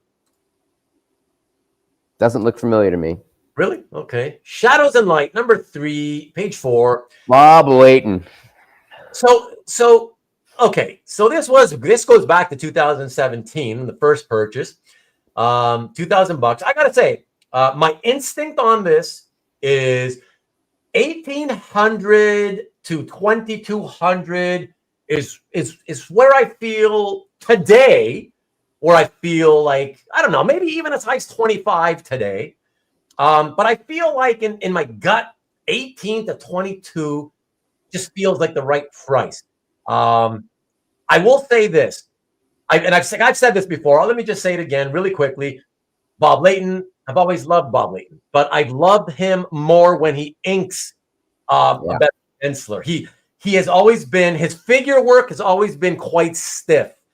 And so this is a hella cool image of the surfer, Silver Surfer. I mean, I love that, the foreshortening has his left hand blasting really close to us, the background's beautiful in outer space. The fact that he's riding on the surfboard, all of that's really cool. But it's again, like usual with Bob, I think his figure still feels stiff. And I feel like the face, it doesn't look like the Silver Surfer. I like the stippling on the monster on the top. Yeah, that's pretty cool. That for sure. Yeah. Although I don't know if that's stippling. I think that might just be Zipatone. Yeah. But either way, I feel like this is 18 to 22 today. I don't know. What do you think, Matt? Any gut telling you what this could be? When's the new sale? So I don't know. I can only know if I post it publicly. Gotcha. I think. But I mean, what would you think today? If it was today, what do you think today? 1,700. Oh, really? Okay, so you're a little lower than me. Okay, not much lower, but okay. Let me quickly see what other guys are guessing. Okay, so Hart's guessing 1,750, so he's with you. More Swamp Thing, page 1 of the Pogo story. Oh, that's the Sean McManus one, Lone Ranger. Yes, that's the Sean McManus doing the Pogo art. That's really cool. Peter, if I can get someone to scan them. Oh, gosh. Yeah, but take photographs. I mean, I hate photographs, but I'd rather see your art in photographs than never see your art at all, Lone Ranger. Stanley going with the 25. Okay, he's going the opposite direction, thinking it's sold for more. Inking on the top panel kind of reminds me of P. Craig Russell, says Antoine. 2K. Yeah, I can see that. In the object, I guess in the flourish behind the word balloon on the top, I can see a little bit of Russell. I get that. I agree. Comic Collector UA saying hello to me and to you. Hey. What's up, buddy? Guessing 1.5. Okay.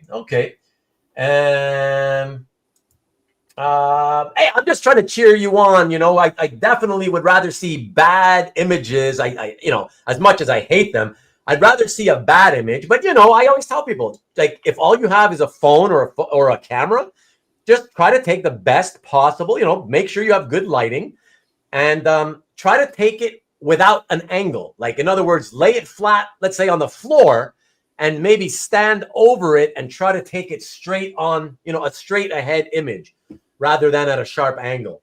Yeah, we'd rather see that, especially since you've had these pieces tied away for decades, It'd be pretty exciting to see. And let me see. So actually the burial, yes, that's right. It'll be $3K if sold on Illustrator. You guys are, poor guy. I don't know who it is who opened that site, but poor guy's getting reamed out tonight, Okay, yeah, no pressure exactly, Lone Ranger. All right, so let's see what happened, folks. Got one bid thinking it's higher and a few others going lower, and in some cases substantially. So let's see what happened from 2151 to 1800. So in that range, right, the bottom range of where I was thinking and right around where you were thinking as well, Matt. Yeah. So I think that's fair enough to say we're both kind of right about that. And yeah, unfortunately for him, check it out. Look at the key piece of info on this one. Look how long. 7 years and 10 months later. Yeah, right. So everyone, especially those of you listening on Rewind, but everybody really, again, when we say minimum 5 years, this is another perfect example of why. Because in some cases, you need even longer, a lot longer. Like you're not guaranteed even at 5 years. So yeah, so this had to have been so disappointing to the seller, I know I would have been. I think about the idea that, oh my gosh, I've held this for almost 8 years. Like, yeah, I should at least be able to break even, And this was published in the 90s. I believe it's late 90s. Somebody can correct me if I'm wrong, but I do believe it's late 90s. Yeah, so it's kind of a weird era for Bob. Yeah. Because it's after Valiant, right? Yeah, for sure. And Red Jack guessed 17. So yeah, you're in that ballpark as well. Indeed, Coffee, yeah, for sure. They at least attempted sanity, right? They attempted to reach the yeah. But like Layton's an interesting another interesting case study, right? Because if you're a big Bob Layton fan, you like Iron Man, right? Yeah. So do you want anything except Iron Man? Or I guess if you like Valiant, then you like Valiant, and that's a whole other type of collector. But and if you want Silver Surfer, you want Ronlim if in that era, not necessarily, Oh, sure. Listen, but that's just like, again, it's like stating the obvious, right? Of course. But I consider Ronlim to be like a fourth tier Silver Surfer artist because that's after Buscema, it's after Kirby, it's after a lot of people that are associated with the character. But I also understand that because of Infinity Gauntlet, like Ronlim's pages went bananas, right? So in a way, this is a consolation prize because it's a perfectly well-drawn surfer. And Bob Layton, as you say, is a name, but I don't know. Like there's something that lacks excitement about it that is hard to put my finger on. Yeah, that's what I say. There he is, Southern Comic Geek. Yeah. What's up, Bob Layton on Exo Manowar? What about him? Well, that's the other title that he was really, really known for. Like if you were a Valiant dude, then you want the Exo Manowar pages, but yeah, I don't know. That Valiant stuff goes for next to nothing, right? Yeah, except for like the early stuff, Some of the Barry Windsor-Smith stuff. But I mean, if you want Barry Windsor-Smith, that's what you got to buy, right? Like you can still afford that. Yeah. All right. Nevertheless, not too many opinions in terms of the art on that one, but that's okay. It is what it is. I do feel bad for this particular one in general because he did wait a long time, and I mean, thankfully it wasn't a huge loss. That's $600, right? Yeah. So not a bad one, but again, it's got to be so much more disappointing when you know that wow, I had this for 8 years, and let me check, where did it sell? Was it Heritage? Yeah. I sent it to the big one with all the eyeballs, and I still lost money.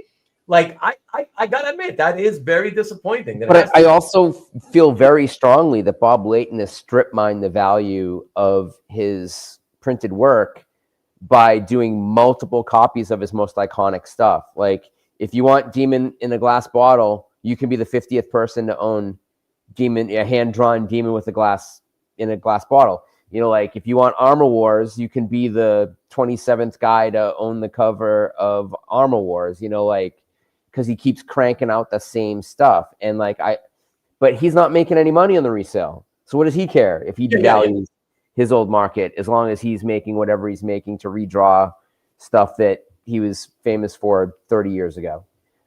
So it's kind of like it's a weird thing about this hobby that people can redraw their stuff. Yeah, for sure. But yeah, this particular piece, I don't know. I can't quite put my finger on it. I like it, but there's something about the Layton figure I don't like. There's something 90s about it, right? Like, 90s was just not the late 90s is not a very exciting era for Marvel Comics. Yeah, but Marcus, you know that doesn't matter. You're right. I agree with you that it's really kind of an unknown title, but it doesn't matter. Like, our fans, man, they're just looking for great images of their favorite characters. And if it's published in some lesser known title, they don't care. They will pay up if they think it's a great image. So yeah, it's a bit weird, this one, in that, yeah, I love the image, but I really do still kind of like it. And I feel like it should, given the background and everything, it's a full large figure. It's just weird to me that it's still only sold for what it did. Yeah, it's a weird one. But again, that wouldn't happen to all Silver Surfer splashes with that size figure. Something about this one, it's a bit weird, and I can't, like you said, Matt, can't quite put my finger on it. He's not the guy in the era. He's not the guy. He's not the guy in the era for that character. Yeah. Right. Market seems very weak lately. I don't know. Think it's coming back, man. I think it's coming back strong. Antoine says that's a great point, Matt. I hadn't even thought about that. Bob sucked the jelly out of his own donut. He's killed the value on his old work. Oh, on the what you were saying before. No, you're right about that too, though, Marcus. Of course, we know that that size and that exact image in his own title. Of course, it'd be a lot more, absolutely. But I still feel it should have gone for more, even though it was, shadows and light, But okay, let us check the next one, everybody. Mickey, there's a big Silver Surfer fan. I'm an SS fan, but I didn't like that. See, that's what I'm saying. You see, Mickey, just let us know. We're going to move on to the next piece, but let us know briefly. Can you be precise? Can you be very specific as much as possible? What is it that you don't like about it? I'm really curious. I'm from a huge, not only a huge Silver Surfer fan, but everybody should know you're a huge Silver Surfer collector as well in artwork, and you have been for many, many years, decades, really, right? So to get your perspective on why even you would not have gone for it, and not only did you not want to go for it, but the fact that you say you didn't even like it, I'm curious if you could just let us know what specifically you don't like about it.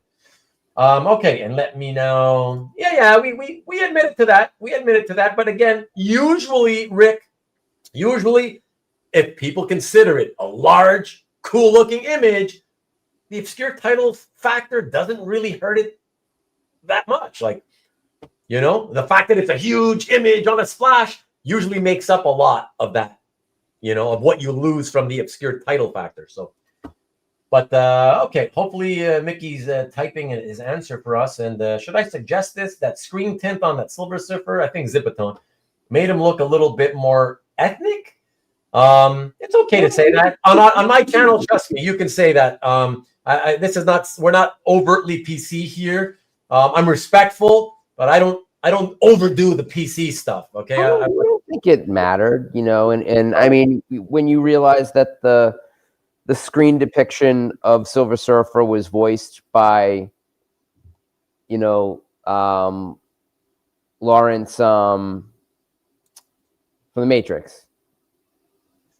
From The Matrix? Lawrence Fishburne. Oh, Lawrence Fishburne, yeah.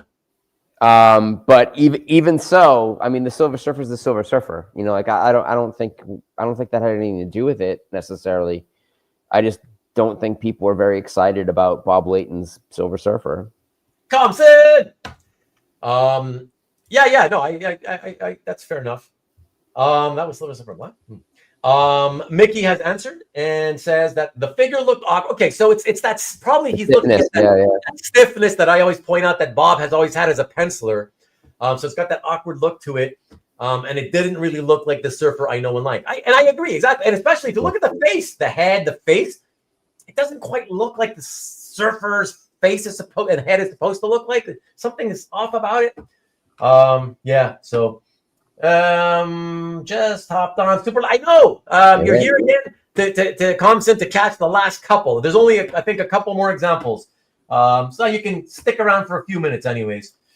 Hey, Thompson says Cobby. All right, so let us go to the next piece, everyone. And let me see, what do we got lined up here for that? I'm not even sure. I can't tell because of these tiny images, and it's a panel page. Okay, so let's line this up and put it here. All right. Yes. Okay. Oh, I love this. I love this. A really nice page. Yeah, I love this because it's a really cool page, and it's just such a great example that we could talk about. It's dangerous, of course, because it's the second to last image or third to last image. We've been here long enough. I don't want to, stretch this out too long, but I'm curious, Matt, just with your gut feeling, obviously, yeah, everything in this time period, I will certainly agree with the whole COVID era still going strong. And at this time, if you remember, Infinity Gauntlet, like from basically 2020 to 2023, honestly, or 2022 at least, Infinity Gauntlet pages kept coming out like they were going out of style. Yeah, they just kept getting nicer and nicer and nicer. Yeah, and they kept shooting up in price. Like because for a while you couldn't really get anything with a prominent Thanos on it, and then after they killed Thanos in the Marvel Universe, all of a sudden all these pages started hitting, and I think people were fatigued. I mean, this is a great Wolverine page. I was not a big fan of the Infinity Gauntlet comic. I didn't think it was very well written. I thought it was kind of a mess. Okay, but there's no doubting that it is a beloved title for an entire generation of comic book readers. And it's a really well-drawn comic. But I would have to guess, basing this on the law of November 2022, that this is going to take a $5,000 drop. Okay. Regardless of when it's sold for. I mean, it's only 3 years ago, right? It's not even 3 years ago that this transaction happened. But that there was a lot of Infinity Gauntlet pages coming out in 2022. Yeah, and that was really the top of the market for Ronlim. Now, I will say this, that I'm almost positive it sold for $5,000 less, and I kind of remember the auction. Okay, but I also think that it's still not a bad investment. Yeah, I think when you talk about best of the best, I mean, you've got, first of all, the main character of the series, right? Thanos. And I would also say probably fair enough without having to argue about it, probably fair enough to argue that he could possibly be the villain, the most popular villain of the last 35 years. Okay. Now you notice it's missing a word balloon. I did not miss that. I missed that. I did not notice, but of course that's something you would notice. Yeah. But definitely the most popular villain of the last 35 years. And it's got a glue stain where that lettering would be. Yeah. Well, let's not argue that because you're going to be alone on that again. Nobody's going to, everybody's going to tell you nobody cares. And so let's not even get into that. But Wolverine, right? The most popular character of the last arguably 50 years. Okay. Yeah. So to me, this is, if you want something, especially that's going to hold value for, and far into the far future, right? Best of the best type stuff. I think this is an example of that, right? The best villain, right? The main villain of the story with the most popular superhero of the last 50 years. And he's not only got his claws out, but he's friggin' stabbing the guy in the chest with them. I mean, that's really cool, right? So yeah, so I don't think there's anything to argue about in terms of saying. I think we all can agree this is, in terms of content quality, it's up there at least as an A, or if not A plus. Okay, so that's fine. The question becomes in 2022, because things were going up so fast, especially this artwork. Is it possible it went up too quickly, even the best pages, or is this fair? Is this a fair price? This is the tail end of a trajectory. There was an amazing page that went up before this that had Adam Warlock and Thanos. I think the Silver Surfer might have been on it. It was like really, really loaded, and that ended up going for, I think, more than this. And so this is, while, you know, two awesome characters, I don't think it's really particular a representative of Infinity Gauntlet. But I also think that the reason that this is going to go for less is because it's at the tail end of the highest pricing on this book. Right. All right. So let's find out, everybody. Let's see what happened here. So 33,600, just short of 3 years ago. And it sold for... Hey, not bad. Yeah. So that just happened by $500 there, I think. Yeah, 3 months ago. So after 2 years, 7 months, so just over 2.5 years later. And again, sending it to Heritage. That's when you're selling it less than 5 years later at an auction. And especially if it's really quality stuff, you actually are better, in my view, going with Comic Link, because Comic Link they still do get great prices for great comic art. Yeah. Plus, at that point, this is upper tier. This is definitely upper tier. Yeah, this is upper tier. Plus, you would benefit from the only 10% middleman fee. You know, so that's where I would have gone with them. But yeah, because you think about it, at what 30? Let's see. 33.6, it has to sell for almost $40,000 so you can break even at Heritage. You know what I mean? But, you know, I mean, I could see them thinking we might be able to get $40,000 for it. Maybe that's what they were thinking. Not happening. Yeah, maybe that's what they were thinking. I have to admit, that's probably, you're right, Matt. There's a good chance that that's true, that they figured, all right, you know, 2.5 years. I mean, it's still because of the fact that it's a primo quality page. I guess they could figure 2.5 years later, if I paid 34, only a few thousand more. Why not 40K or close to 40K? Yeah, I think it's very possible that that's what they were thinking, you know? And I think that also in this auction, there might have been a Jim Lee Wolverine page. Possible. I don't remember that kind of stuff, but it's possible. My guess, 26. Yeah, your guess. After we've been talking about it for 3-4 minutes. Yikes, says Tom, and interesting. Seymour says, are we factoring in sales? No, we're not, because everybody already knows that some people get sales tax, some people don't. It depends on the state. We already know the license, all that stuff. Yeah. So same thing for shipping. Everybody knows, yes, shipping was paid. That's another loss, extra cost, but you know that already. So we don't have to talk about that, especially since on any given piece, we do not know if anybody paid those fees, right? Well, obviously the shipping, yes, but we don't know about the taxes. So we just know that, yes, you know, there's also a chance you could have paid taxes as well. But again, you know, that doesn't matter because the seller doesn't collect the tax. Right. So it's a completely moot point. Yeah. All right, all got to bow out. Fun stuff as always. Thanks, Carl. Thank you. And we got what? 2 more? Yeah, a couple more. Only a couple more, Carl. Hang out 10 minutes. So yeah, let me get this off here.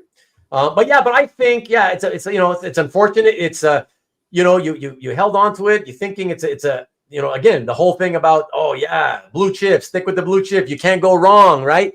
Oh my God, yes you can if you don't hold it long enough, and you will. I would say a $40,000 Ronlim Infinity Gauntlet page has full Thanos, probably full Adam Warlock. Yeah, whatever. Something cosmic, not really Wolverine. It's up to you, Carl. 2 more pieces, baby. It's okay. I know you got to get to sleep. I get it. You got to wake up early. Get those kids to school. No kimchi for the seller. Why are you talking about kimchi? Cheers, Carl. Have a good night. All right. Yeah, but it's kind of sad. It is sad when people fall into that trap of believing that as long as you get blue chip stuff, you can't go wrong. That's why I hate when I hear dealers say that or anybody say that. Because it's so not true, right? It's only true if you hold it long enough. I mean, and what was blue chip on Monday may not be blue chip on Thursday. I mean, interest change in the hobby. Creators can get canceled, all kinds of stuff. Like Kim Stewart artwork isn't selling for what it used to sell for.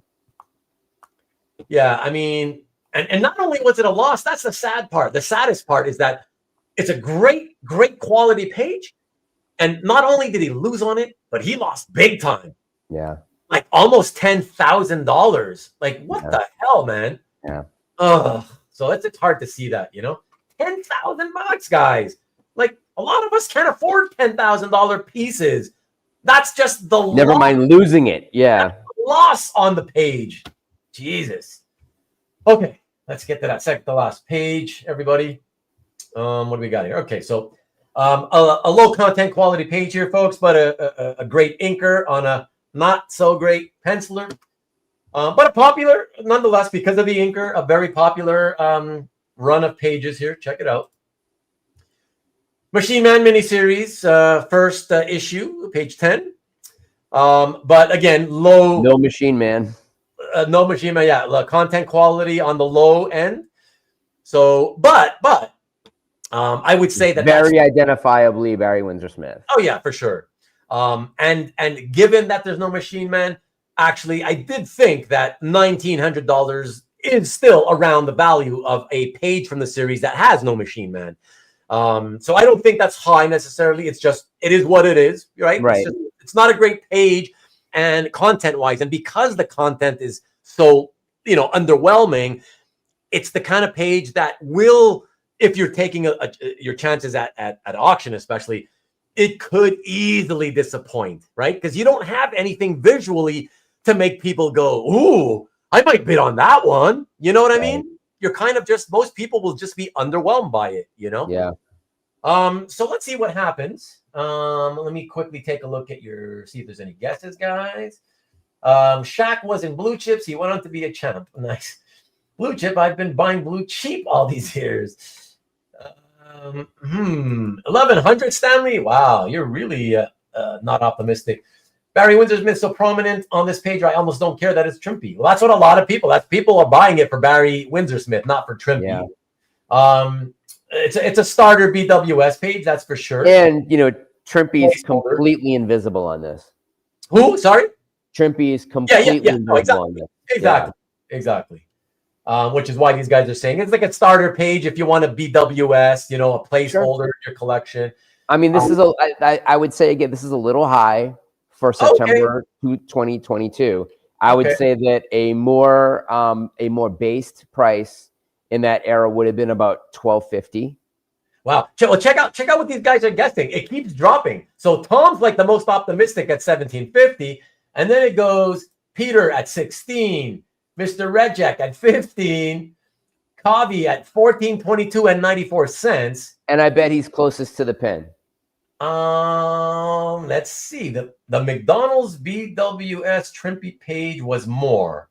McDonald's? What is that? What do you mean? I don't know what that means. McDonald, did he sell it? I don't know. I don't know. This is Trimpe. Yeah. It's Trimpe pencils or layouts, probably layouts, Goop. Oh my God! Mike's with me. Yeah, Mike's with me. 1,200. 1,200. Hard is 1,000. Mickey's at 1,200. Yeah. And Antoine at 15. All right, could be a dealer trying to keep up the floor of the hobby. Well, whatever. Who knows, right? You could say that about anything, honestly. All right, let's find out. So from about 1,900 to 1,900, exactly 3 years ago, it sold for more. Wow. Whoa. Look at that. Good. Isn't that exciting? Look, isn't it really interesting though, isn't it? It fooled everybody. Everybody who took a guess, it fooled. Wow. So, yeah. Well, I mean, again, look at what Barry Windsor-Smith stuff's been selling for in the last couple of years. Yeah. He's one of those artists like a Frank Quitely, like a Sean Gordon Murphy, whose work does appear to be bulletproof. Yeah. Really? And when I said $1,200, I was like, that would have been a fair price when it was purchased, and it's gone up. So hey, that's fantastic. Yeah, I mean, like Coffee says though, it's basically flat. So it's like a negligible profit. And I mean, in terms of sale price to sale price, but as you can see, because he went to Heritage, it's a negligible, tiny little loss, right? Right. Another one of those frustrating losses where it's like not even $100, $97.50. Like, come on, man, shit.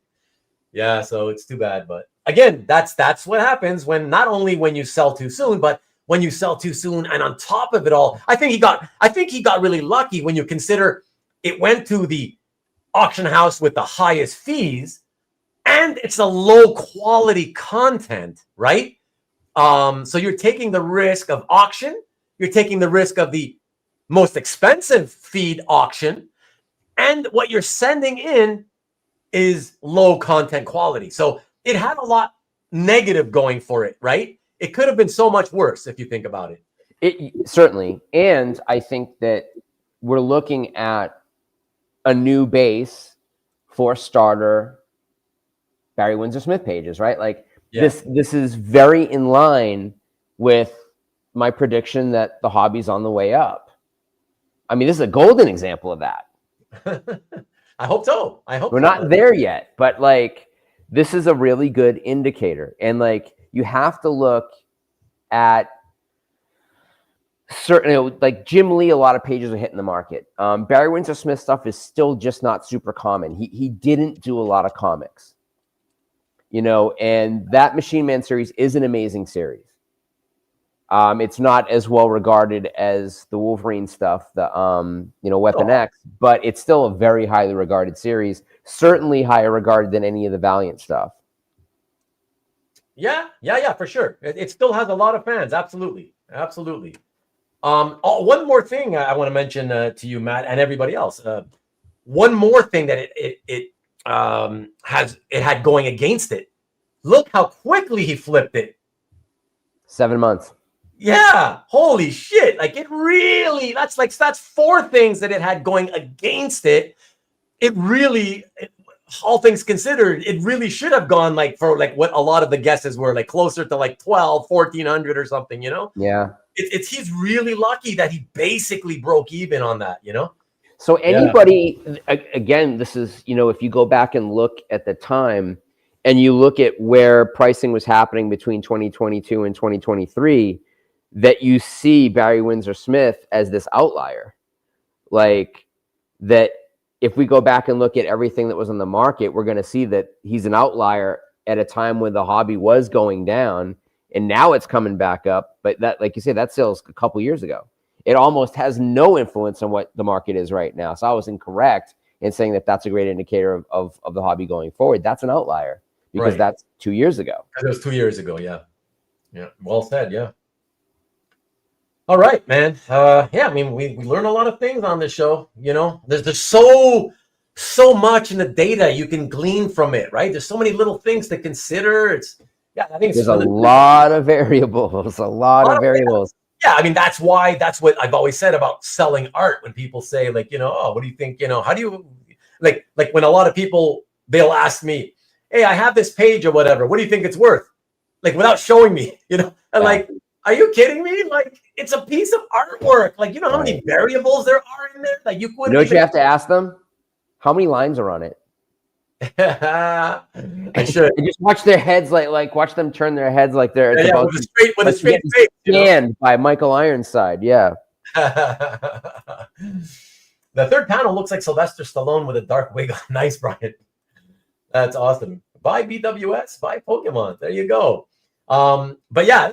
So much nuance, so many factors to consider. So much. So like I said, I But just this is another interesting thing. So I hadn't even really thought about that, because we're banding about this expression, a starter Barry Windsor-Smith page. right. Why do you want a starter Barry Windsor-Smith page? Well, somebody who I absolutely agree with that. I don't agree with the process of doing that, and I've railed against it. In fact, okay, Yeah. but I've seen it happen enough that I know it's a common enough thing people do. So people have artists who they like, and in this case, okay, Barry Windsor-Smith. Let's say this guy, collector A, Joe Blow. Let's call him, because you know I love my Joe Blow.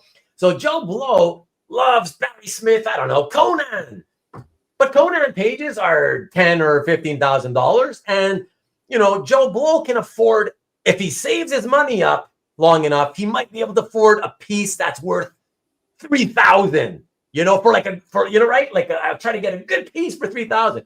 So Joe Blow knows that ain't never going to happen on Conan, right? But he really just loves Barry Windsor-Smith anyways. It still relies on the greater fool theory. Yeah, well, yeah, but because you need to find another person who wants a starter Barry Windsor-Smith page at an even higher price.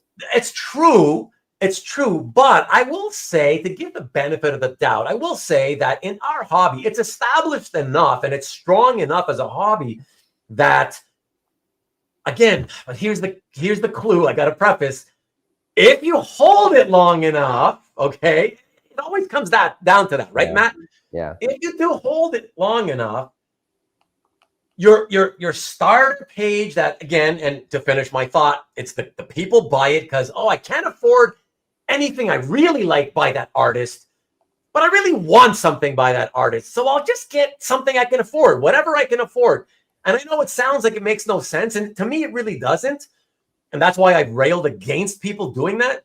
But people do it, whether you like it or not. A lot of people do it, and they do get what what Marcus said, starter pages. So you get that page. It makes you happy because at the beginning you can tell yourself, "Oh, I finally got my Barry Smith page," whatever. But trust me, Matt, and I'm sure you agree with this, or assume that this would happen sooner rather than later. Most of those people, they start to realize how much, like, they keep looking at it in their house, right? And they're like, and they like it less and less every time they look at it. Right, like, so instead of enjoying it for the 10 years that you need to set it aside, you hide it for 10 years and discover it like money in an old coat. But like, that's exactly it. But like Marcus is saying, there will always be those starter buyers. I agree, and it's very true. I just rail against it because of what you and I just said, Matt. You know, but I also think that it's not really a starter page, because you're not going to use that to upgrade to a better Barry Windsor-Smith page. You're going to use it to sell, to get money to put towards something you can actually afford, which is not going to be Barry Windsor-Smith. No, I don't think that's a step. Like someone said, stepping stone, I think, right? And it is a stepping stone. But what good is a stepping stone if you don't know where you're stepping? Like, where are you going with it? But Matt, I can tell you that I've known many people in the hobby who have bought starter pages.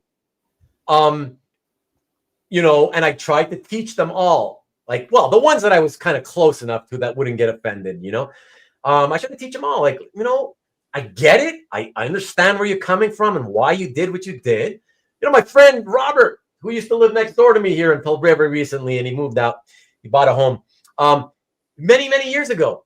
He had a Kirby Thor page, and I was like, "Oh, you have a Kirby Thor page?" And he's not a big collector. He buys 1 or 2 pieces per year. One of the guys. I'm like, "Wow, you have a Kirby Thor page? Oh my God, I want to see it." I go on and I see it. I swear to you, it had to be probably the worst page you could imagine. Yeah. It probably had, I think, 5 panels, maybe 6. Okay. And it was an open field, kind of like, the setting for Commandy, like it's right. So it's like post-apocalyptic. So there's nothing, when you see fields, there's nothing in the deep, right, background of the field. Right? So 5 panels of this field, and maybe there was a tree in the field, and you're seeing it from, the camera pulled in and out at different lengths, but that's all it was. That's all it was. It literally a page of nothing. Yeah. So just so my friend could say, oh, but I always wanted to say that I bought a Kirby, and that's the problem. That's why. I don't get that. That carries no bragging rights. Like, so where's my Steve Ditko? I sold my cover to Substance #1 years ago. You know why? Because I could care less about it. But like, you know, this idea that there's bragging rights just because it's a certain artist. I mean, a bad Picasso is a bad Picasso. It doesn't mean you have good taste in art. You know, it means you're an idiot who's buying a brand name. It's like buying a pair of like designer jeans that's in the wrong size. Like, why I have a pair of those hanging in my closet at home? Who gives a shit? You know, like it's a weird thing to me. But it also is a fundamental thing in the hobby that is important to sustain the hobby, because we need the greater fool. We need the greater fool to overpay to push the value up on stuff that's actually more intrinsically valuable. Yeah, absolutely. Absolutely. But, you know, bottom line about that starter stuff, it does happen a lot. It will always continue to happen. Like Marcus says, I absolutely believe it's human nature. Just some guys, they can't help themselves. They really have dreamed for so long of, I just want to be able to say I got a page from that artist and all the good stuff I can't afford. I just want to say, so I'm buying this thing. But like I said, saying it to. But like I said, Matt, they inevitably, in most cases, with some amount of time, reality sets in slowly. As slowly, I say, because at first they start to realize pretty quickly after they buy it that, you know, it's kind of shit. But they don't want to admit that to themselves, right? Because they spent a lot of money. For them, that was a lot of money. So they don't want to admit them to themselves right away. Similar to the way commission collectors, you who are one of them, oftentimes you'll see collectors, they get bad luck, and the artist, what they send them is like really shit. You're like, oh my god, what is? But they're like, oh yeah, I got this commission, man, I'm so happy. But like you see 2-3 months later, you see it on eBay, you see it put up for sale in their guy, because they know it wasn't good, right? But they didn't want to admit to themselves that they got fucked. I have pieces I've commissioned for sale. Yeah, I do. Yeah. You know, like you don't always hit a home run. That's it. But with the published pages, though, that's the ironic thing is that, you know, with commissions. Oh yeah, you're intentionally buying something you know is bad. Yes, you know. Yeah. Part of the deal is the risk factor that you don't know what you're going to get for sure, you know? Yeah. But with published art, you know what you're getting. Yet these guys get so carried away with the desperation of, I just want to get a page from that artist, that they put a blind eye, they turn the blind eye to, you know, the fact that it's a shit page that they're getting. And that's why only slowly they start to look at it and they realize, fuck, this is not as exciting as I thought it was, you know? Yeah. And when I saw my friend Robert here, his Thor Kirby page, when I saw how absolutely garbage it was, right? It's like, I told him, I was like, look, dude, is it really better to have the crappiest of crappy Kirby pages just so you can say, oh, I have a Kirby page, right? Because it's not about the art. It's not about the art anymore. It's about literally you being able to say, but I own a Kirby page, right? But if you try to impress other collectors in the hobby and say, hey, I got a Kirby page, you want to see? Come on, you and me, Matt, we know, we're going to be honest about it. We're going to say that if he does that and he shows it to these other collectors, even if they're very, very polite and they don't tell the truth, you know, and I know that in their heads, they're all like, oh, that's terrible. Yeah. They're like, oh God. I mean, that's like the kid in line in front of Ralphie in A Christmas Story that likes The Wizard of Oz, right? Like that kid is not all there, you know, like, you know, it's a weird thing, but, and I guess that need to have something to talk about speaks more to the psychology of why we collect than perhaps we want to. But it is strange. You know, Marcus said something like, oh, I don't want to start a home, I want a mansion. You got to live someplace. You don't need to have a bad piece of art. You can take the money that you were going to spend on that piece of art and put it aside and add money to it and get something actually good that you're actually going to love. So that's an apples and oranges comparison that he was giving. And I'll be the first person to admit that there is no ostensible return on investment on commissions. Yeah. I collect commissions. I have a very specific thing in mind, and I have a way of actually increasing their value, which not everybody has. In most cases, publish them. I want to remind everybody that that's true. In most cases, there are exceptions to every rule as ever. But for the most part, you don't go getting commissions thinking, oh, yeah, I'll make some money on this stuff, Right. Yeah. But look at this. Antoine's right there. You see what I mean, Matt? Proving what I said. He's admitting I would buy a Kirby just to say that I had a Kirby. Even if I didn't like it, I just wouldn't overpay. And I would ask Antoine, who are you going to say it to? Like, because it's like, oh, I have a Kirby. You're just going to shout it in an empty room because that's the only person who cares. Yeah. That's what these people mean. It's not about literally telling others. It's literally about being able to tell themselves, even if they get rid of it at some point, at least I had a Kirby once. Yeah. And there's something about that it's worth doing for them, just to be able to say, Kirby's one of my favorites, whatever. It's the only thing I can afford. So yes, just to say I once had a Kirby, I'll do it. He's saying it right there. Yeah. Even if he didn't like it, he would do it. I mean, that's crazy, man. But yeah, a lot of people do it. And like I always say, I just tell people, is it, are you better off doing that? Or, I mean, is it the only artist you ever loved? If that's the case, then I mean, if your interest is that narrow, okay. But I don't imagine most comic fans, interest being that narrow that there's only one artist they would ever care to own a piece of art from. So I would say, like, you've got other interests in art. How about not spending $2,000 on that piece of shit looking page just to say you have that artist? And how about you put it towards one of the other artists that you like, and you can get a good example. You know what I mean? Like, I'm with you. And I think, I'd rather have one piece of really good furniture in my house than a house full of cheap bullshit. Like, but I also have more of a curator's mentality. Not everybody does, and I get that. And some people collect just to have a social club. So, I mean, there's that, and there's nothing wrong with that. There is, and I've said it many times before, there is no bad way to collect. I'm just trying to understand the mentality behind it while also putting forth that it is a golden example of the greater fool theory, that those unattractive pieces rely upon the next wave of people who are fine with unattractive pieces. Yeah. I gotta say, Marcus is wrong here, in my opinion.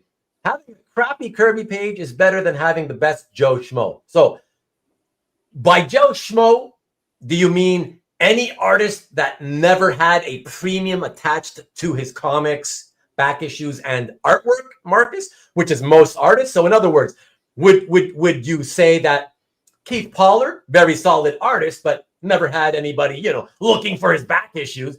Would you say that is that an example of a Joe Schmo, an Ed Hannigan, perhaps? Because I'll tell you, those guys have infinitely more cool pieces of art that they've done in their careers that I would own all of them before I would buy the crappiest Kirby page. But that's also not, that's a disingenuous proposition. You don't have to have the worst crappy Kirby page, and you don't have to have the best piece by a Joe Schmo. There's everything in the middle. You don't have to have one or the other. No one has artificially thrown this ridiculous idea upon thee. And like, he said, you had it on the screen and you pulled it off, that it's like, well, clearly I need to, I wouldn't be talking about it for 5 hours. No, me talking about artwork makes my artwork more valuable. There is definitely a selfish self-interest at heart in me appearing for 5 hours on somebody else's YouTube channel and talking about stuff. But like, no, I do love art, but it's not a necessity in the way that needing a place to live is a necessity. I mean, let's not be stupid. I mean, yeah, we all love art. We all need it, or it's an addiction that maybe perhaps we have, or at least a habit that we have. and so we buy art. But that's not the same as needing a sandwich to eat. You know, like, there's scales here, and it's not one or the other. There's a whole lot of gray area in the middle. So if you want to buy a bad piece of artwork to say that you have a piece by somebody and leave out the fact that you know that it's not a good piece, good for you. I don't understand it. Like, I don't get that mentality. You know, it's silly to me. Like, I'm not going to eat a piece of shit off the floor to say that I had something in my stomach. You know, like, I'm going to wait. I'm going to get something good to eat. I'm not going to subject myself to terrible food or a bad aesthetic.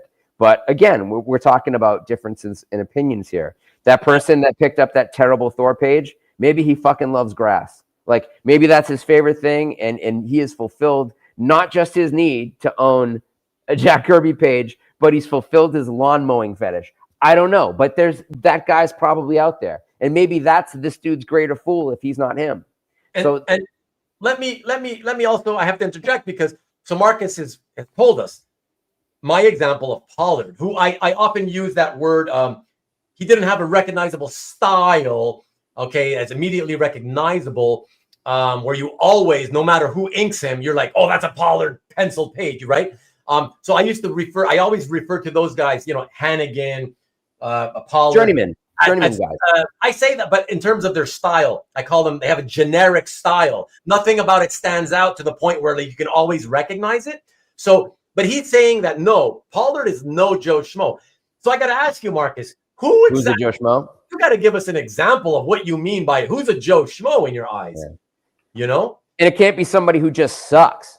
Like, because the best piece by somebody who sucks that's not an apples to apples comparison. But I think that the whole idea of comparing the two things is silly, because you don't need, it's not, you're never forced to make that decision. Goo, you missed it. I was explaining, it was a page that had almost nothing. A Kirby Thor page that had a lawn in 5 panels. It was from Thor, and it had like an open field in all 5 panels. Maybe there was a tree in the field, whatever, but that's it. There was nothing there, almost nothing on it. That's what it was. I don't think there's really any crappy Kirby page. We're talking content quality, just to be clear, everybody. We're not making any assumption as to what the aesthetic with, you know, how did the inker make it look, you know, the final look of the line art. No, we're not talking about that. We're talking purely on content quality. They're absolutely, and in relativity. Yes. There's top Kirby and there's bottom Kirby, and we're talking about the very, very, very bottom Kirby, maybe the single worst, most bottom Kirby ever. Yeah. Now, I mean, maybe there is bragging rights in saying, hey, I have the absolute worst thing. I don't go and watch bad movies on purpose. Some people love that. Like, that's their hobby. Yeah. You know, Rick, Destroyer Duck, a good, like, a Destroyer Duck page, you know, with Destroyer Duck, even though it had one of my all-time favorites, Alfredo Alcala inking, that's not the type of inker you want. It's such a completely mismatch in style, right? But I would absolutely still rather be given, if you're going to gift me something, let's say, because I don't want to buy either of them, but if you were going to gift me a page and you let me choose the Thor page that I described that my friend Robert used to own, or a Destroyer Duck page with, you know, Destroyer Duck on it, inked by Alcala, in a second, I wouldn't even hesitate. In a lightning fast second, I would say, give me the Destroyer Duck page. Absolutely. Absolutely. Oh my God. Because the other page is literally a nothing page. It's only Thor in that you see it's written Thor at the top. Otherwise, you would never know it was Thor. You know what I'm saying? Remember that John Byrne page that was like basically a blank page that went up for auction like 5 or 6 years ago? There's literally nothing on it except his signature on it. And it was published as a blank page in whatever comic it was in. It might have been Alpha Flight or something. But it's like, I mean, you're going to say, oh, I have a John Byrne page. It's a blank page. This is the last page of Alpha Flight or whatever. It's like, okay, that's a piece of shit page. Yeah, exactly. And Antoine saying, oh, sometimes there's a piece of art that objectively sucks, but it's historically important or has the prestige and pedigree that makes it a justified price. Yeah. This is not that. That's true. Yeah, but this is not that. That's it. That's the whole point. This is not that. Kirby's Lawnmower Man. What? Huh? Simonson did Lawnmower Man. Yeah. In Bizarre Adventures. The Stephen King story. Oh, interesting. It's really weird, actually. Yeah.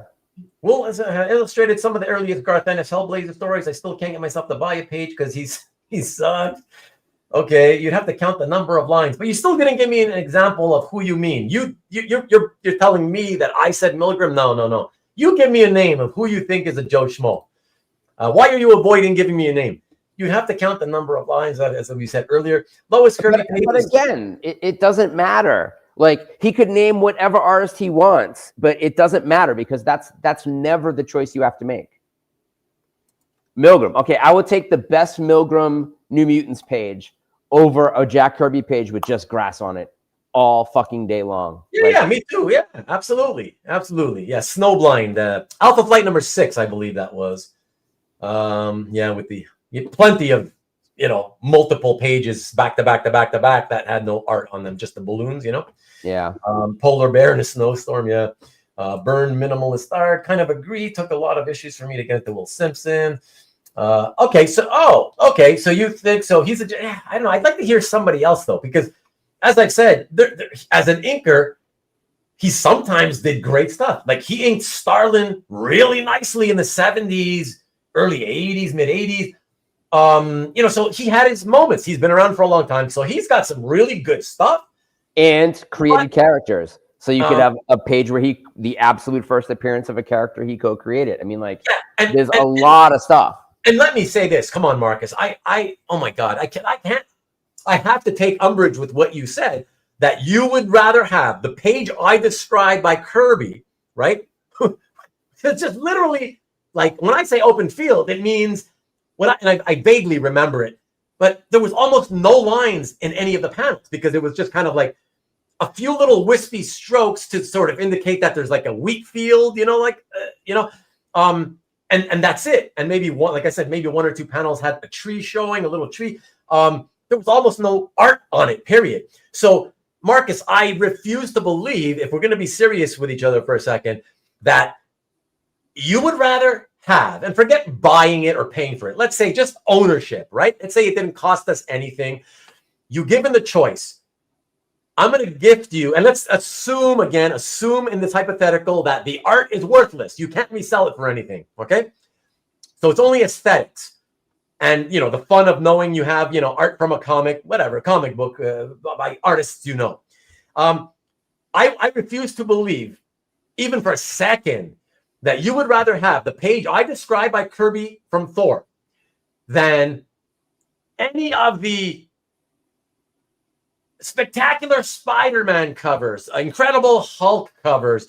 And that's just some of the cool runs I remember doing in the 80s. But throughout an entire career that started in 1972 or something, I refuse to believe that you, and by the way, let me remind you, you not only said, I'm giving you a whole boatload of pieces that were way better that you would like than that Kirby page I described. But you said you would rather have that piece of crappy Kirby art than the best piece by Al Milgram. There's no way that that's true. There's no way that that's true. Nobody would believe that. Come on, man. No way. Hyperbole, thy name is Marcus. Yes. All right. Let me catch up here. Last couple of comments, and I'll get to the last piece, everyone. Derek came in. Mental note. No Kirby pages, only Terror Inc. pages. Got it. Terror Inc. Was that Colin? Who did that? Terror Inc.? I don't think so. No? I can't remember. No, he did Night Force. I know he did that. It's actually kind of nice. Nobody cared at the time. Yeah. But in retrospect, it's kind of nice. I have a great Lennon Del Sol page. Are you joking? What does that mean? I don't know. Who is that? I don't know. Peace by Kavi. You must be crashing out. I like making you go past one. You fell for it. Yeah, right. Hart, I'll pay for your next optometry appointment. I was bummed to see Mike Grell leave the book. Mickey. Okay, I guess it's a book I've never heard it before. Sorry. I do. Well, because I like if I think you're being serious, I like to we like to talk about it, you know. When I think of that page that you described, I think to myself, here's a Forgivable, able, like Jack. It's a typo. Forgivable instead of forgivable. Forgivable page by the most important creator in the industry, Jack Kirby Touch. But you don't need to make that choice. You don't need to make that choice. You can save your money. You can buy a better page than that for just a little bit more. You know, like that's the whole thing. I'm not even going to say anything else about it because it's so stupid. And like, but it isn't $20. But it's not $20. Come on, you can't say stupid things like that. Whatever. Yeah. I think at the time, my aunt had 2 wheels, should be a bicycle. You know, like I think it had cost them $1,800, $2,000, something like that, whatever. And that was the thing. I was like, $1,800, whatever you paid. Like, oh my God, you could get so much more nicer art by an infinite number of artists. You know what I mean? And I even told him, look, you have the ability. He wheels and deals comics on a small scale, right? But it's like, and he also doesn't buy a ton of art. Like I said, 1 or 2 pieces a year, right? So this is the exact kind of guy who I said, look, you don't buy much art to begin with. You don't collect comics, really. He does buy a few little comics here and there, but he doesn't spend that much money, you know. You're the exact kind of guy who you could save your money, take that $1,800, save a little while longer, save up until you have $4,000 or $5,000 or whatever. Get yourself, now all of a sudden you're playing in a range where you can get a better Kirby page. Like, you know what I'm saying? Like, why would you get some junk with nothing on it just so you can say, I got a Kirby? It's pointless to say that. Who cares? And that's why, as I said earlier, most of these guys who I've known who have done this have inevitably gotten rid of the art in the end, because they do come to terms in the end with the fact that it's a shitty page and it isn't anything special to it requires a greater fool to take it off their hands. And some of those pages actually, it's funny because that stuff, when it's really, really bad, won't go up in price as other pages go up in price. They stay the same. Yeah. That's it. Let's do the last page. So Terror Inc., Jorge Safino. Thank you, Derek. Yes, thank you. That's no, Terror Inc. is Klaus Janson. No, I'm pretty sure it's Zafino. Now, Zafino is from the school of Klaus Janson, organic inking, though. So who knows? He could have inked them. I don't know. But very from the same approach to art, for sure. There was one more. I'll catch the final 2 hours on Rewind later, man. Terror Inc. was Janson. Oh, maybe there was 2 different Terror Inks, though. I can't imagine they brought it back, but maybe. I think.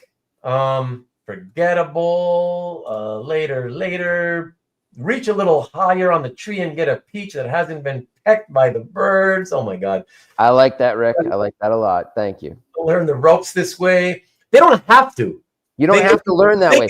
They can be taught that you don't need to keep us here forever. Let's just fucking move on. This is like so ridiculous. Art is not driven by aesthetics alone. No, of course not. It's a lot of it is nostalgia. You know, a lot of it is just the love for the character, whatever.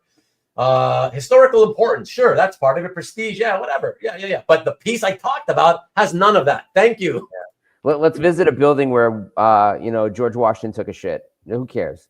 Yeah. Look, Mike says this discussion reminds me why I don't own a Frazetta. For Mike Strange, it's just a scribble. It's just a scribble. It's crap. Frazetta scribble, right? Okay, thank you, Hart, for confirming Johnson and Zappino together. Okay. Yeah. Oh, later issues, I guess. I didn't realize how long that series ran. So you shouldn't buy sketches either? I don't know what you mean by that. You mean by... Don't feed him. Don't feed him. Artist? Don't feed that cat. It'll never leave your property. I would definitely rather have the kind of cheap Kirby con sketch that doesn't look so great than that Kirby page I described. I'll tell you that. Sure. I own 2%. Then you're in person and you got it from him. There's a thing attached to convention sketches, which is a different thing entirely. But what's the last piece? All right. Well, the last thing though, Rick says, look at that. He's following up on what Mike said. I've owned 2 Frazettas in the past and sold them both for that very reason. There you go. That's what I'm saying. In the end, if you're going to sell it anyways, and most people will, okay, Mickey, I know you still have them, fine, but most people will get rid of them. Yep. Yeah, why bother in the first place? But anyways, okay, so let us get to that last piece. Interesting one here. You guys may remember this one because we had it, I believe, on the last hold for the gold, and because somebody made some money with it. All right, in a short period of time, or was it hold for the gold, or it might have been one of those exception episodes. But anyways, so the guy made a profit. But here, let me show it to you. Okay, so this sold just back in January, 8 months ago. Savage She-Hulk, second issue, nice half splash. All right, sold for $7,800. But the person who consigned that, they had paid something in the neighborhood of in the low 4 range, right? So they ultimately took home like over $3,000 into their pockets, and I believe they did it in roughly like a year and a half. I want to say something like that. Okay, so this was the person. This was the slide that I showed as the second slide, right? So he made his profit and he sold it $7,800. Okay, hold for the gold. He made some gold. That's good. Okay.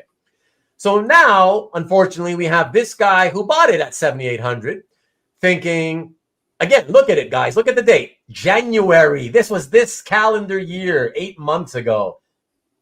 Buys it for $7,800 and already thinks it's time to get rid of it, right? Okay, let me quickly look and see if there's any guesses. I like the monk scream upside down in that second panel. Oh, so bizarre. NSN says my guess is 8. 4. What do you mean 4 per?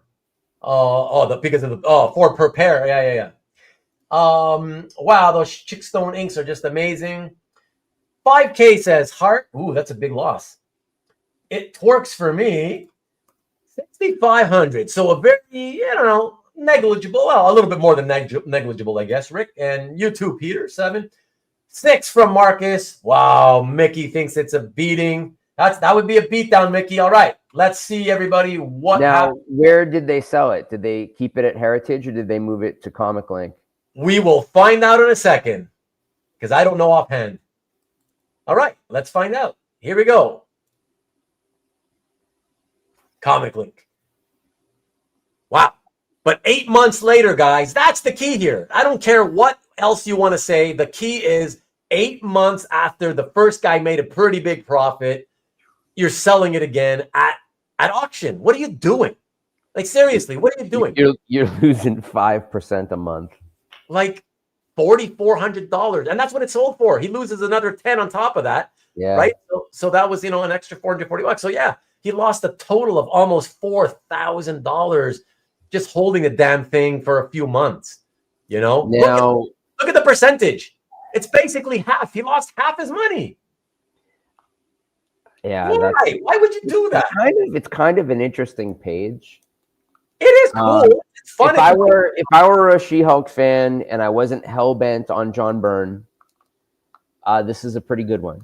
It is. I've got nothing $7,800. $7,800 is crazy. No, but you know why, Matt? Let me give you a little context, Matt. Though the reason though is because before this even sold for $7,800, and it's an early issue, right? It's number 2. Yeah. A few other pages.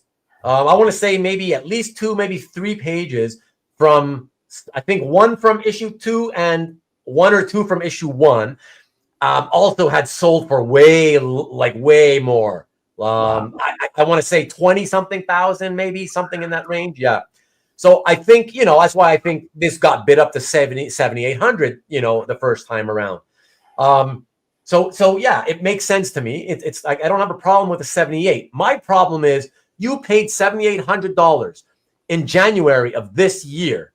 What in God's name makes you think that you're going to even get your money back, let alone do anything but lose a ton of money 8 months later, right?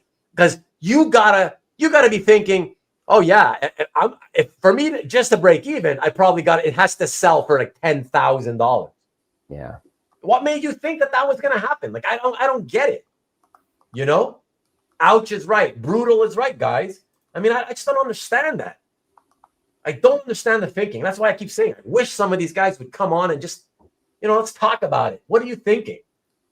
I mean, if you're desperate, I get it. Then there's nothing to talk about, right? If you're desperate, you just, I needed to get money because I wanted to do something else with it. Okay, whatever. Then yeah, if you need money fast, you're always desperate. Yeah, you usually lose when you're desperate. Even when you're trying to sell privately, when you're desperate, you're gonna lose. Yeah, I mean, especially sending it to auction and sending it to any auction, as we've said many times, right? It doesn't matter where you send it. That's for you, Dave Kopecky. It doesn't matter when you sell too soon, you're going to get stung big time, one way or the other. David Barr, still with us. Wow. Rather have a starter page that will hold its value. I honestly don't know how much that Kirby page I talked about would have been worth today. I have no idea. Flip Addict. Yeah, you never know. Mark. Hey, Mark. Yay. I don't know. Good night, boys. Have a good one. Good night. Looks like there's a Charles Xavier cameo in there, though. Is there? Oh, that bald guy in the back. Should have went with up. Man, you guys are really like hammering this Illustrad thing. Good night. Is that you, Peter, saying good night? Or good night to Mark? Okay, to Mark. Okay.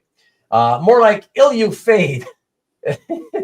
Oh man, I watch it. We're gonna find out it's a friend of ours that started the website. We're gonna feel terrible. I know. Just out of curiosity, Ruben and Matt, do you gents have favorite characters? Actually, it's funny. I sold a piece to the guy that started that website.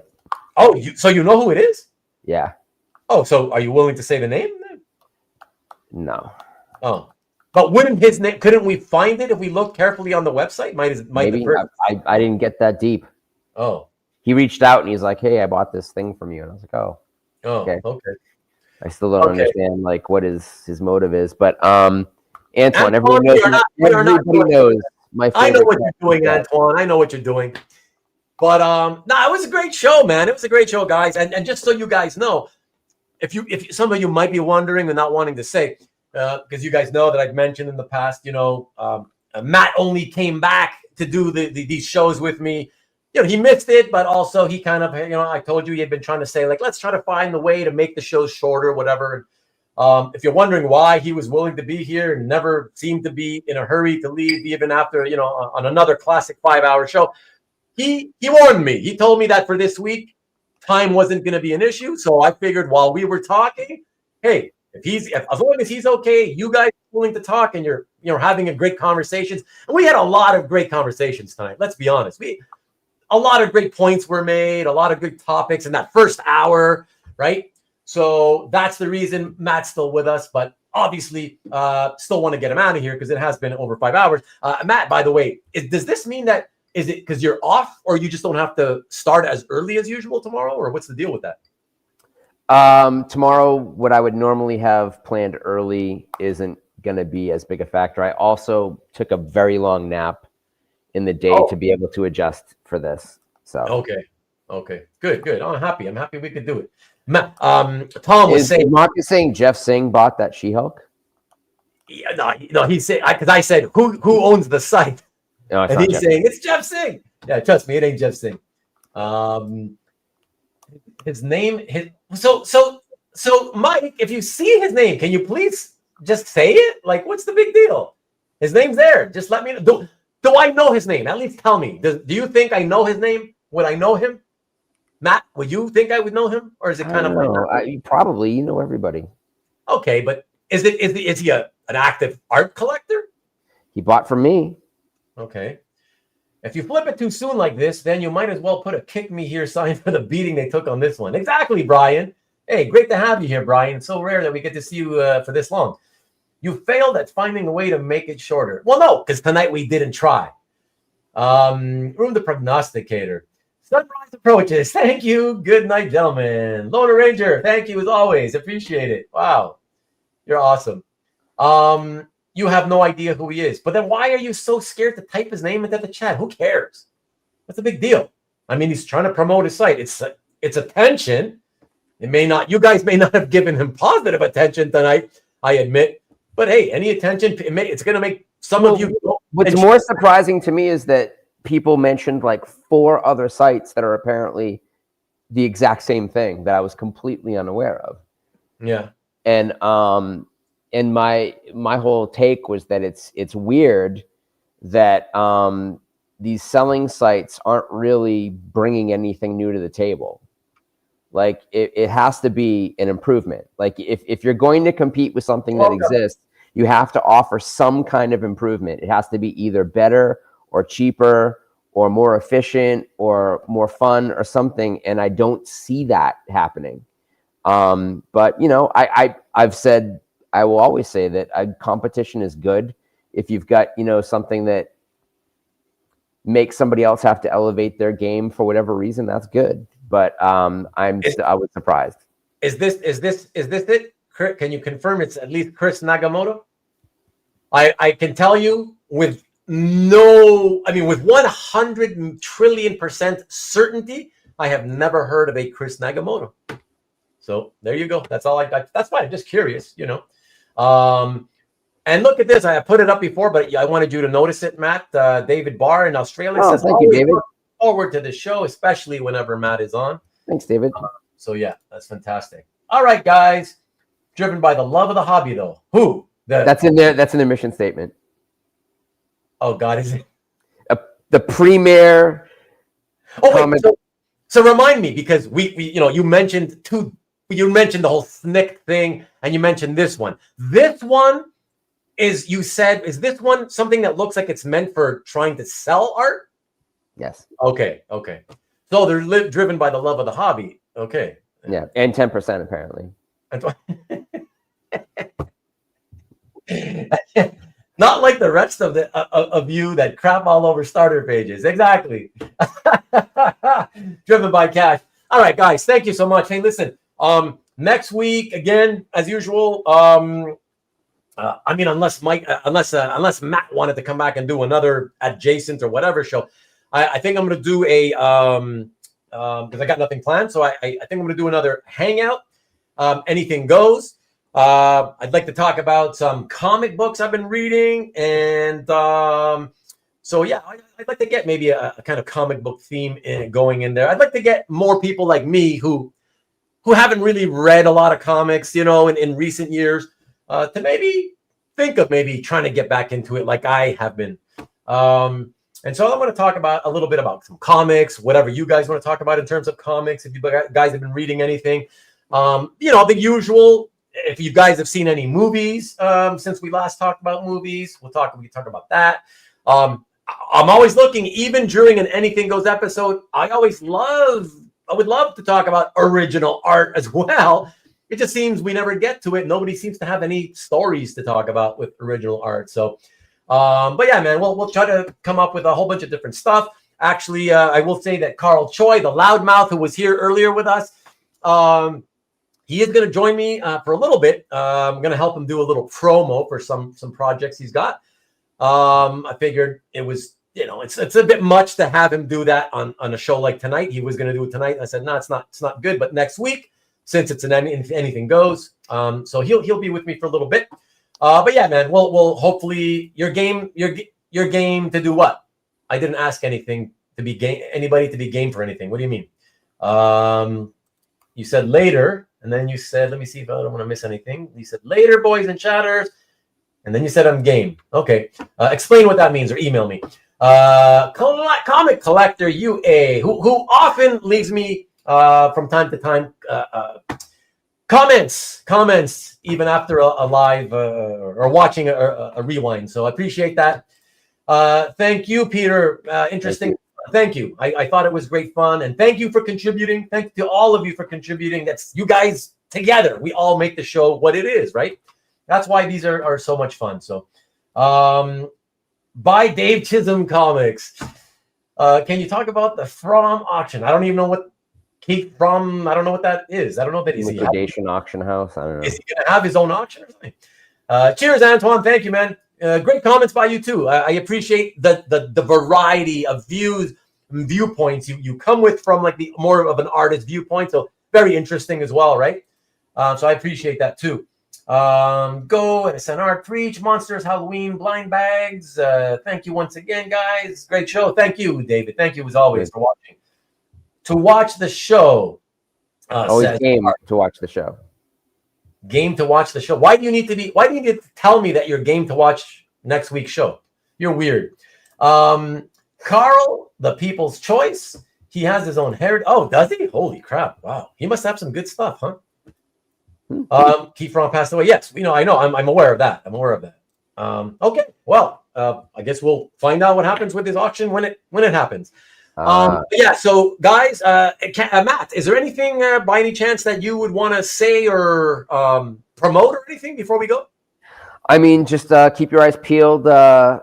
I think it's October 22nd is going to be my third appearance on Amateur Dueling Dealers. It's a rematch against Jordan. So far, I've won the previous two. So I've beaten Anthony and I've beaten Jordan. So this is, if I finish the third, it's my hat trick. That'd be nice. And I'll be scanning some stuff this week to prepare to give to Matt DiTullio to be hosting the show. I got a message during the show from Bill that I need to send a different photo. What is with the people wanting more photos of me, Ruben? What the hell? It's because I'm a lone person taking photos, so they're terrible. I get it. I know. No. But I want a different photo every time because I feel it reflects on me. I'm the one producing, and if I use the same photos, I just feel like if I'm a random viewer and I come across and I occasionally watch my channel, I'd be like, "Oh, he's always on," and that's the same picture he used last time. Like that's how I would think of it. I think like, "Wow, you're fucking." Next lazy. time I'm gonna send you the same picture. I'm gonna draw a mustache on my face, and it'll be different. It'd be a much more convincing mustache than one I could grow. I'll tell you that. Hey, at least I'd be a little different. You give yourself a Parisian mustache or something, curly Q or whatever, John Waters, a little pencil thin one. Tell me though, sorry, I missed it. What do you know the exact date or not yet? I think it's the 22nd. It'll obviously be advertised on YouTube. Okay. Oh, yeah, so it's still a solid 3 weeks away. Yeah. Oh, okay. Oh, we got time then more. Yeah, for sure. Yeah. For sure. So yeah. So yeah, if you want, like I said, you come back at some point, even just for a few minutes, and we'll do a promo for you to. Yeah, man. I'll do a tease. We'll get that shirt up. All right, guys. Thank you, everybody. I will leave you out with our beautiful faces because I obviously had no plan for next week, so there's no thumbnail to put up. But yeah, catch Nikki B this Friday as always, and then be back here again for some good fun shits and giggles next Sunday, 8:00 Eastern, 4:00 Pacific. 8:00 Eastern, 5:00 Pacific. Yes. And be safe out there, be healthy, and have a great week, everybody. Go Blue.